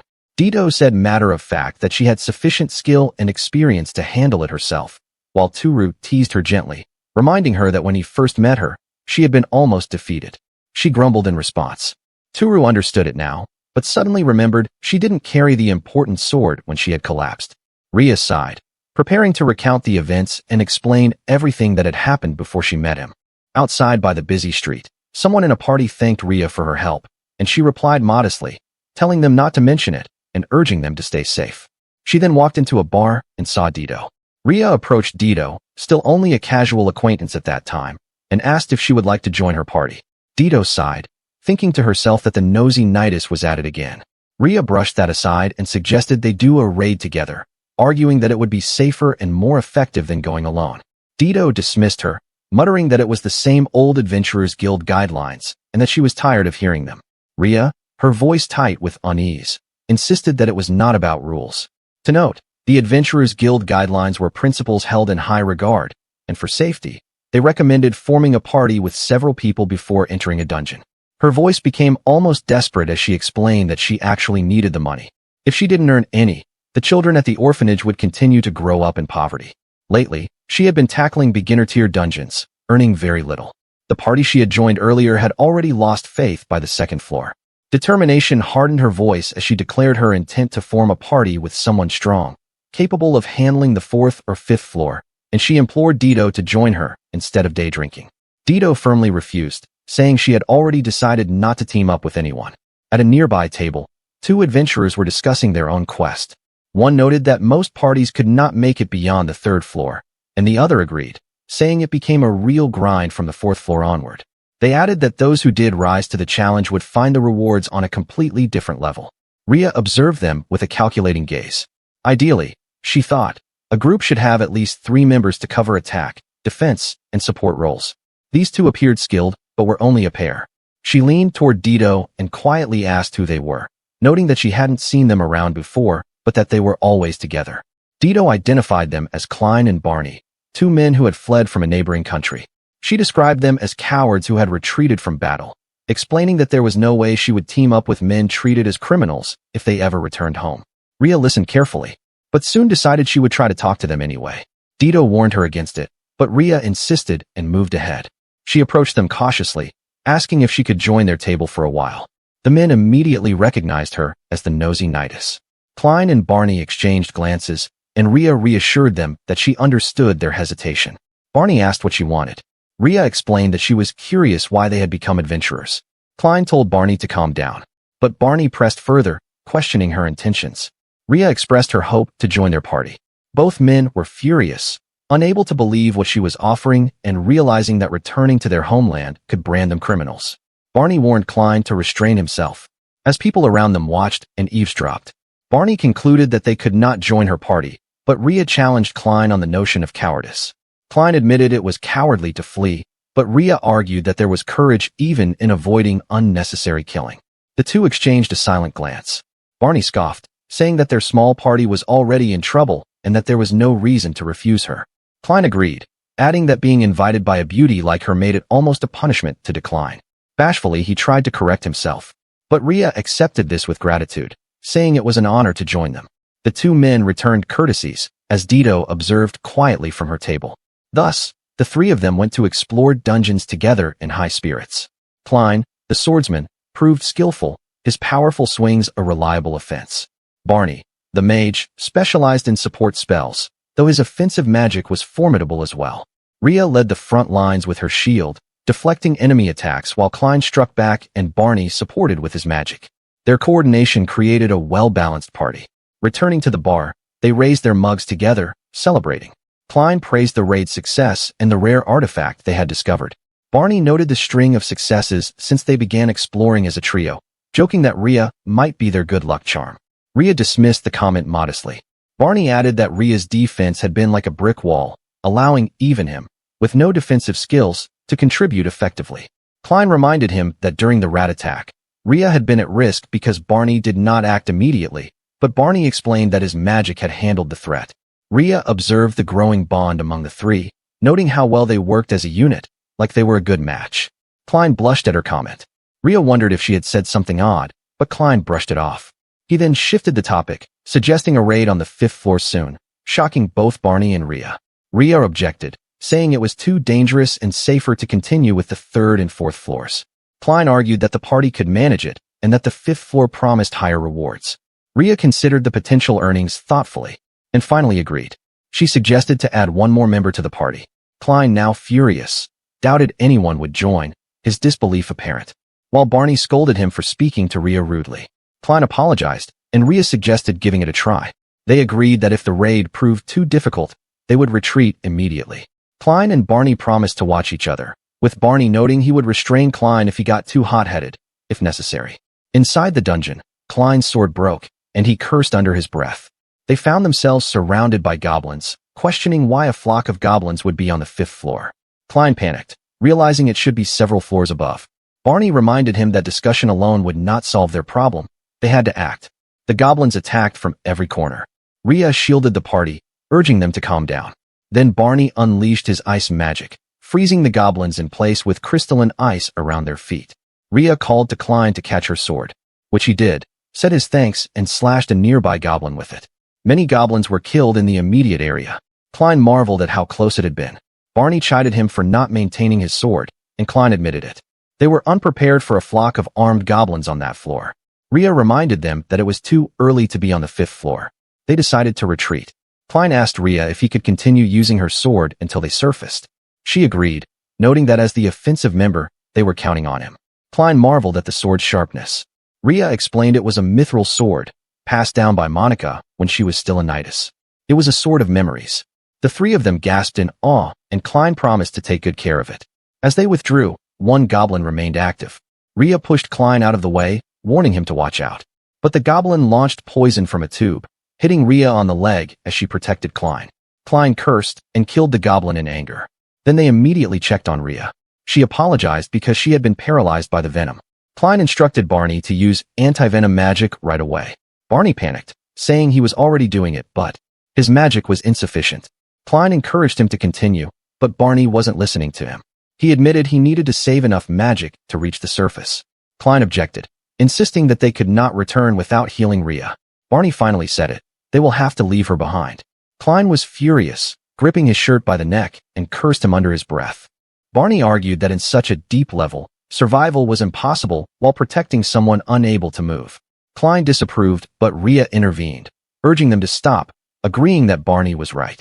She reminded them of the Adventurers Guild guidelines for emergencies. When a comrade becomes incapacitated, collect what is necessary from them and leave before monsters regroup. There was a clause in the Adventurers Guild guidelines dedicated to these kinds of emergency situations. Barney noted that essentials like food and weapons mattered most as he removed some items from Rhea's backpack. He then thanked her and bid farewell, instructing Klein to say goodbye as well. Klein was about to tell her how he felt, but stopped mid-sentence, and simply told her they would see her again next time. Rhea gently told both men to stay safe. Now alone, paralyzed on the dungeon floor, she forced herself to move, determined not to sit idle. She scrambled in the dark, searching for a hiding spot, and eventually saw a nook she could try to reach with the strength she had left. Pain surged through her body and into her heart. She lamented that Barney had not protected her until she found a safe place, and that Klein had not even left her sword, with tears streaming down her face. She cried because they both knew how much the sword meant to her, but took it anyway. Her hands remained eager to find the nook she saw in the darkness. Then she thought that even if she managed to hide, she might not be rescued. As she moved her hands along the wall, she inadvertently pressed the button on the iron door. Before consciousness left her, she whispered a short apology to Monica, mourning the loss of the sword and the harm done to her heart and body. From the moment Tooru heard what happened, he understood the full weight of Rhea's suffering. She had been left deep inside the dungeon with no weapons, no food, and no means to defend herself. The paralyzing venom left her body numb and decaying from within. She had been unable to move, surrounded by darkness and the distant groans of monsters she couldn't fight. Rhea closed her eyes as she remembered. In those moments when death felt close enough to breathe across her skin, she could only sit there crying. She said that it was then that Tooru appeared and saved her. He had treated her so gently that she hadn't even realized how broken with fear she had become. The dungeon terrified her so deeply now to a point that she could no longer steady her grip on a sword. Tears spilled down her cheeks as she recalled it.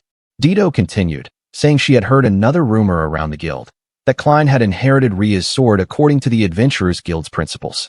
But whenever she tried to ask for more information, she could only gather scraps. Ria blamed herself as well. She said it was her fault too. She became so frightened she couldn't move. Because of that, she hadn't even thought of the safety of the two who left her behind.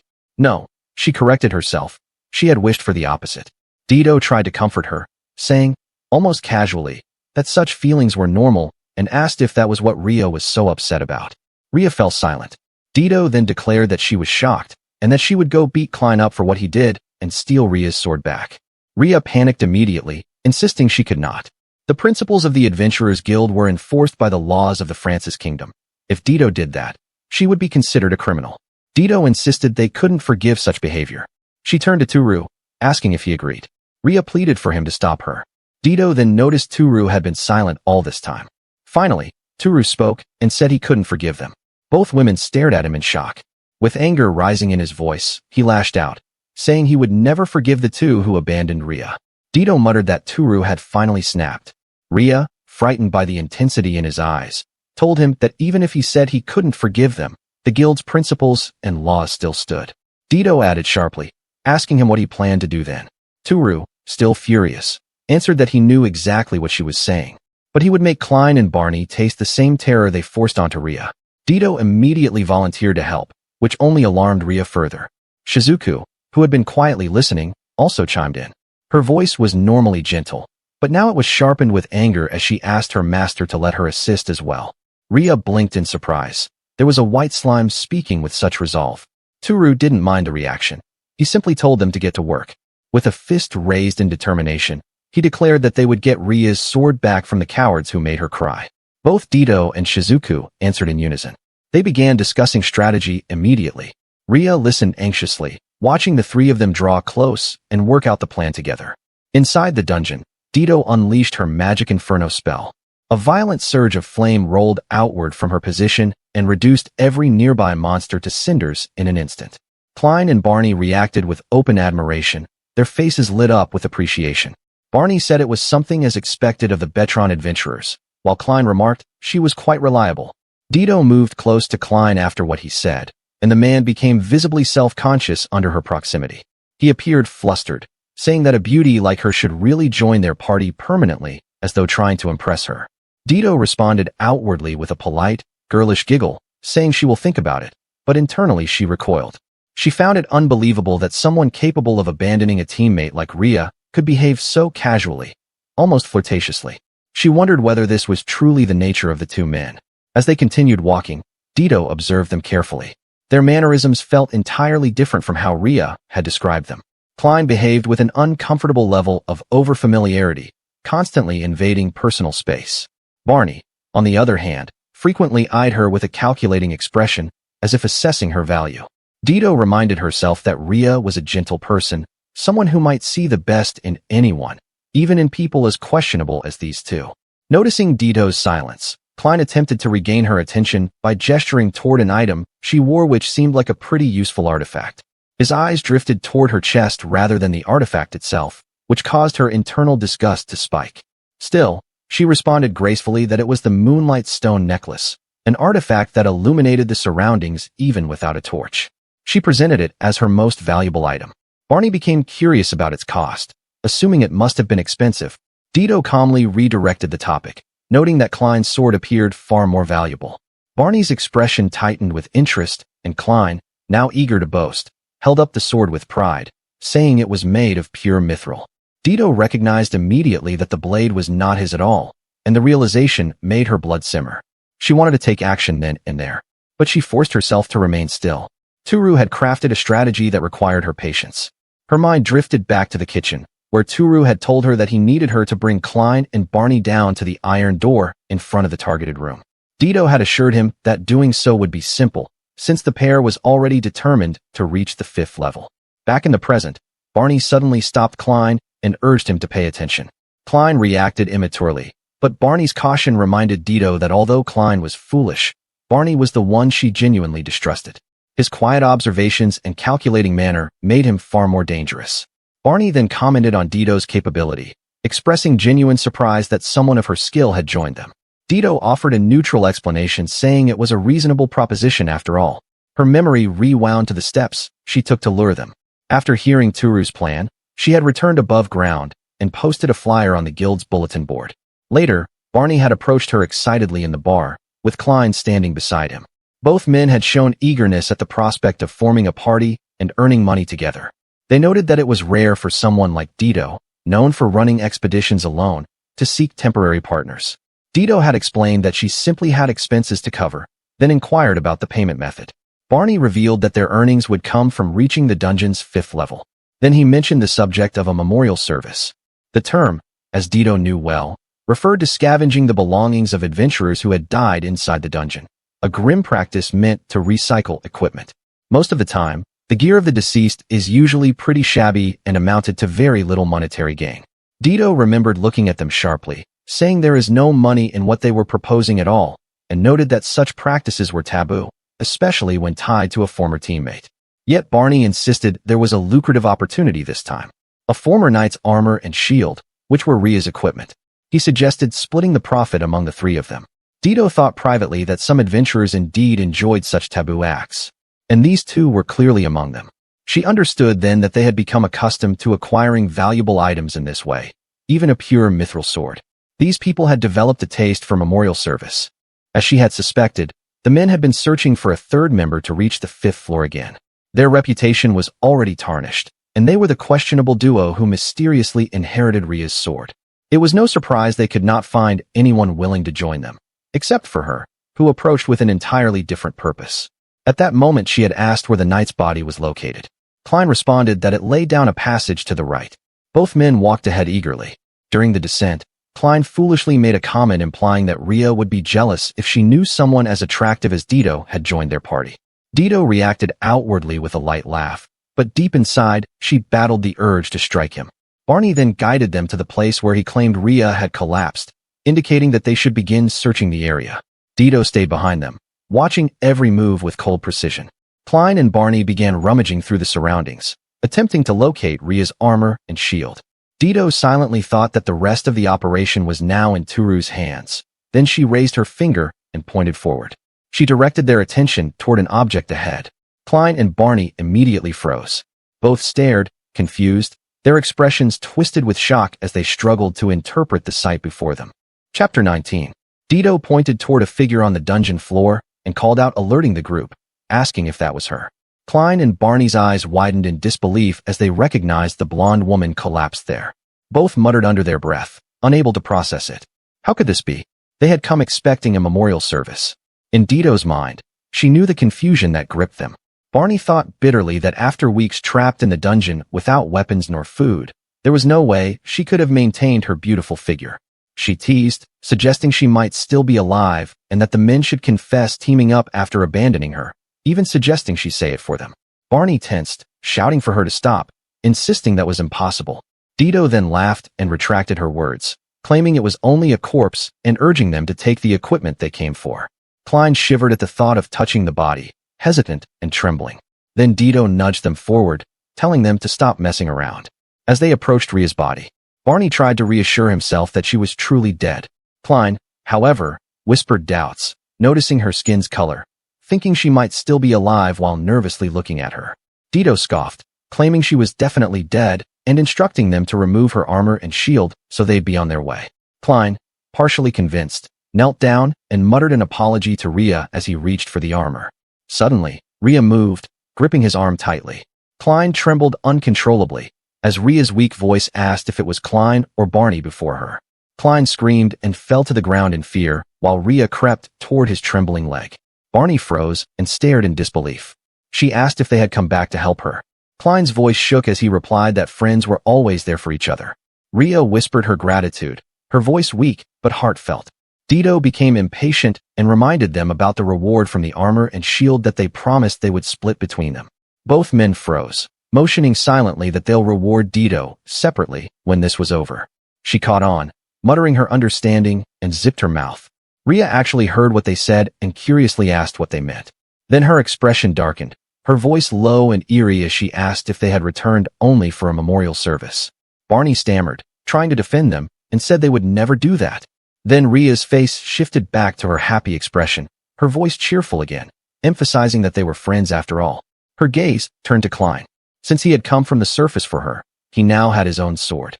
She asked if she could have hers back. Klein paled, unable to respond. Barney shook his head, disapproving, explaining that the sword was Klein's inheritance and there was no rule requiring its return, even though Ria was alive. Ria's eyes narrowed, disappointment shadowing her features. At that moment, Tooru pressed a hand against the iron door from behind the wall. A creaking sound from the ceiling alerted them. The iron door was closing. Klein and Barney shrieked, trying to escape, but Ria planted herself firmly on their feet, pinning them to the floor. They cursed and desperately tried to run, while begging her to release them, but she only smirked, her grin eerie and unyielding, and she let out the most terrifying sound. As the wall sealed behind them, Ria's face started to drip and contorted into a skeletal visage. She demanded her sword's return, her voice echoing with menace. Klein and Barney screamed at the top of their lungs, unable to contain their fright, and they begged for her to let them go, and she agreed, but on one condition, that they return her sword to her. They both stammered their agreement to comply immediately. Suddenly, a blinding flash of light erupted directly in their faces. The intensity of the light caused both men to collapse unconscious, while Ria maintained her grip on their feet, ensuring they could not escape. Actually, that light came from Tooru's head torch, and it was all just an act. Shizuku, now back in slime form, commented on their fainting with a mix of amusement and approval. Tooru praised them both for doing a good job and said their acting was on point. Dito explained that their riled-up emotions had contributed. Shizuku, with her fierce look, chimed in and said that when slimes get mad, they get mad. As Tooru watched both men, he noticed that they had wet themselves.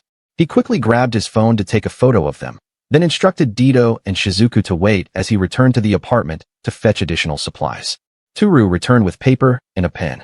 He had Dito write a few characters, confirming the message, before placing it under Barney's sword.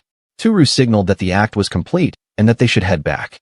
Now at the apartment, they checked the CCTV footage and saw Klein and Barney regain consciousness. Panic etched across their faces as they read the warning note and saw the sword. It said, "They'll die from a curse if they ever came back near this place again." Shizuku gleefully announced that both men had ran off, and Tooru smiled, noting that they would probably never return. He glanced at the adjacent room anxiously because all that was left now is to see Ria. Then he opened the door to Ria's room only to find Ria crouching nervously on the floor, asking if it was over.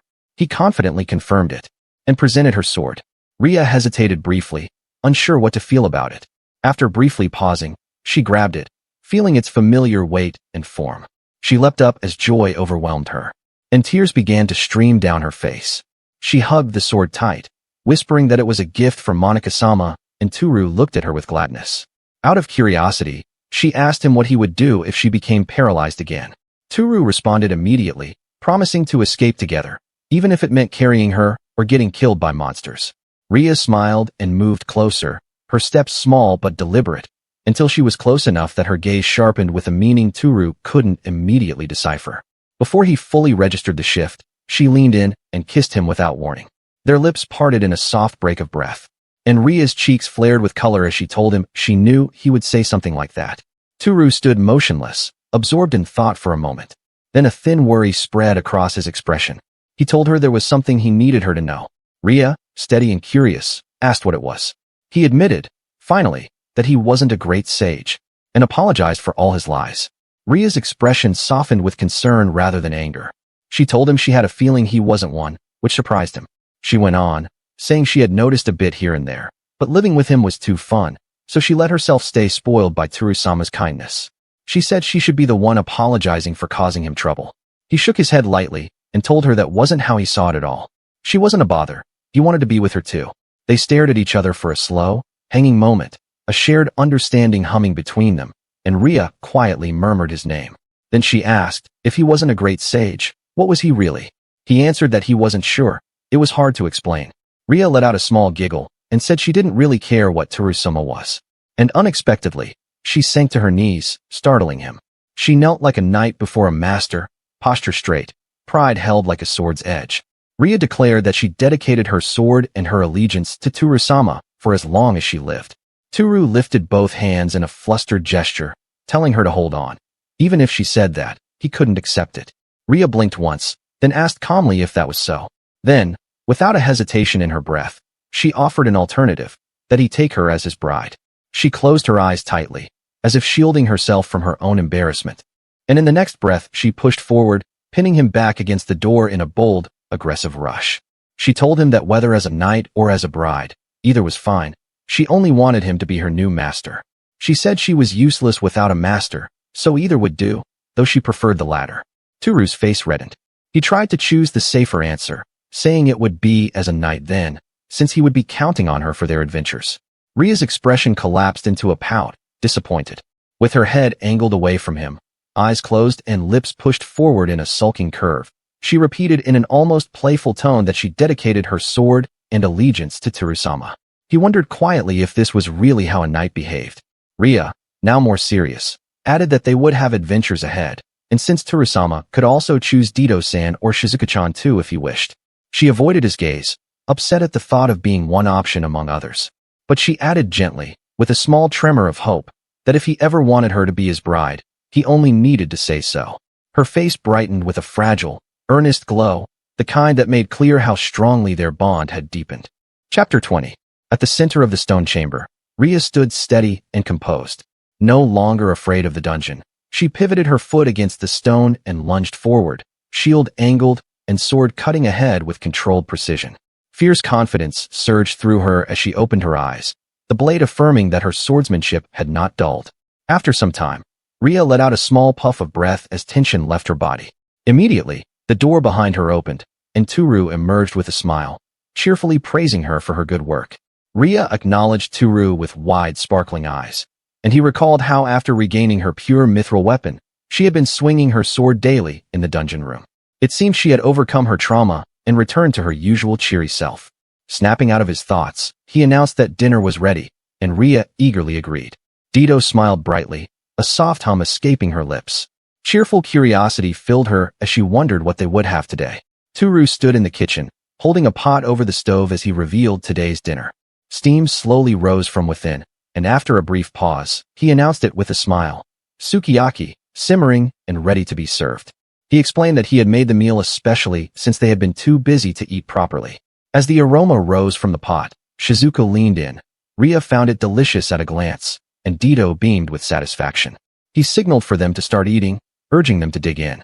Ria and Dido thanked him for the food, smiling brightly as they chewed in quiet contentment. Dido lifted her fork and savored the bite, struck by its rich, amazing flavor. Ria enjoyed it just as much, finding the meat tender and sweet, both of them visibly delighted by the first taste. Tooru remarked that the beef was high-quality wagyu and tasted even better with rice. He offered a slice with his chopsticks, and as Shizuku accepted the bite, her body wobbled softly, delighted by how yummy it was. As they enjoyed the meal, Dido mentioned it would take at least 2 days to leave the dungeon and reach the surface. Curious, Ria asked what food they would bring for the journey ahead. Dido paused to think, then laid out the plan. She said she and Ria would handle the monsters, and asked if Tooru would carry the food, hesitating as she wondered if it made sense. He answered without hesitation, agreeing enthusiastically. She voiced a brief concern about the food being heavy, but he quickly reassured them and urged them to look forward to what he would be bringing. With the plan set, Tooru stood before the door linking the dungeon to his apartment, his hand resting on the knob. He turned it slowly, and a sharp click echoed as the lock engaged. He then declared it was time to head for the surface.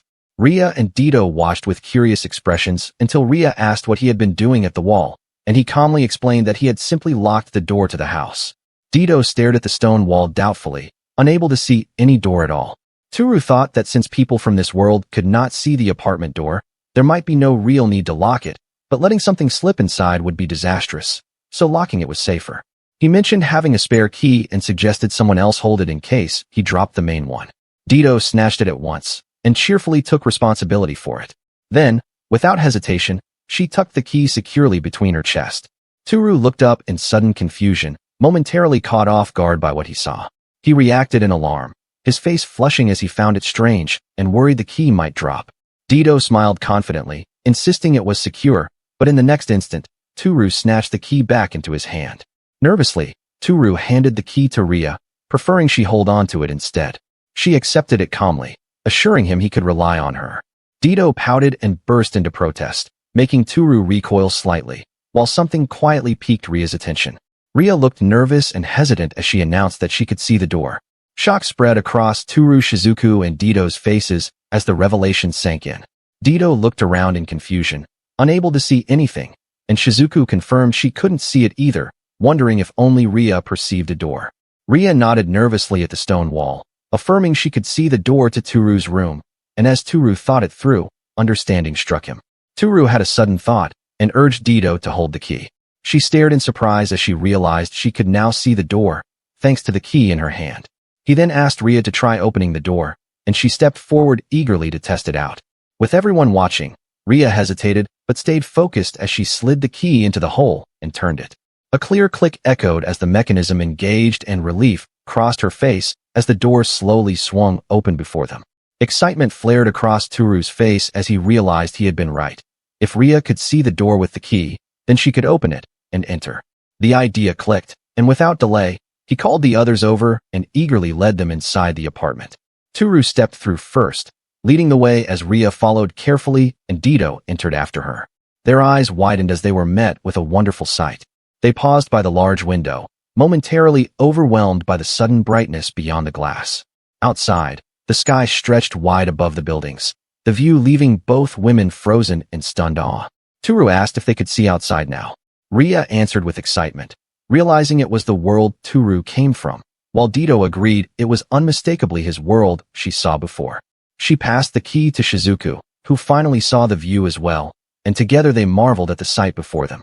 Still astonished by the key's power, Tooru crouched and offered his hand to Shizuku. He then turned to Ria, firmly reminding her never to lose it, and she nodded. With everyone gathered at the doorway, he urged them to calm themselves and prepare to head for the surface. Just as they were about to move, Dido let out a hesitant sound that stopped them short. Tooru turned, and she wailed in protest, insisting she wanted one too and demanding a key of her own. Tooru scratched his head awkwardly, puzzled by the request even as they were about to leave. He explained that the key was only for safekeeping, not something Ria would keep forever. Ria reacted at once, startled by his words. Ria held a hand to her chest and softly admitted she wanted one too, her voice trembling with hesitant longing. Tooru panicked and quickly gave in, letting her keep it as she clasped her hands in quiet delight. Dido immediately shouted in protest, frustrated that only Ria was allowed the key. Dido shouted that it was favoritism, her voice sharp and upset, while Shizuku gently admitted she wanted one too. Uneasy, Tooru tried to explain that the key could be duplicated at a locksmith, his hesitation clear. At the mention of a locksmith, Dido demanded they go right away, while Shizuku eagerly urged him on, both determined to have keys of their own. Pressed from both sides, Tooru quickly gave in, hurrying along as the situation slipped out of his control. Chapter 21. By popular demand, Tooru and the others had come to duplicate the apartment keys. Now at the locksmith shop, the clerk mentioned that making 2 duplicate keys would take about 30 minutes. Tooru thanked him and stepped back outside. Outside the locksmith shop, Tooru apologized for the wait, only to be taken aback by the sight of a crowd of people murmuring nearby. He was surprised to see that many people had gathered around Ria and Dido, staring and whispering among themselves. Tooru took in the scene, wondering what could possibly be going on. A crowd had formed around Ria and Dido outside the shop as they stood side by side in their borrowed modern clothes. The onlookers whispered and watched from a slight distance, captivated by how striking the 2 girls looked. Tooru reflected that their foreign appearance only heightened the attention, recalling how he had specifically warned them not to speak carelessly to strangers. As a result, Ria and Dido stood quietly, observing the crowd with a mix of awe and curiosity. Tooru thought that no one there would ever guess that these 2 foreign beauties were actually a knight and a sorcerer. Tooru suddenly grabbed both Ria's and Dido's hands, startling them, and hurriedly suggested that they go somewhere else for a bit. Without waiting for a response, the 3 of them dashed away from the gathering. A moment later, they had put some distance between themselves and the crowd. Tooru remarked that there was still a bit of time before the keys would be ready and wondered aloud what they should do next. Ria hesitated shyly before admitting that it might be asking too much, but she wanted to see more of Tooru's world. Dido agreed, saying she felt the same and wanted to look around properly, especially since the last time she had gone out it had been nighttime. Shizuku, disguised as part of Tooru's clothes, chimed in excitedly that she wanted to go as well. Tooru smiled, clearly sharing their enthusiasm. He suggested that they delay their departure until the following day and spend the rest of the day wandering around the city instead. Ria and Dito smiled and readily agreed, encouraging him to do so. As they wandered through the city, Ria gazed up at the scenery in amazement, marveling at how the towering buildings seemed to block out the sky and how the vehicles on the road moved far faster than horses. All around them, crowds of people flowed through the streets. Overwhelmed with excitement, Ria declared with certainty that this must be Tooru's world. Dito laughed smugly and added that this was not all, pointing out that the city was also full of delicious food. Ria listened intently as Dito promised to share her recommendations.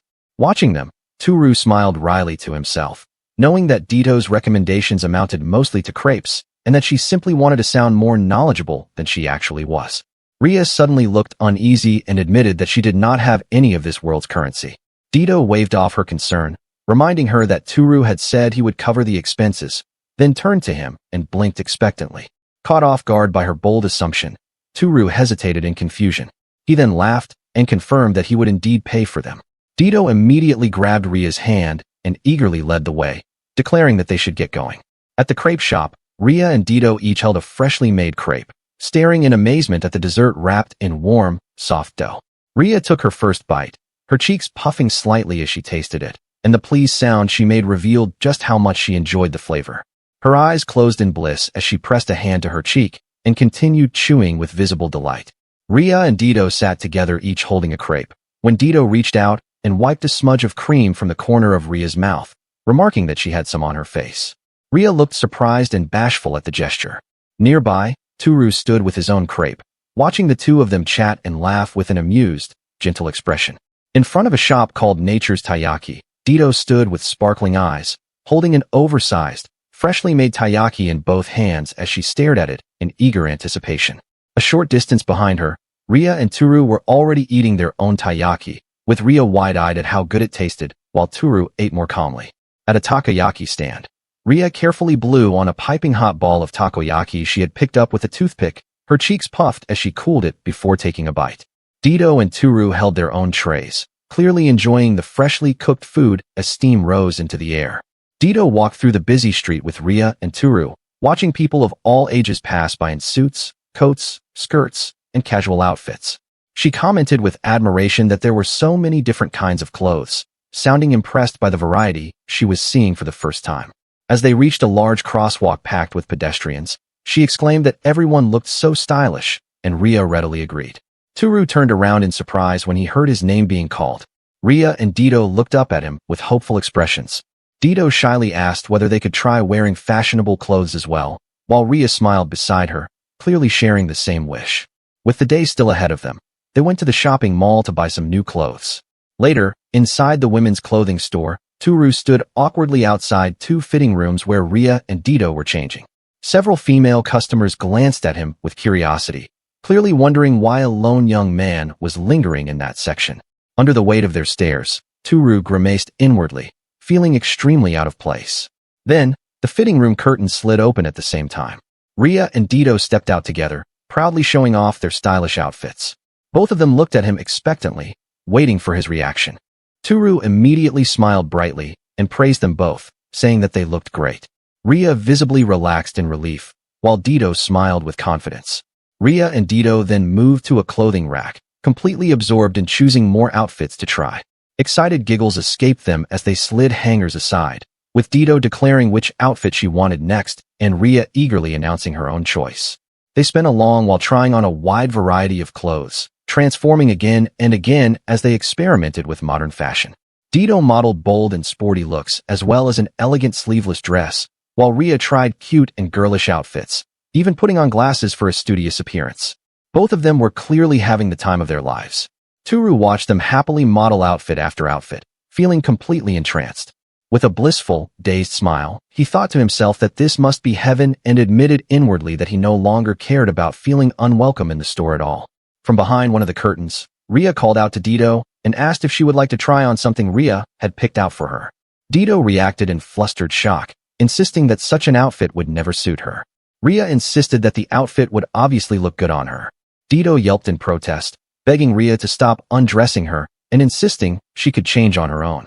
Outside the fitting rooms, Tooru heard the escalating commotion and turned red, sweat beading on his face as he wondered what was happening. Eventually, Ria managed to coax Dito into trying on the outfit. Tooru and Ria both froze in surprise as Dito stepped out wearing a light, summery dress and a wide-brimmed hat. Her long hair flowed down her back as she shyly adjusted the brim, blushing as she softly asked Tooru how it looked. Tooru stared at Dito in stunned silence, his heart skipping a beat at how different and beautiful she looked. Flustered, Dito worried aloud that it might look strange on her. Tooru quickly reassured her, insisting that she looked very pretty, which only made her more embarrassed, though clearly pleased. Ria stepped close and burst out in agreement with Tooru, declaring that Dito looked very cute. Energized, Ria rushed back to the racks and immediately started picking out more clothes, eagerly urging Dito to try yet another outfit. Dito, still flustered and overwhelmed, pleaded for a brief break as Ria continued enthusiastically. With their shopping complete, Ria and Dito left the store smiling brightly, bags of new clothes in hand as they sincerely thanked Tooru. While Tooru smiled at them awkwardly but warmly, telling them that he was happy as long as they were happy and brushing aside any concern about the money. Inwardly, he reasoned that they would be able to earn gold coins once they returned to their original world.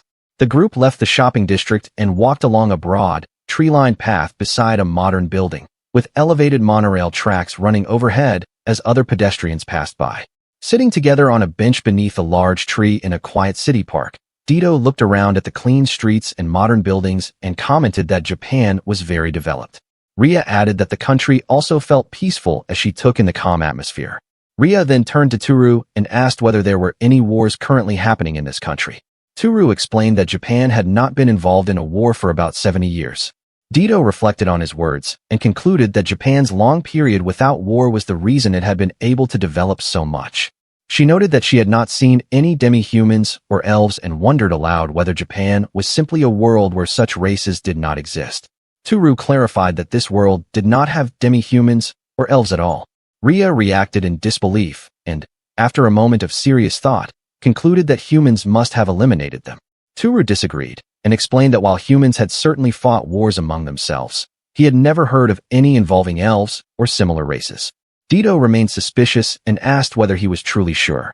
Thinking it over, Tooru added that giants and demi-humans appeared only in myths in this world and were not considered real. Hearing that, Dito accepted his explanation and said she would believe him. Dito suddenly spoke up and apologized to Tooru.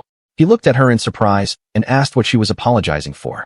Dito explained that she was sorry for complaining about wanting a house key. Ria lowered her gaze and added that she was also sorry, since it was Tooru's home. Tooru smiled gently and told them it was fine. He explained that he had wanted them to be able to enter his room freely from the start, and that giving them keys had been his intention anyway. He added cheerfully that he had also wanted an excuse to show them around the city. Dito looked at him with softened eyes and quietly said his name, clearly moved. Ria smiled brightly and thanked him sincerely, addressing him as Tooru-sama. Tooru then turned his thoughts back to their main objective, stating that before anything else, they needed to save Inami-san in the girl's original world. Later, Tooru handed out the duplicated keys to Ria, Dito, and Shizuku. He then took his own key and turned it firmly in the lock. The scene shifted back to the dungeon, where Tooru, now dressed in adventuring gear with a helmet lamp, led Shizuku, Ria, and Dito through a stone corridor. With determined energy, he declared that they would escape the dungeon and reach the surface, while the girls walked beside him in their knight and sorcerer attire. Chapter 22. Deep within the fifth layer of the Yomi labyrinth, Tooru, Ria, and Dito moved forward in silence. Something suddenly darted from the side. A rat-like monster squeaked as it shot past their feet, jolting Tooru into a sharp cry of surprise. Reacting instantly, Ria and Dito surged forward. Ria snapped her shield up as Dito moved in beside her, while Tooru watched from behind them, wide-eyed and caught between awe and panic. Ria lunged forward, swinging her sword in a powerful arc toward the monster. At the same time, Dito poured her magic into a fire spell, unleashing a blast of flames straight into the lone foe. The monster's scorched remains lay utterly destroyed at their feet, clear overkill. Tooru let out a shaky breath as Dito smirked, teasing that they'd overreacted because he was too tense. Still shaken, Tooru muttered that of course he was on edge. Back in Japan, monsters didn't exist. Dito shot back that at his current level, he should handle giant rats easily, yet Tooru still couldn't shake his doubts. Even so, Tooru had only just reached level 10, and he couldn't tell whether his stats were truly strong or still weak. Remembering the character appraisal skill he'd learned, Tooru perked up and wondered if it could reveal someone else's stats. Dito's eyes lit up as she eagerly urged him to try it, and encouraged by her reaction, Tooru answered with new energy and agreed. 2 status windows appeared. Dito Macaron, age 221, a high elf sorcerer at level 48, and Rhea Eldrax, 18 years old, a human knight at level 32. Tooru let out an awed breath, stunned that he could see their stats, and just how high their levels were. Noticing gaps in the display, Tooru muttered that he couldn't see all of their stats. Dito explained that his skill level was still low, and that more details would appear as he raised his level. Understanding dawned, and Tooru nodded in agreement. In his mind, Tooru noted how much Dito's level had grown.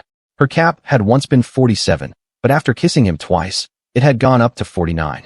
He also recalled that she often spent her free time grinding with the clicker, which must have contributed to her leveling up. As for Rhea, her level was lower than Dito's, but her level cap was much higher. Thinking back, Tooru remembered that he had kissed Rhea once as well. Curious, Tooru asked Rhea if her level cap had increased. She smiled gently and confirmed it had, though she admitted she didn't know why and wondered if Tooru might understand the reason. Tooru was about to explain when Dito suddenly shot him a series of sharp, simmering glares, dragging out his name in a half-angry warning. Shizuku watched the tense exchange from his shoulder. Flustered and angry, Dito blurted out whether Tooru and Rhea had done something together while she and Tooru still hadn't. Sweat forming fast, Tooru stumbled over his words, insisting he could explain as he desperately tried to calm her down. Off to the side, Rhea watched with a puzzled tilt of her head. The party pressed on through the dungeon's dim stone corridors. Rhea led with shield raised and sword ready, her expression focused, while Dito followed close behind.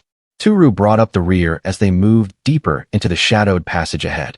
They soon entered the dungeon's 4th layer, where thick, gnarled roots crept across the walls and ceiling, plunging onto the floor like grasping limbs of a dead forest. Breathing hard, Tooru asked if they had finally reached the 4th layer. Still catching his breath, he glanced uneasily down the corridor, wondering if this winding route was truly the shortest path. Dito confirmed it was the shortest route and added that they'd arrived fairly quickly. Tooru shot back in exasperation, arguing that fast was ridiculous after 4 straight hours of walking while being constantly attacked by monsters. Rhea calmly remarked that it did feel fast, recalling how she'd once wandered for more than half a day before reaching Tooru's room and succumbing to poison. Dito added proudly that she was used to the route after countless trips to the surface. With a tired sigh, Tooru suggested they take a short rest, noting it would normally be lunchtime by now. Dito eagerly agreed, pointing out a water fountain just ahead and suggesting they push on. When Tooru asked how far it was, she said about an hour, leaving him staring at her in disbelief. Pressing deeper into the dungeon, Rhea led them across the uneven floor, stepping over a massive tree root. Tooru suddenly froze when a human skull caught his eye, his breath coming hard from the long trek and constant obstacles. Beside him, Rhea and Dito looked on calmly, showing no sign of fatigue at all. When they reached the room with the water fountain, Tooru noted how spacious it was and how easy it was to move around despite the roots. Dito confirmed they'd arrived and pointed the fountain out to him. Tooru stared at the water fountain in awe, marveling at the sight before him. His attention then shifted to the corner of the room, where he noticed 3 adventurers resting nearby. Watching the 3 adventurers, Tooru remarked that people from this world truly were strong, and Shizuku quietly agreed. He gently tucked her into his bag, murmuring that as a precious white slime, she should stay hidden from view. Dito reassured him that they were safe, explaining that the Adventurers Guild forbade parties from attacking each other, though provoking them could earn a bounty. She added casually that the adventurers weren't very strong. Stunned, Tooru questioned that claim, and Dito suggested he check for himself, warning him not to appraise the short, red-haired one. When Tooru asked why, Dito explained the man was likely a thief with the perception skill and would notice any appraisal attempt. Agreeing it could cause trouble, Tooru decided to appraise the man with the cross-shaped scar instead. Examining his status window, Tooru saw the name Dan, a 38-year-old human swordsman at level 12. Shock hit him when he realized the man was only 2 levels above himself. With a serious look, Dito noted that Dan was merely average, explaining that surviving to level 10 meant he'd likely been an adventurer for at least 3 years. Tooru asked if that was really how it worked. Dito confirmed that fighting even one monster below level 10 usually meant death, and that killing a giant centipede at that stage was unheard of. With a dry look, she added that Tooru had been leveling safely from his room, just clicking away, prompting his awkward smile as he asked how she could tell the adventurers weren't very strong. Dito replied confidently that she could tell just by looking. Tooru accepted that as something only a veteran adventurer could do, then dropped heavily onto the stone floor in exhaustion. After catching his breath, he suggested they finally stop and have lunch now that they'd made it this far. The three settled onto the dungeon floor to rest, while Shizuku curled up near Ria's knees. Ria glanced at Tooru to confirm he'd prepared the food himself, and he replied modestly that since he couldn't fight, cooking was the least he could do, mentioning he'd brought plenty along. At that, Dito's face lit up with excitement. Rummaging through his bag, Tooru weighed their options. With the water fountain nearby, there was no need to conserve water, so he pulled out a 5-pack of instant ramen labeled Best Miso and decided that would be their meal. Tooru set up a small camping stove and brought water to a boil. He calmly explained each step, adding the noodles, soup powder, and dried vegetables, then asked them to wait just a little longer as Ria and Dito knelt close in eager curiosity. Steam rose from the pot as Tooru stirred with his chopsticks and declared the ramen ready.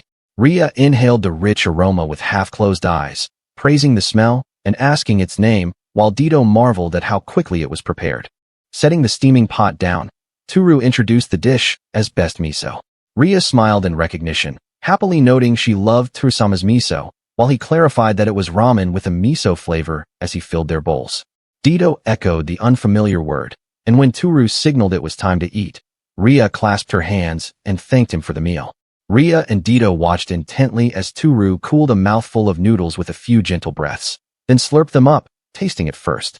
After chewing for a moment, he nodded with a satisfied smile, clearly pleased with the flavor. His eager eating sounds made the two girls glance between his expression and their bowls with growing anticipation. Ria and Dito cautiously copied Tooru, blowing softly over their bowls before lifting the noodles and taking their first careful slurps. As the flavor spread across their tongues, both girls' eyes lit up. Ria hummed happily in approval, while Dito smiled in bliss, her cheeks faintly puffed as she savored the rich taste of the hot miso ramen. Dito and Ria sat on the dungeon floor, happily savoring their bowls as Dito admired the dish's deep, layered flavor despite how quickly it was made. Nearby, Shizuku inched closer to Tooru, gazing up with round, pleading eyes and opening its tiny mouth to beg for a bite. With a pleased grin, Tooru reached a hand toward her. Tooru fed Shizuku a bite of ramen, making the slime jiggle with delight. As he did, he glanced aside and noticed the other adventurers watching them.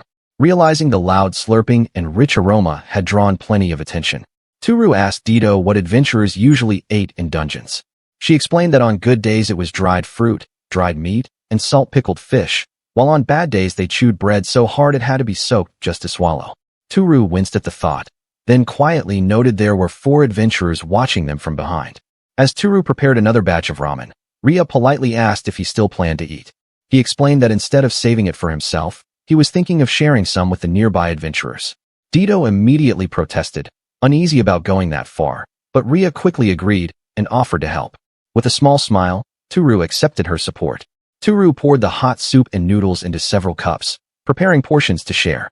Still uneasy, Dito urged him not to go, but Tooru stepped forward anyway, asking her to stay behind and watch over Shizuku. Tooru approached the seated adventurers, nervously offering a steaming cup as he greeted them. The scarred, muscular man at the center slowly looked up, fixing Tooru with a hard glare before replying curtly. From their guarded expressions, Tooru could tell they were deeply suspicious. Forcing a nervous smile, he explained they'd made too much soup and wanted to share it. The adventurers exchanged confused looks, and the scarred leader cautiously asked how much it would cost. With a bright smile, Tooru insisted he wanted nothing in return and passed out the cups. When he finished, the adventurers sat in stiff silence, staring down at the bowls in their hands. After a tense pause, one of them finally spoke up, voicing suspicion and asking if the soup was poisoned. Tooru froze at the accusation. One adventurer questioned why he was speaking a monster language, another pointed out the strange artifacts his group carried, and a third muttered that they'd never seen food like this before, only deepening the tension. Panic hit Tooru as he realized Japanese counted as a monster language here. Rushing to explain, he insisted the soup wasn't poisoned and that adventurers wouldn't attack each other. The men remained unconvinced, grimly noting that in a dungeon, the truth dies with the dead. As the adventurers muttered darkly, one of them suddenly recognized Ria and blurted out whether she was the nosy knight known as Arya-san. Startled, Ria confirmed it, and the man added, still uncertain, that she had helped him once before. Dubious, the man added that he'd heard Arya-san was dead. Tooru reflected that on the surface, Ria was still listed as such. In response, Ria beamed, pumping her fists and insisting she was very much alive. Resigned, Tooru realized there was little point arguing when his group looked suspicious from every angle.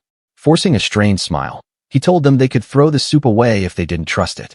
Disappointed, he turned with slumped shoulders as Ria watched in silence, and the adventurers stood behind, still holding their untouched cups. Suddenly, the bald adventurer muttered that he would eat it after all. Tooru turned back in shock as the others hesitated, but the man was already overwhelmed by the rich aroma and distant slurping, deciding it didn't matter if he died. He lifted the cup and slurped the noodles as the others watched in tense silence. His face stiffened, drawing anxious cries. Then his eyes flew wide as he burst out that it was unbelievably delicious, demanding to know what kind of food this was. Thrilled, Tooru leaned forward with delight. The adventurer broke into a wide grin, loudly praising how amazing the food was. The other adventurers finally gave in and started eating, their eyes widening in disbelief. One demanded to know what the dish was, stunned by the taste, while another pointed in triumph, and soon all of them were slurping eagerly. Mid-meal, one adventurer panicked and shouted for them to stop. The others froze, while Tooru stared in confused surprise. Tooru watched nervously, fearing they still doubted him. Instead, the adventurer had a realization, explaining that soaking their rock-hard bread in the soup would make it taste far better. The adventurers tried it at once, dipping their bread into the broth and biting in. They erupted in praise as the softened bread soaked up the rich flavor, cheering loudly while they ate. As their excited voices rose, Ria and Tooru watched with gentle smiles, relieved to see the once suspicious group completely won over. As Tooru's party prepared to move on, Dito admitted she was surprised they'd eaten the food and remarked that Tooru's ease with others might be a good thing, leaving him unsure if it was praise or criticism. Ria then noticed something in his hand, and Tooru explained the adventurers had given him a flower in thanks. Dito and Shizuku stared at the small bloom in shock as Dito identified it as an ancient tree flower. When Tooru asked if it was really that rare, she explained it was used as an ingredient for mid-tier potions. She went on to explain that the flower was rare and highly sought after, with only a handful of adventurers knowing where to harvest it. She reflected that some people quietly carried valuable knowledge unknown to most. She took the gift as a hint toward a spot on this layer where the flowers bloom, likely along the roots. Tooru concluded with a smile that the flower was simply their reward for serving the best miso. Ria looked pleased, noting that the adventurers truly appreciated the meal. Holding the flower, Tooru listened as Shizuku praised him enthusiastically, while Dito suggested he treat them again if they met once more. With a small, content smile, Tooru gazed at the ancient tree flower in his hand and agreed to do that again if their paths crossed. Chapter 23. The party has finally entered the third layer of the Yomi labyrinth, emerging into a vast ruined hall shaped like a grand castle. Tooru stared up in disbelief at the idea of a castle hidden underground, while Dito cheerfully confirmed it, asking if he was surprised. Dito explained that the place became famous decades ago when the dungeon was first discovered and the golden castle caused a massive uproar. The halls were once packed with solid gold objects, triggering a full-blown gold rush as adventurers swarmed in chasing riches. As she finished narrating the castle's golden past, clacking skeleton soldiers suddenly advanced with raised blades. Ria stepped forward at once to shield the group, swinging her weapon in a wide arc and shattering the nearest skeletons into splintered bone, while Tooru and the others watched from behind her. After Ria smashed the skeletons apart, Tooru, still struck by how fearsome they looked, wondered if skeleton monsters weren't supposed to be strong. Dito brushed it off, explaining they were actually weak, moving sluggishly without muscles and wielding nothing but old, worn weapons. With an eager smile, Dito pointed out that the weak skeletons were perfect targets for Tooru's training. He reacted in disbelief, unsure he could handle facing them on his own. Dito explained that if Tooru kept relying on clicking alone, his real combat instincts would never improve, no matter how high his level rose. Flustered, Tooru reluctantly admitted she had a point, while Ria offered to carry their luggage so he could use her large shield during training. Tooru lifted Ria's massive shield and reeled at its weight, marveling at how strong she had to be to carry it so easily. Ria stepped close and teased whether he disliked strong women, flustering him into a quick denial, while Dito, mildly exasperated, told them to stop flirting and move on. Tooru planted his feet and raised Ria's shield, steadying himself as he accepted there was no backing out. Behind him, Ria watched with a gentle smile while Dito grinned and wished him luck, just as Tooru charged forward with a nervous battle cry toward the waiting skeletons. Shattered bones littered the floor of the castle hall. Panting, Tooru gripped his pickaxe and shield, sweat pouring down as he caught his breath, realizing that while each skeleton was weak alone, their sheer numbers were the real threat. Exhausted and soaked in sweat, Tooru stumbled over loose rubble and pitched forward with a startled cry. Before he could fall, Ria darted in and caught him, steadying him with a worried look as he flushed in embarrassed relief. Tooru admitted he was already worn out from a full day in the dungeon, forcing a faint smile as he spoke. Still bright and encouraging, Ria told him they were almost at a good camping spot and urged him to hang on just a little longer so they could finally rest. The party reached a rest area within the ruined castle where other adventurers had already set up camp.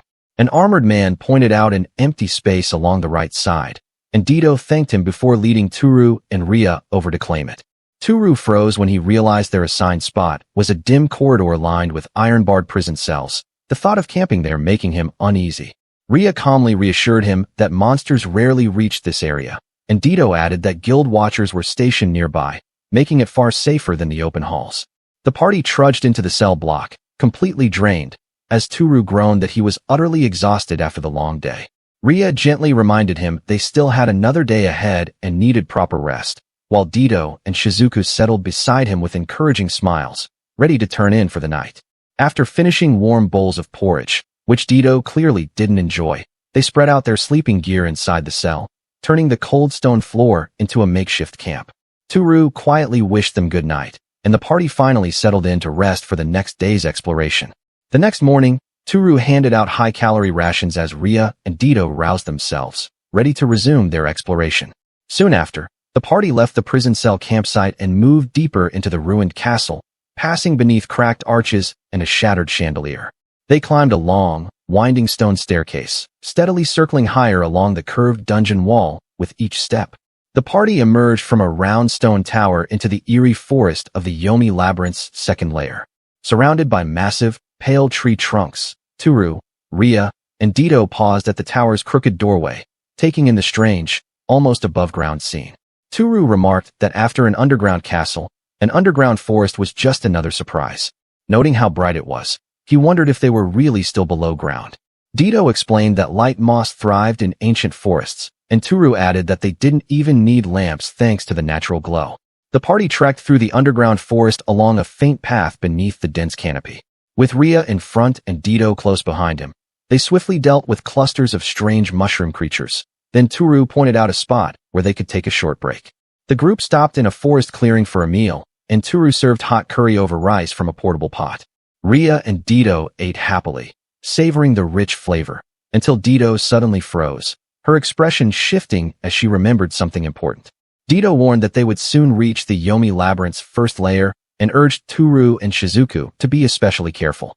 She continued to explain that the first layer was like an underground slum, home to those cast out from surface society, where powerful groups and criminal gangs constantly fought for control and violence was an everyday reality. Dito went on to explain the main factions ruling the first layer: a thieves' guild of pickpockets and professional thieves, a merchants' guild dealing in black market goods, and a fast-growing mercenaries guild that handled the muscle-heavy work. Tooru remarked that the first layer sounded extremely dangerous, but Dito downplayed it, saying that as long as they were careful around the mercenaries guild, they should be fine. Tooru pointed out that the thieves' guild sounded like an even bigger problem, since being robbed would cause constant trouble. Ria quickly agreed, insisting the thieves' guild was dangerous as well and not something they could simply ignore. Dito calmly waved off their worries, explaining that the thieves' guild targeted nobles and wealthy merchants, not ordinary adventurers like them. Since they didn't look rich or important, she reasoned, the thieves would have little interest in their party. Ria countered that even the prestigious Katia house had been robbed, implying the thieves' guild's involvement. Dito coolly replied that lavish estates naturally attracted petty theft, suggesting the incidents were more likely the work of random children than an organized guild. Ria shot back that it would at least be better if those children ended up in a proper orphanage. Dito snapped that Ria had no room to complain if she wasn't taking in every street child herself. Sensing the tension, Tooru quickly stepped in and redirected the conversation, asking instead about the Merchants Guild. Dito explained that the Merchants Guild couldn't be neatly labeled as good or evil. When they sold vital supplies like food, weapons, and armor, adventurers welcomed them despite their darker dealings. Still bristling, Ria added that she'd heard the guild was involved in slave trading, gambling, stolen goods, and drugs banned on the surface. Dito concluded that as long as there was demand for forbidden goods and services, the Merchants Guild would remain a necessary evil. Ria then recalled rumors from the guild pub about Dito visiting the Merchants Guild's gambling den, prompting Tooru to mutter uneasily under his breath. Eager to change the subject, Tooru asked about the Mercenaries Guild and how it compared to the others. Dito and Ria answered in perfect unison, bluntly declaring it the worst of them all. From what Dito had heard, the Mercenaries Guild preyed on beginner adventurers, posing as bodyguards before extorting them and seizing all their loot. Ria added that they also controlled a key route to the lower layers, charging anyone who tried to pass through. Tooru remarked that they sounded like the Yakuza, wondering why adventurers would sink into such shady work.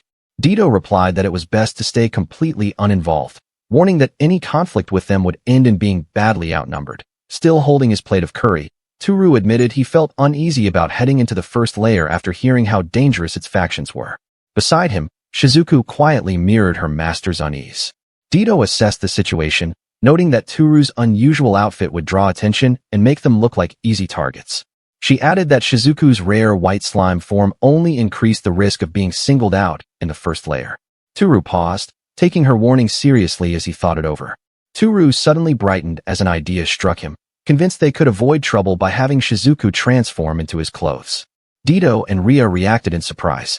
Ria warned that Tooru's odd outfit could invite an appraisal and instantly expose Shizuku as his gear. Tooru quickly clarified that he wouldn't wear Japanese clothes, deciding Shizuku should transform into something more ordinary to help him blend in. He asked Shizuku if she remembered what the adventurers on the fourth layer were wearing, and the little slime happily confirmed it. He told her to shape-shift into standard adventurer gear to avoid attention, and Shizuku eagerly agreed, slithering toward his waist in obedience. Her gelatinous body engulfed him before reshaping and hardening into form. When it finished, he stood clad in ordinary adventurer armor, the natural fit completely erasing his once-odd appearance. Tooru proudly showed off his new armor, wondering if he'd blend in now and noting it also kept Shizuka hidden.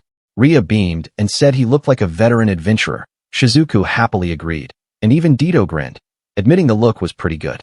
Tooru examined the armor and admitted that the disguise fell apart if his only weapon was still a pickaxe. He reasoned that carrying at least an iron sword would complete the look and match his gear. Hearing this, Dito promised that once they reached the first layer, she'd buy Tooru an iron sword. Overjoyed, Tooru lit up, clearly thrilled by the idea. Tooru rallied the group and urged them to move out. Ria led the way toward the upper floors, with the group following along the forest path. The party reached a dark tunnel carved beneath the forest. Moving in quietly, they climbed the long stone staircase, pressing upward toward the brighter exit of the higher floor above. The group emerged into the bustling first layer of the Yomi Labyrinth, a town-like hub carved into the dungeon. Shops and stalls lined the main street ran by adventurers and merchants. Tooru scanned the busy streets and admitted that, despite the rumors, the place felt even sketchier than he'd expected. Ria explained that this district was under the Merchants Guild's control, making it one of the safer parts of town.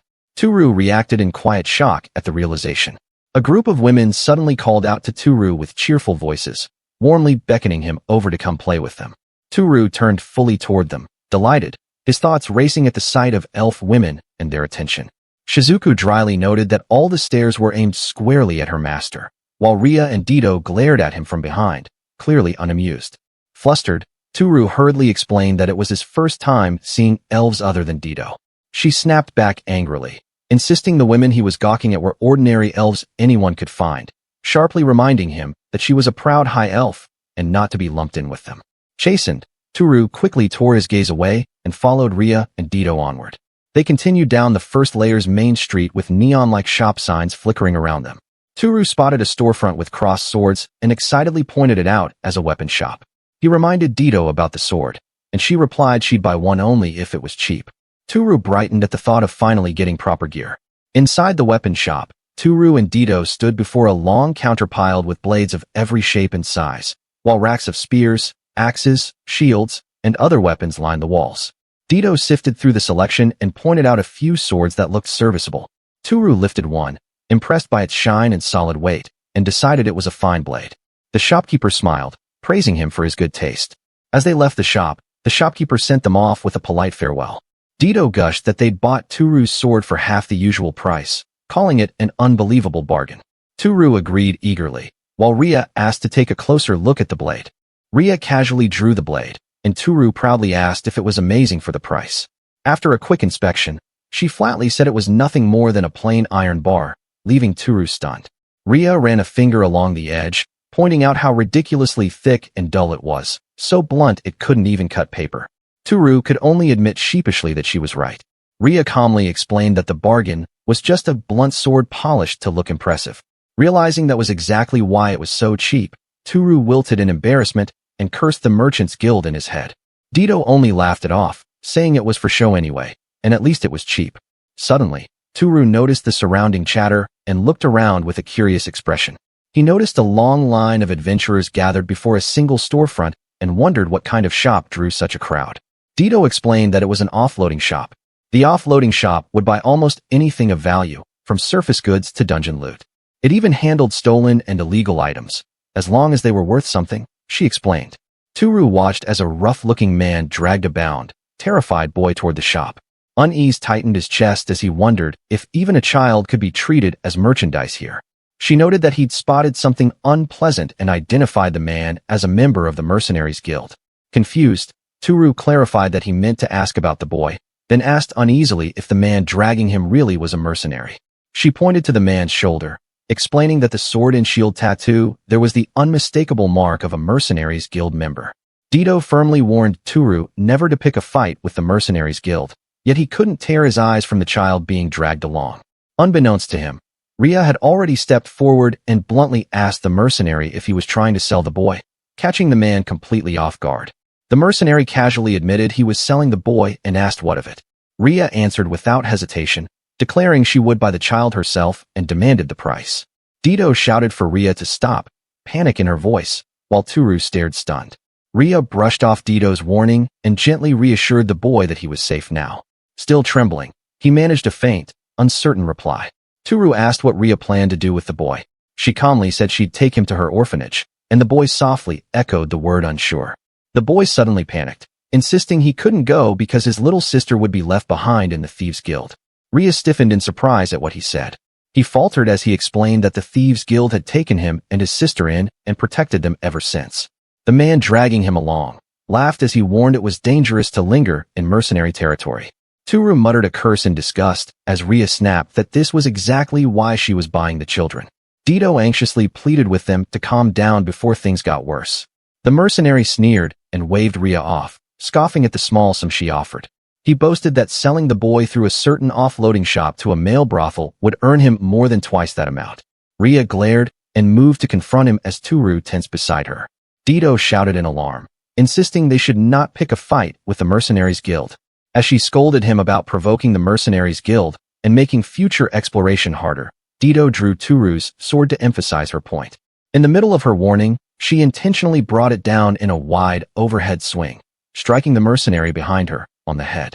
The mercenary clutched his head and snarled, demanding to know if Dito was picking a fight as he hurled insults. Dito stared at the sword in flustered disbelief, blurting out in confusion. Ria praised the overhead swing as perfectly fine, and Tooru even cheered her on. Dito panicked, insisting her hands had slipped and she hadn't meant to hit him. Clutching his head and cursing them, the mercenary swore they'd pay for it, then let out a sharp whistle to call for backup. Several thugs arrived, smirking as they closed in. In an instant, Tooru, Ria, Dito, and the boy found themselves completely surrounded by Mercenaries Guild members pressing in from all sides. Tooru panicked as more mercenaries gathered, crying out that their numbers kept growing. Ria noted the encirclement tightening and asked what they should do, while Dito answered grimly that they were already marked and would have to force their way through. Meanwhile, from a concealed wall, a cloaked figure casually tossed a round object into the heart of the mercenary crowd. It struck the ground and detonated in a massive blast, sending the surrounding thugs reeling with shocked cries. Tooru coughed hard in the thick smoke, stunned by what had happened. Ria hacked beside him as Dito covered her mouth, scanning the haze in alarm. A hand suddenly seized Tooru's wrist from the smoke. An urgent voice told him to move, drawing a startled cry from him in confusion. eyes stinging, Tooru was yanked forward by the hooded stranger, barely able to see as he was dragged through the smoke, keenly aware that someone had seized him. As he was dragged along, something brushed against Tooru, and he realized his rescuer had a tail. Shocked, he wondered who the cloaked stranger was as the tailed figure pulled him farther from the chaos. Chapter 24. The mercenary guild members staggered through the smoke-filled alley, coughing and shouting in frustration as they realized their prey had slipped away. Their leader bellowed that the targets could not have gone far. As the smoke thinned, an open doorway into a quiet back alley came into view. By the time the mercenaries noticed it, Tooru and his mysterious rescuer were already gone. The hooded, tailed girl sprinted down the narrow alley, gripping Tooru's hand as she pulled him along. They weaved past stacked crates and barrels at full speed, Tooru panting as he struggled to keep up. Still catching his breath, Tooru realized he had no idea who this hooded stranger was, only that she had just saved his life. She guided him into a small storage courtyard crowded with crates and barrels, then stopped and calmly said they should be safe there for now. Standing behind her, Tooru eyed the heavy iron door and felt an odd familiarity, like the entrance to his own apartment. The girl stepped forward, knocked firmly, and announced her name. A voice from behind the door asked for the password. Without hesitation, she replied that they stole from the fat pigs. The iron door opened. She ushered Tooru inside and told him to hide for a while. When he explained that 2 friends and a boy were still outside, she reassured him they had been extracted separately and were safe, leaving Tooru wondering if that was truly so. The hooded rescuer brought Tooru fully inside and ordered the guard to contact headquarters. The subordinate answered respectfully and motioned to leave. They waited in silence as the hooded man departed. Moments later, the door slid shut with a heavy thump, revealing a hidden storage room packed with crates and barrels. Now inside, Tooru finally relaxed. He had suspected it was a warehouse, and the crates confirmed it up close. The girl pulled back her hood, revealing fluffy cat ears, and cheerfully told him to sit anywhere. Still stunned, Tooru blurted out his surprise at her cat ears, staring in disbelief. Her ears twitched as she pouted, clearly annoyed. The cat-eared girl snapped, demanding to know if being saved by a half-beast bothered him. She leaned in sharply with eyes blazing, while Tooru recoiled. Tooru hastily waved his hands, insisting it did not bother him at all, and that he had simply been surprised. He sincerely thanked her for saving him and his friends, then hesitated before asking why she had helped them. She casually explained that their real mission had been to rescue Nick, and that Tooru's group had just happened to be with him. Tooru repeated the boy's name, recalling that Nick had said he and his sister were taken in by the Thieves' Guild. Curious, he asked if she belonged to it. She cheerfully confirmed it, joking that it should have been obvious. Tooru muttered that maybe it was, remembering that the man earlier wore the same hood she had. She explained that the Thieves' Guild couldn't fight openly, and thanked them for drawing the mercenaries' attention at the perfect moment. Laughing, she added that one of his friends knocking a thug clean out took loads off their shoulders. She asked his name, and Tooru nervously introduced himself. She repeated it with interest, and said everyone just called her Cat. Cat smiled and thanked him for saving Nick, offering a reward. Tooru immediately refused, saying their escape had been more than enough. Cat insisted on repaying the favor. When Tooru confirmed he could ask for anything, she urged him to say it. Glancing around the room, Tooru hesitantly asked if he could have the entire space. Cat froze at his request. Seeing her reaction, Tooru hurriedly backpedaled and said he needed nothing. Cat forced a smile, admitting it was quite a request. Tooru observed that the layout resembled the area near his own quarters and quietly wondered if there was a connection. Shrugging it off, he told her it was worth asking. Cat apologized, explaining she could not decide something like that alone. Tooru accepted her answer easily. He changed his request and asked if he could at least look around. Cat repeated his words in surprise and asked what he meant. Leaning in suspiciously, she demanded to know why. Flustered, Tooru stammered an explanation, worried he sounded suspicious. Cat suddenly clapped, excitedly asking if he might be a scholar. She mused that it explained why he spoke the monster language and acted unlike a normal adventurer. Tooru laughed nervously and nodded. Cat allowed him to look around as long as she accompanied him, and he thanked her sincerely. They walked deeper into the storage room together, passing stacks of crates near the iron door. Then Tooru's attention was caught by one particularly unusual pile. Out of nowhere, Cat suddenly asked if he disliked half-beasts. Startled, Tooru turned in confusion as she explained that many humans did. Surprised, Tooru admitted he had not known and added that people in his field of interest actually admired half-beasts. Cat tilted her head, saying that explained his attitude. Curious, Tooru asked if Cat was her real name. She said it was only an alias, making him wonder why she had chosen something so obvious. He considered using character appraisal on her to discover her real name. But what he did backfired and failed completely, shocking him. Kat noticed instantly and accused him of reading her status. He nervously explained that he had only wanted to know her real name, and had only just remembered that thieves could sense such attempts. Annoyed, Kat snapped back that she would read his status in return, boasting about her high appraisal skill, and Tooru reacted in alarm. After appraising him, she laughed at his name, Suzuki Tooru, calling it strange and asking where he was from. As she kept reading, she noted skills like unlimited growth and other unique traits. She added that he also had several unique latent skills she couldn't quite identify. Tooru listened in disbelief, unsure whether to be alarmed or impressed by how absurd it all sounded. Kat read the skill aloud without hesitation. Kiss a girl and raise level cap by 1, up to 3 times per day. Sweat broke out as Tooru complained about the absurdly long name. He suddenly remembered what the skill was for. Before he could react, Kat closed the distance, startling him into a yelp as he lost his balance. She loomed over him with a grin. Now on top of him, she eagerly declared she wanted to test the skill. Ignoring his frantic protests, she moved in without hesitation, leaving Tooru flustered by the unwelcome kiss. Kat cheerfully announced that her level cap had increased. Red-faced and breathless, Tooru begged her to stop and get off him, only for her to excitedly ask to do it again as he protested. As she pulled back from the kiss, she looked briefly dejected and muttered that maybe he didn't like half-beasts after all. Tooru hurriedly denied it, only for Kat to take that as a cue and lean in to kiss him once more. Exhausted and embarrassed, Tooru realized she had kissed him exactly 3 times. Barely able to speak, he asked if she was finally done. Kat blushed, then playfully asked if he felt a bit hot afterward. Tooru could only stare in stunned confusion. She finally introduced herself as Miriam, telling him to call her Miri, as she casually began removing her clothes. Tooru panicked, shouting for her to stop and demanding to know why she was stripping. With a teasing edge, Miri asked if 3 kisses hadn't stirred something more, lifting her clothes as she leaned in. Tooru flushed crimson and shouted that it absolutely hadn't, even as she drew closer and trailed off suggestively. Miri laughed as she noticed his body betraying him as she rubbed against him, enjoying how flustered he'd become. Tooru shouted that she had it all wrong, only making her grin wider as she reveled in his embarrassment.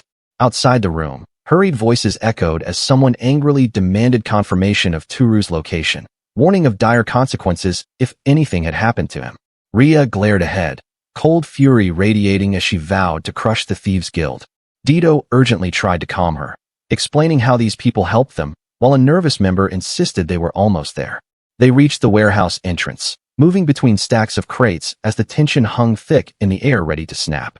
Inside the storage room, Tooru suddenly realized what was happening and jolted in panic. They were already right by the door. Chapter 25. Ria looked furious and Dito deeply concerned as they advanced, while their hooded companion tensed, clutching a lamp. Hearing them draw near, Tooru realized just how bad the situation looked. Tooru gasped, his heart racing as Miri stayed pressed against him. Panicking, he begged her to stop, terrified of how it would look if the others arrived, but she refused, admitting she was too aroused to pull away as she leaned in for another kiss. Outside the room, before the massive metal door, Guy, the Thieves' Guild member, called out for Kat and swiftly recited the password. Still pinned beneath Miri's weight, Tooru desperately whispered that someone outside was already giving the password, and she had to respond. With clear frustration, Miri pulled back, muttering that they were getting to the good part. Annoyed, Miri shouted through the door that they were busy and to come back later, leaving Tooru stunned. Outside, Ria and Dito froze in disbelief, equally shocked by what they had just heard. From beyond the door, Ria and Dito shouted in confusion, demanding to see Tooru at once. Guy nervously called out for Kat, while Miri turned away from the door and whispered for Tooru to ignore them and keep having fun instead. Ria snapped that if they weren't let in, Dito should blow the door open. Dito began readying her magic as Tooru shouted in panic, shocked by their reckless idea. He shoved Miri and urgently told her to move. In the scramble, he brushed against her chest by accident, drawing a startled moan from her. Miri blushed and said he was being rough and thought he was finally in the mood, then pressed his hands against her chest, but Tooru pushed her away, causing her to stumble backward. Tooru lunged forward and slammed his hand against the door mechanism, hastily unlocking the heavy door. The door finally swung open, and Tooru greeted them with a nervous smile, relieved they were safe. The 3 stood in heavy, tense silence, clearly alarmed by what they thought had happened inside. Rushing to Tooru's side, Dito expressed relief that he had escaped, while Ria anxiously asked if he was truly all right after hearing strange noises.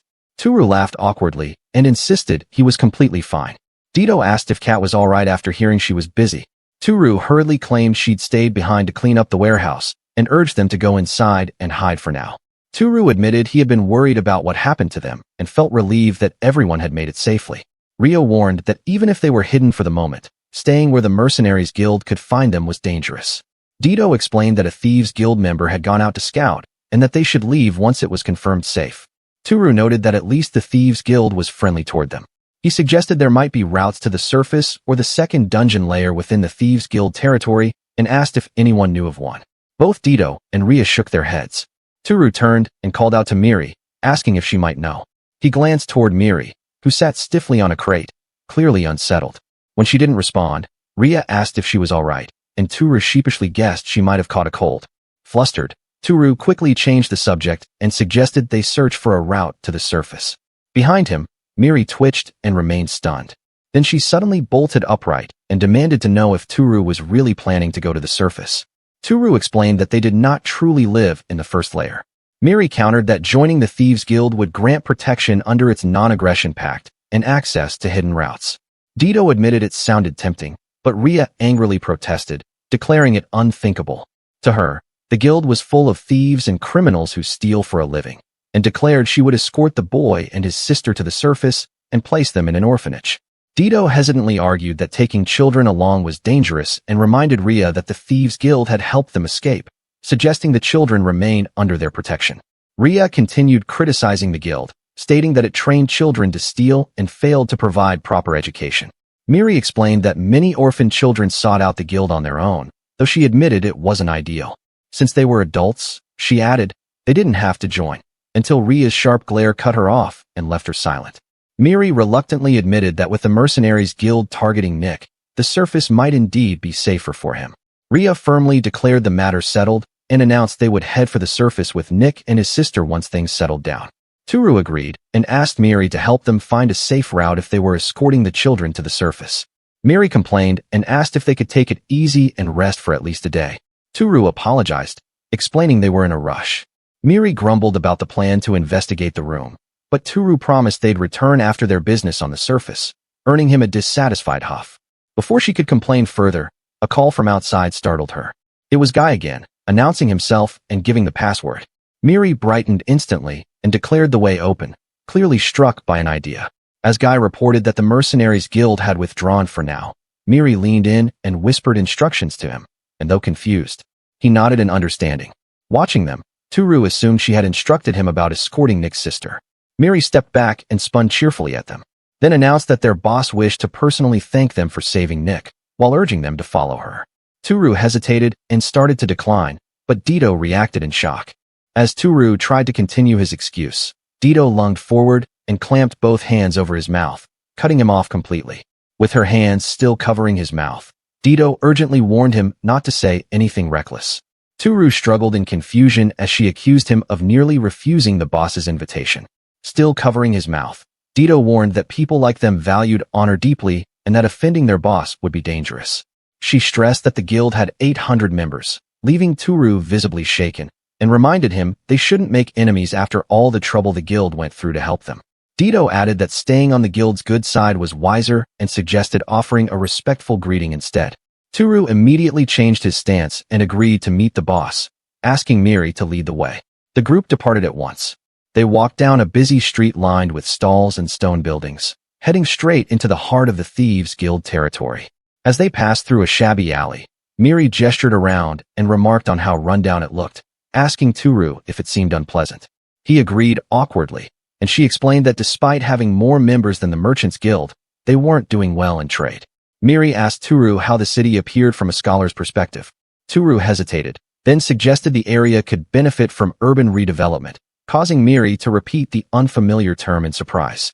Tooru explained that redevelopment meant investing money into deteriorating districts to make them livable, comparing it to remodeling areas into something modern.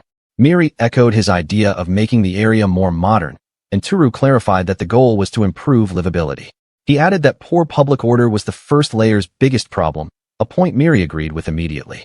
Tooru suggested constructing a large residential building with shops and restaurants, incorporating security to keep out troublemakers and maintain order.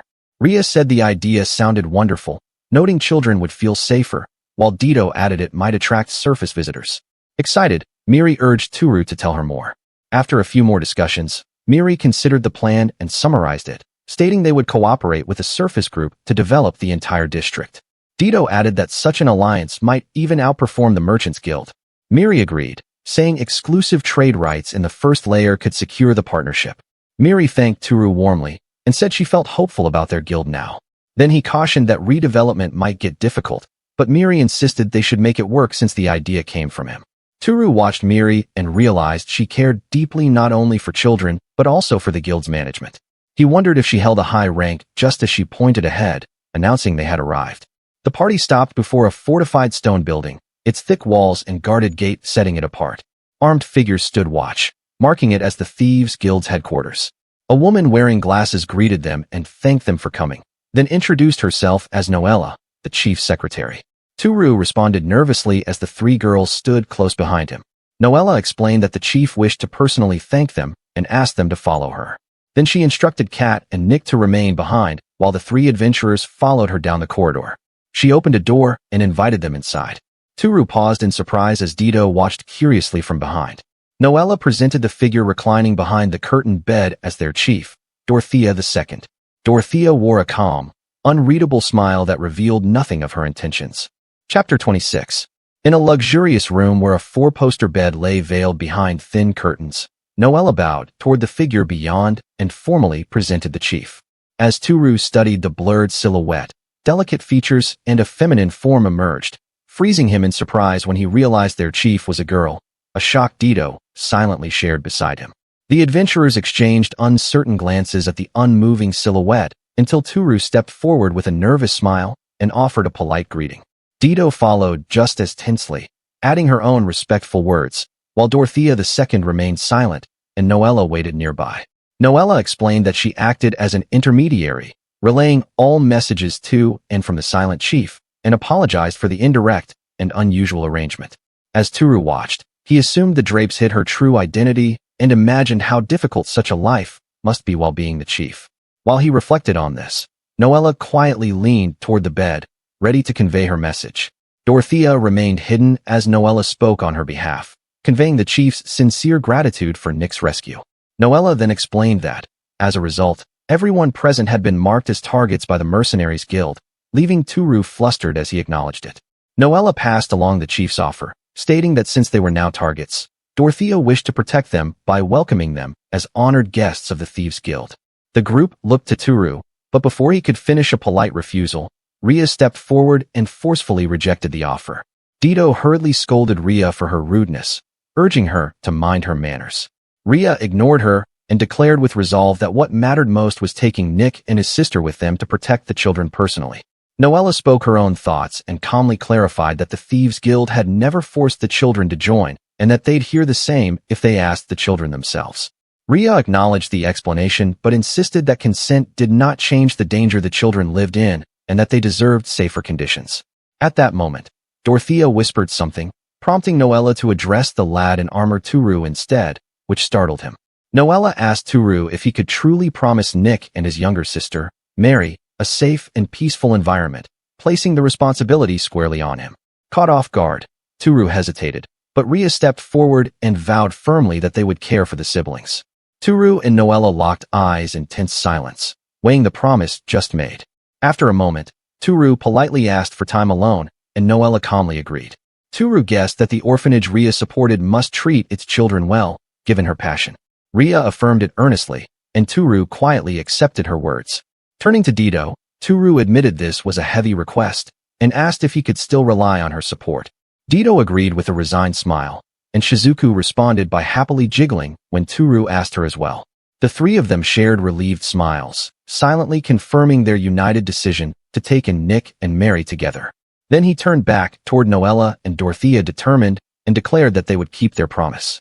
Noella nodded and explained that the chief agreed to entrust the children to them, but added one condition. A Thieves' Guild member must escort the children until they reach the orphanage. The condition left the party visibly shocked. Noella reassured them that the escort would make it unlikely for the other guilds to cause them trouble and make things easier for their group to move around in many ways. Tooru listened carefully and agreed to the condition, stating they would depart soon and report back after safely delivering the children. Noella conveyed the chief's gratitude and added that a warm welcome would await them upon their return. After leaving the room, they regrouped in the reception hall, where Noella said she would summon an escort and told them to wait. As Noella departed, Tooru released a long breath and admitted the meeting had been nerve-wracking. Dito sighed and agreed. While waiting, Tooru noticed Miri had already left. A little disappointed, he admitted he wished they could have seen her once more. Later, Nick and Mary arrived at the hall and ran toward Ria, calling her their big sister. She crouched to meet them and assured them they could count on her. From the corner of the room, Miri called out to Tooru. He turned, assuming she was there to see them off, only to be stunned when she declared she was coming with them. Miri leaned in, pressing him about his hesitation as Tooru stammered in response. She explained she wanted a change of scenery on the surface, then cheerfully told him to look after her, and the group accepted her joining. Miri revealed she had the boss's approval to guide them through a secret thieves' guild passage straight to the surface. Dito brightened with delight, and Tooru smiled in relief. With their pack ready, Miri took the lead and signaled them forward. The group began heading toward the surface together. As they walked, Miri asked Tooru what he thought of their boss. He replied that Dorothea seemed kind despite their brief meeting, adding that even her silhouette had left a striking impression that she was beautiful. Miri confidently agreed as she kept pace beside him. Encouraged, Tooru blurted out an inappropriate remark about the chief's figure. Miri instantly grabbed his backside in warning, making him yelp in shocked pain. Still fuming, Miri pinched him repeatedly before finally letting go and storming ahead, leaving Tooru clutching himself in pain and confusion. The group reached a massive gate at the end of the stone corridor. Tooru looked up at it, excitement stirring as he said he couldn't wait to see what awaited them on the surface. Miri stopped at his remark and asked if he rarely went to the surface. He awkwardly admitted that he did not, for several reasons. They continued ascending the long staircase in silence, with Tooru leading and the others following steadily behind. Someone pointed out the light ahead, and daylight spilled down from above. Stepping out, they were greeted by open sky, rolling forests, and distant mountains. Tooru stammered in awe, while Ria explained that the city below was Heraclean, also called Yomi Town. Dito added that it was home to the Adventurers Guild. Ria asked if Tooru liked their world despite its lack of computers or conveniences. Dito interrupted, insisting he could not judge yet because towns also had shops and some convenient items too, leaving Tooru confused about what to say. Tooru fell silent, and the pause stretched on awkwardly for Ria and Dito. Tooru turned to Shizuku for her thoughts. She declared the world wonderful, praising the air, sun, and scenery, and Tooru happily agreed. Hearing this, relief washed over Dito and Ria's faces. Looking over the town, Dito scolded Ria for jumping to conclusions, prompting a quick apology, then suggested showing Tooru around. After all the hardships, he finally stood on the brink of experiencing life in this world's city for the first time. Chapter 27. Passing beneath the looming portcullis with his companions, Tooru finally stepped into the town on the surface, wondering what awaited him there. Beyond the gate, Tooru walked through busy streets with the group, surrounded by carts, townsfolk, and tall buildings. Taking in the unfamiliar sights, he realized this bustling place was Heraclean and quietly reaffirmed that he had truly arrived in another world's town. Tooru clenched his fist and openly admitted that he was getting completely fired up with excitement. He let out a spirited cheer, then declared that first things first, they should head to the guild and revoke the request for Inami-san's subjugation. Dito looked visibly displeased, complaining that they were rushing straight to the Adventurers Guild. With a wistful sigh, she suggested resting at an inn first instead. Tooru insisted they had to go to the guild right away, warning it would be game over if someone actually subjugated Inami-san. He said he wanted it settled fast so he could finally enjoy the world, and Dito glanced at the children hesitating. Dito gently urged Tooru to look at the children sleeping against Ria's shoulder, noting how exhausting the journey had been even for them. Tooru admitted she was right, especially after walking all the way from the dungeon. Relenting, Tooru agreed to change plans and decided they should head to an inn first. After arriving at the inn, Tooru was in awe as he took in the simple wooden room, impressed by its rustic atmosphere. He noted that it made him feel like a real adventurer. Behind him, Ria laid Mary down, and Nick rubbed his sleepy eyes.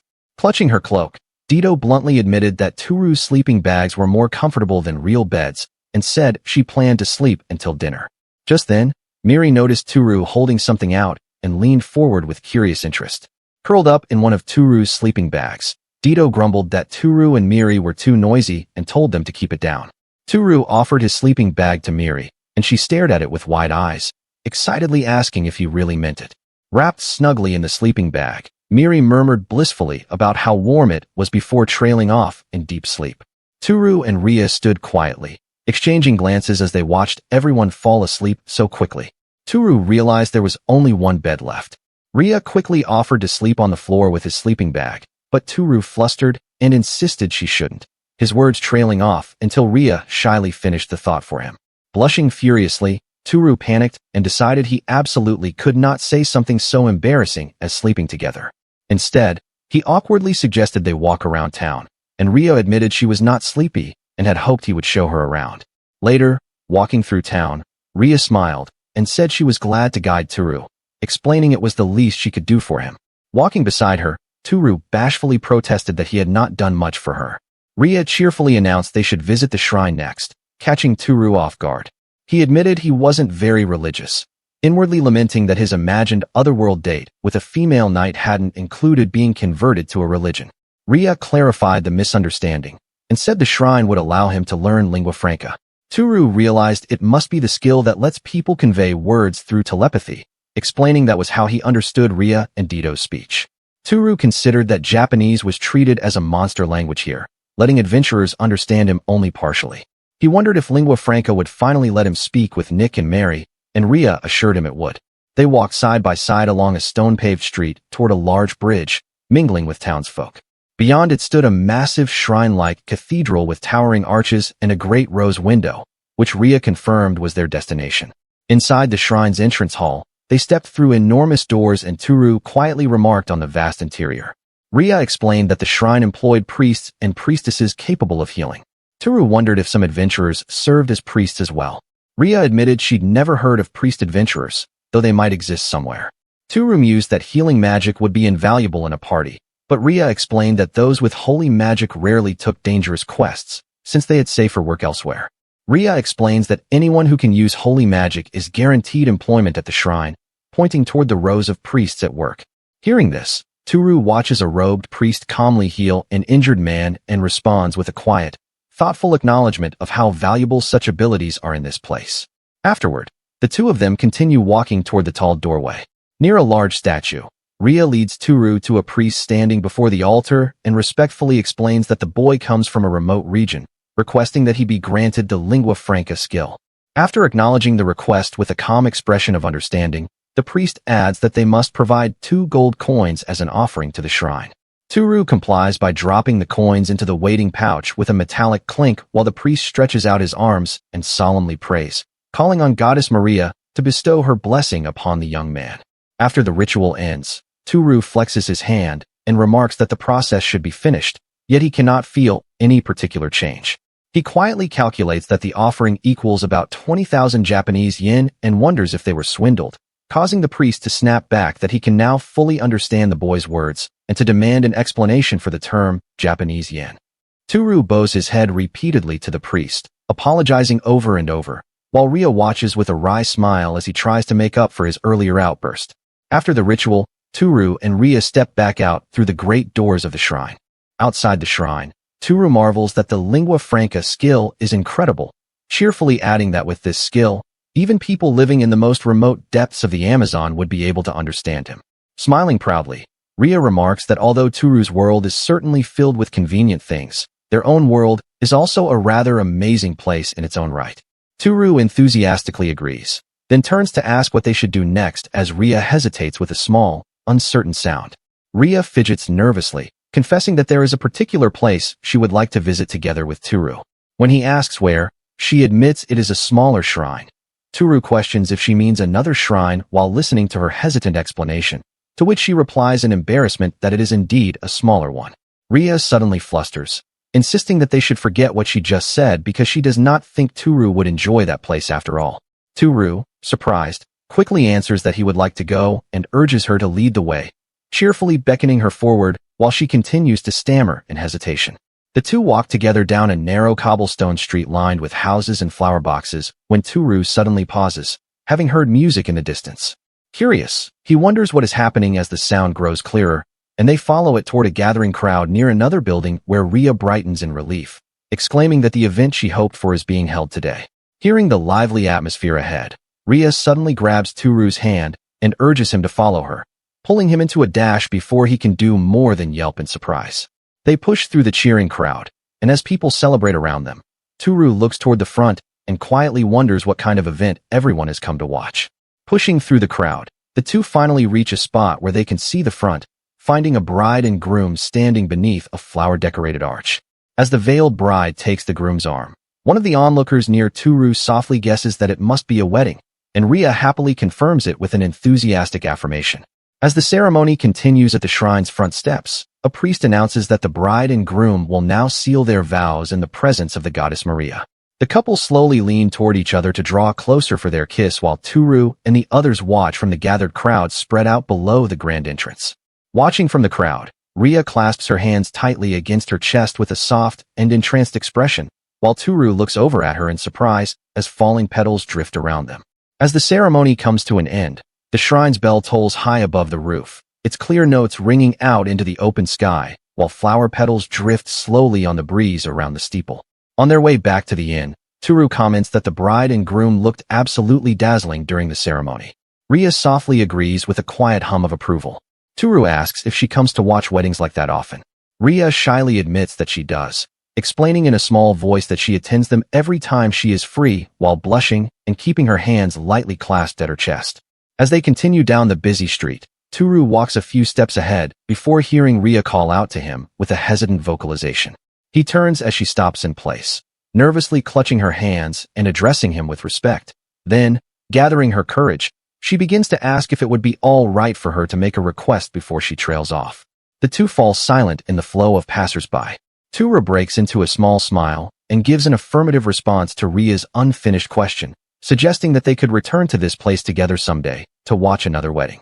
Ria's face lights up with pure relief and happiness, and she answers with a bright, earnest agreement, clutching her hands to her chest as she savors the promise they have just made. Ria walks toward Tooru with determined steps, the distance between them shrinking as she moves through the glow of her own resolve.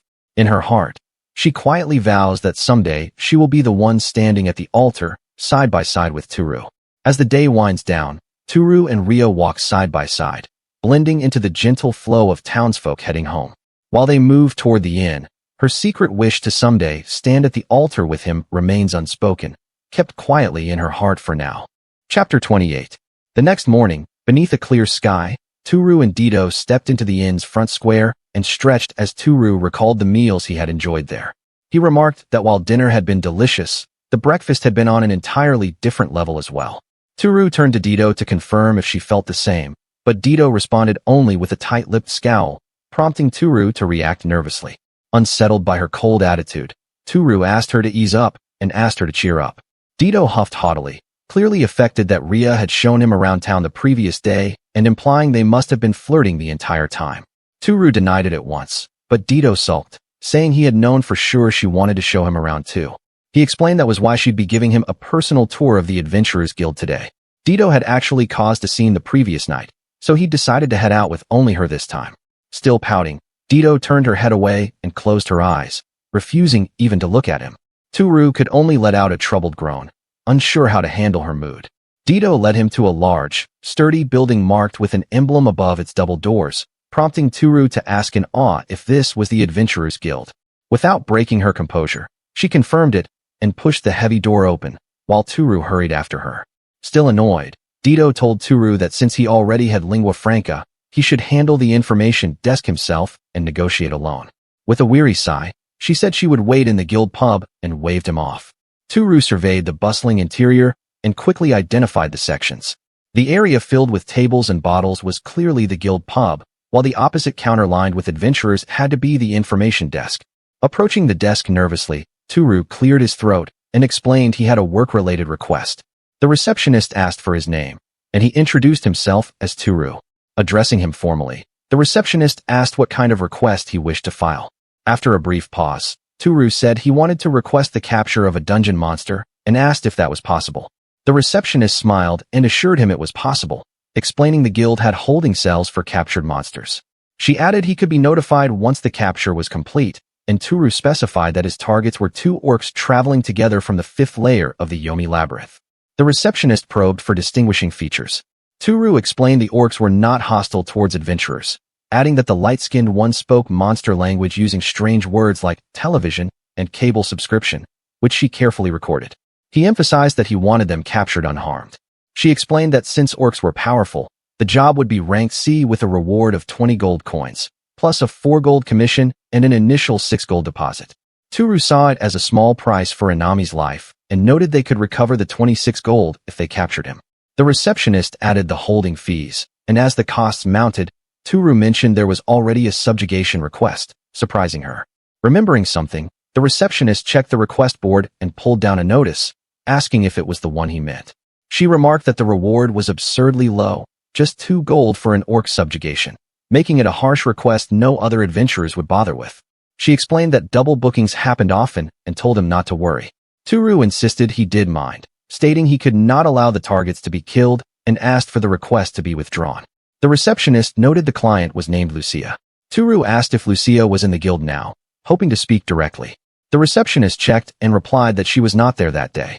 Since Lucia was absent, the receptionist promised to ask her next time about withdrawing the request. Tooru accepted and thanked her. Back in the guild pub, Dito sat with a drink in hand, her hat shadowing her face. Tooru returned and apologized for making her wait. Already tipsy, Dito glared and demanded to know what took so long, complaining that he had left her drinking alone despite this being his chance to make things up to her. Tooru hurriedly apologized and leaned beside her, offering to drink together. He asked what drinks she recommended as she continued to pout drunkenly. As they sat, a cloaked man approached and politely asked for their attention. Dito remained seated, cheeks flushed. The man confirmed if she was Dito and asked if she would join his party. Nearby adventurers murmured in surprise that Team Dominic was the first to approach her. Dito lazily refused, apologizing as she said she was already partied with the man beside her. Startled, Tooru stammered before nodding, leaving the recruiters devastated. Dominic's group withdrew, and onlookers murmured in surprise. They thought she would accept if it were Dominic who asked. With Dito's looks, she was bound to be recruited eventually. Adventurers nearby gossiped, questioning who Tooru was as they had never seen him before, and doubting Dito's claim since he was only level 10. Tooru only listened quietly. Dito leaned close and snapped at him for not listening. Startled, Tooru jerked upright and insisted he was paying attention. Drunk and flushed, Dito grabbed his cheek and scolded him. As he winced, another adventurer politely asked if she was Dito Dano. 2 elves introduced themselves as Egmont and Elmer, smiling courteously. Egmont explained they rarely partied with humans and invited Dito to join them. She waved it off, saying she was a high elf and did not care about race anyway. Dito pressed herself against Tooru and declared she was already at a party with the human beside her. The elves retreated dejectedly. Still clinging to him, Tooru asked if she felt better now, and Dito snapped that she wasn't because of him. Before long, more adventurers gathered, shouting party invitations at her until the pub echoed with noise. From across the room, men muttered that Dito was getting more invites than usual, noting she looked cuter without her usual murderous aura. Party offers kept flying her way, fueled by doubts that such a boring-looking dude could really be in her party. Hearing talk of her fearsome aura, Tooru reflected deeply. Then another nervous adventurer approached them. A female adventurer politely invited them to join her party. Dito gently declined, gesturing to Tooru and saying she was already part of one. The girl hastily clarified she wasn't inviting the famous Dito at all, but Tooru instead, leaving him stunned as he blurted out in disbelief. Tooru felt dazed and secretly thrilled, never imagining he'd be invited to a party. Dito's expression twisted with fury, her aura flaring so sharply it made him cry out. Tooru immediately regretted his words as he felt firsthand Dito's "I'll kill you if you talk to me" aura. Later, the group gathered by covered wagons. Ria suggested taking a carriage to Sevillda, where the orphanage was located. As the carriage departed, Ria explained the distance and why walking even for half a day would be too hard for the children, and others agreed. The journey passed hills, viaducts, mountain roads, and open grasslands, until a settlement appeared. From the carriage, they spotted a small town. Ria pointed ahead, saying they were almost there. After disembarking, Dito leaned against a wall, pale and nauseous, and clearly unwell. Tooru remarked it was no surprise after how much she'd drunk. Marie asked if she was all right, and Dito cheerfully insisted she was. When Tooru offered to carry her on his back, Dito flushed in embarrassment and waved it off. Tooru insisted the orphanage was still a long way off. Too sick to argue, Dito finally climbed onto his back. As the group walked, Dito's dizziness began to ease, and she quietly thanked him. She admitted she struggled to express herself and that her behavior at the guild pub stemmed from that. Tooru said he understood. They arrived before the orphanage, a simple 3-story building, and paused. The children playing outside immediately noticed them, recognized Ria, and shouted excitedly. They rushed over, welcoming Ria back warmly. As Ria greeted them, a large looming figure approached from behind, causing Tooru to flinch. He turned to face a scarred woman with a wooden axe resting on her shoulder, demanding to know who they were. Ria respectfully greeted Director Laika and announced that she had returned. Director Laika's imposing presence filled the space, leaving Tooru staring in disbelief as he thought she looked more like a hardened soldier than an orphanage director. Chapter 29. Tooru stood frozen, staring at Director Laika in disbelief, struggling to accept that this intimidating woman was truly the orphanage director. The director turned to Ria, visible relief washing over her face as she confirmed Ria's safety. Ria beamed back politely, assuring her that she was alive and well. Watching the axe resting casually on Laika's shoulder, Tooru could not help but think she looked more like a Yakuza enforcer than an orphanage director. Curious and uneasy, Tooru secretly activated character appraisal and checked Laika's status. She was human, 28 years old, with the combat class, Brigand, level 29 out of 41. The word Brigand made him recoil internally, thinking it meant mountain bandit. Laika smiled and casually explained that the money used to establish the orphanage came from her work long ago. Tooru jolted when she found out he had just used character appraisal on her. She calmly explained that Brigand was a specialized rogue-type class, and that she herself possessed the perception skill. Bluntly, she added that his suspicion about her being a mountain bandit was written all over his face, leaving him flustered as he denied it. Tooru silently noted that anyone with perception was dangerous and resolved to be more careful. At the same time, he realized that her allowing him to see her status meant she genuinely trusted Ria, the one who had brought them here. He reflected that he needed to stop using character appraisal on powerful people, recalling the first time he had been caught doing so. Standing in the doorway, Laika noted that they must be exhausted from the journey and urged them to come inside. Seated in the living room, Laika listened carefully to their explanation and nodded in understanding. She repeated that they had all been dragged into the turf war on the first layer and confirmed if they were asking her to take in Nick and Mary. Ria added softly that they hoped she would help them. Laika smiled as she assured them that Nick and Mary were more than welcome. The house was already full of children and that the two would quickly make friends. Ria's face brightened instantly, joined by Marie's and Nick's, all visibly relieved. Turning to Ria, Laika suggested she guide Nick and Mary around the orphanage and then let them play with the other children. She then advised Dito to lie down and rest until she felt better. Dito readily agreed, and Ria smiled as she led Dito and the children away. Once they were gone, Laika calmly confirmed her understanding if Tooru was the party leader, and Miri served as the Thieves' Guild representative. Tooru shyly acknowledged that this was more or less accurate. Laika said they should speak while the children were absent and reluctantly admitted that the orphanage was facing serious financial trouble. The orphanage once operated with backing from the local feudal lord, but after that support ended, they had relied on Ria instead. Now, they barely survived on donated crops and Ria's income as an adventurer. Laika added that if Ria learned the full extent of the situation, she would push herself even harder. She wanted Ria to live freely, without such a burden, but under their current circumstances, taking in Nick and Mary would be difficult. She then expressed her intention to ask the Thieves' Guild for financial support.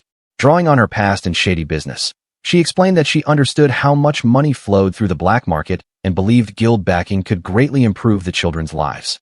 Miri answered honestly, explaining that the guild's businesses were struggling as well due to old-fashioned methods. She warned that providing financial support would be a stretch for them.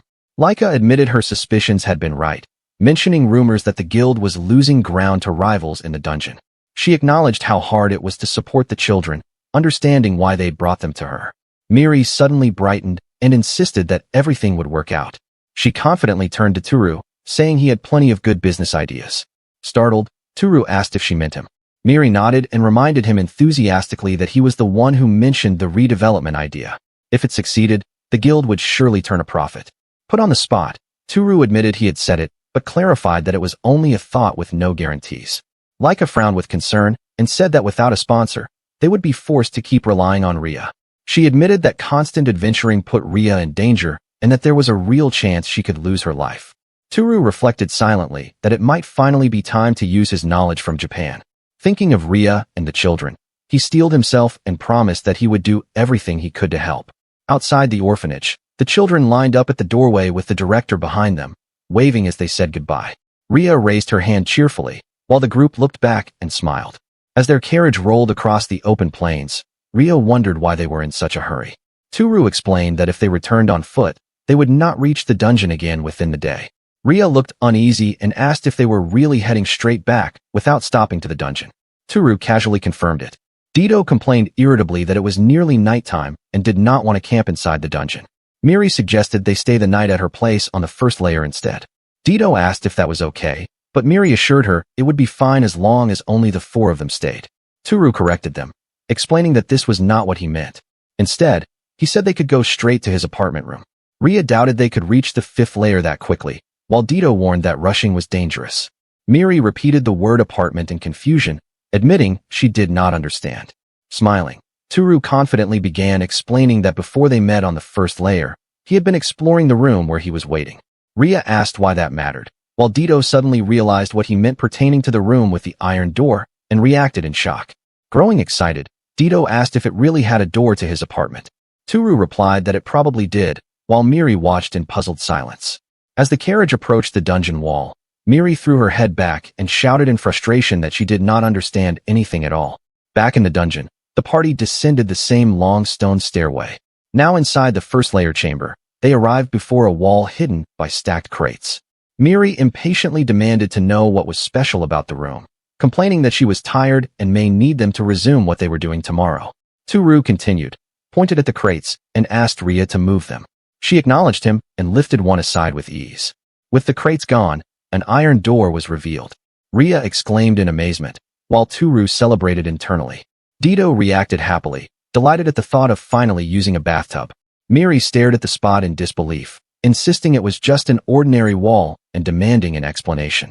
As Tooru gripped the handle and opened the door, Ria asked nervously if it was really okay to show this to Miri. Tooru opened it anyway, reasoning that the room existed in their territory whether they liked it or not. Trusting Miri, he decided it was fine. Ria and Dito stepped forward and passed straight through the stone wall, as if it were air. Miri cried out in shock as they disappeared before her eyes. Tooru cheerfully pulled Miri forward and invited her in before she could protest. Closing her eyes, she slipped through the illusory wall as well and was now inside the apartment. Miri stared wide-eyed at the clean tiles and modern fixtures and demanded to know what this place was. Ignoring her confusion, Tooru stepped inside and declared he was home. Dito immediately asked for cola. Ria said she'd prepare the bath, and Miri stood frozen as they all moved about like it was normal. Seated at the dining table with glasses of cola, Tooru stated plainly that he was a human from another world and could travel between worlds through this apartment connected to the dungeon. Miri listened carefully and remarked that everything finally made sense. She admitted she had always thought he was odd, but now understood why. Dito warned her never to tell anyone about the apartment, calling it her special resting spot. Miri promised, adding that no one would believe her anyway. Tooru made another request, asking to borrow the connected dungeon room on the first layer and restrict access to the four of them. Miri listened thoughtfully. Then she agreed to ask the guild boss without revealing the apartment.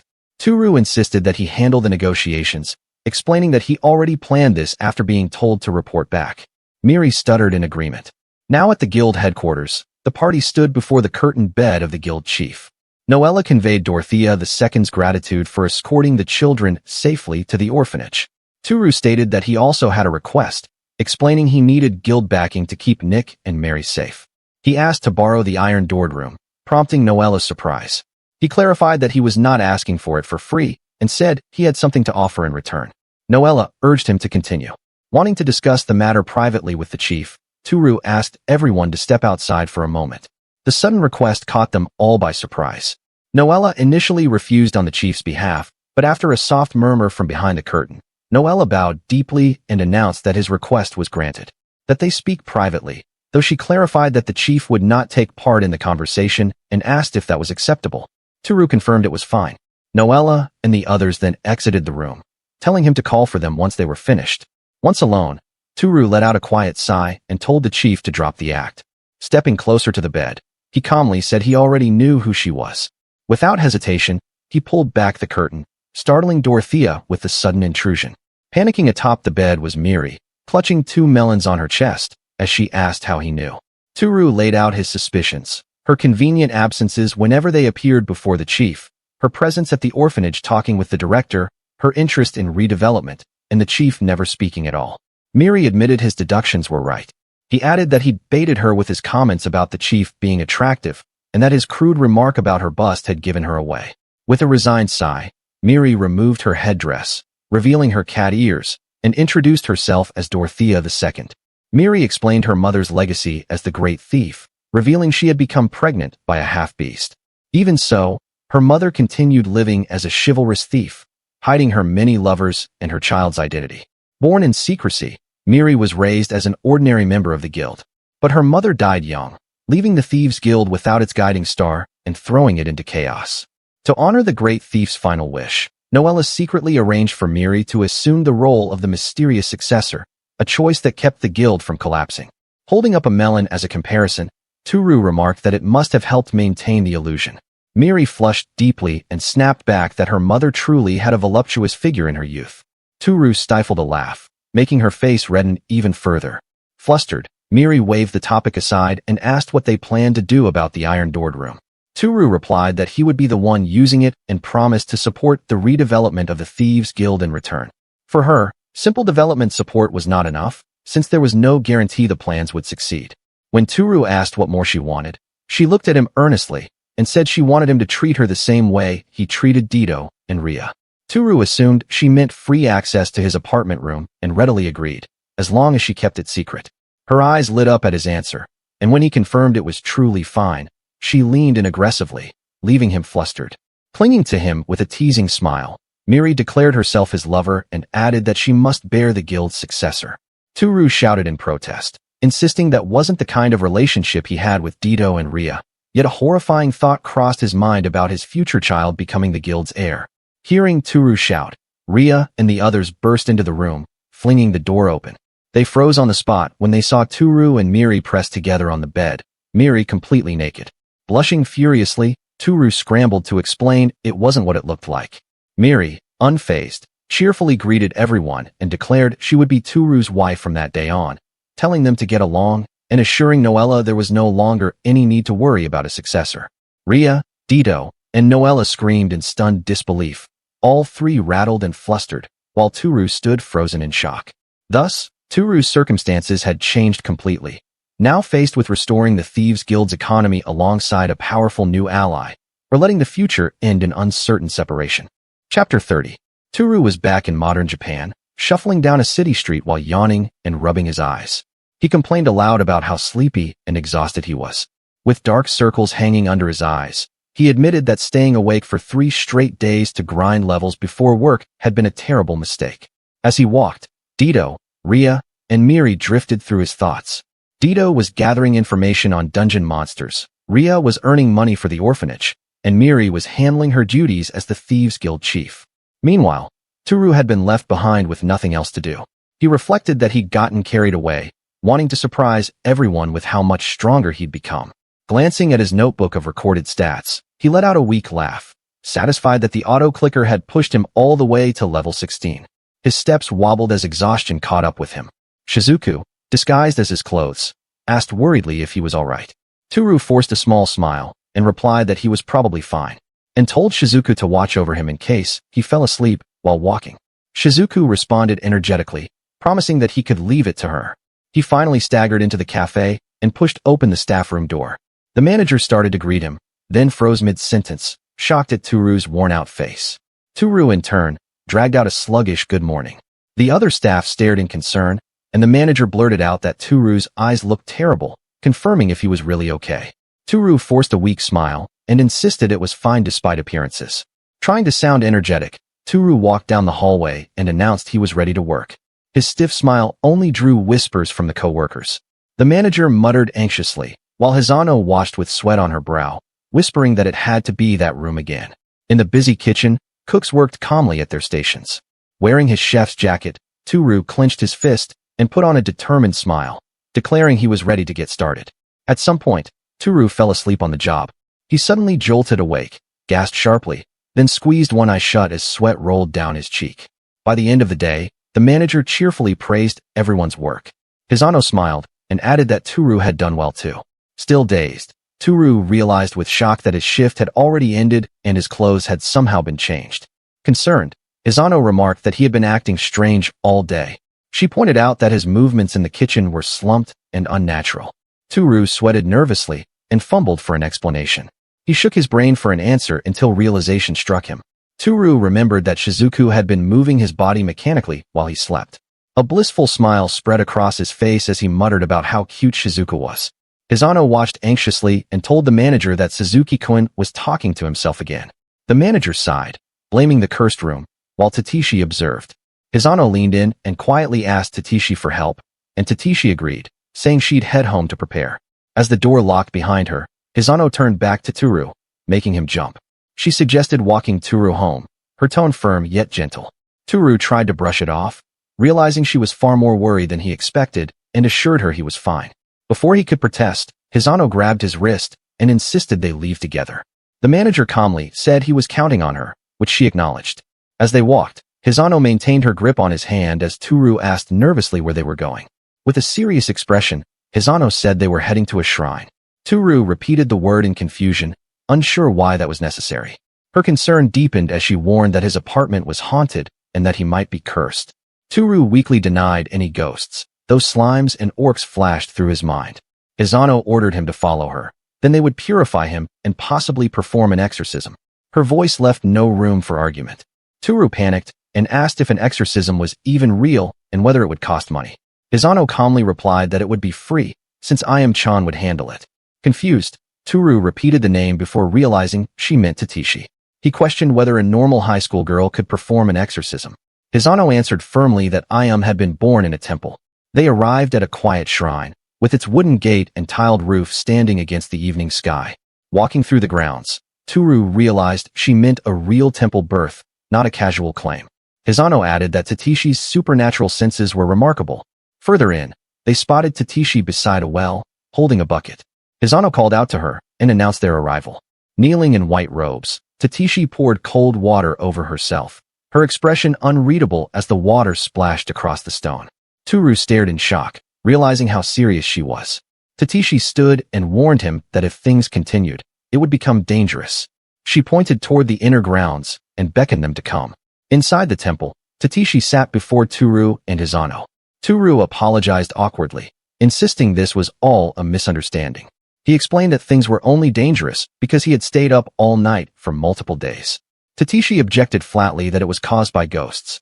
Hisano asked why she believed that. Tatishi recalled that some time ago, a masked man with sunglasses had ordered and called for Suzuki by his name to thank the chef. She asked if Tooru remembered that. Tooru admitted it had happened, forcing a hesitant smile as the memory surfaced. Tatishi stated firmly that such a person should not have existed in this world, shocking both of them. Hisano asked if that was really true. Tooru protested internally because the man had been him and the chef was Shizuku, but Tatishi was certain it was a ghost. Resigned, Tooru decided Tatishi simply lacked real supernatural sense. Then she suddenly stood and declared she would purify his apartment, making him blurt out in protest. Calmly, she told him not to worry. She knew what she was doing. After all, she'd been born in a temple. Soon after, the three stood before Tooru's apartment. Tatishi observed the building quietly, thinking this must be the rumored haunted room.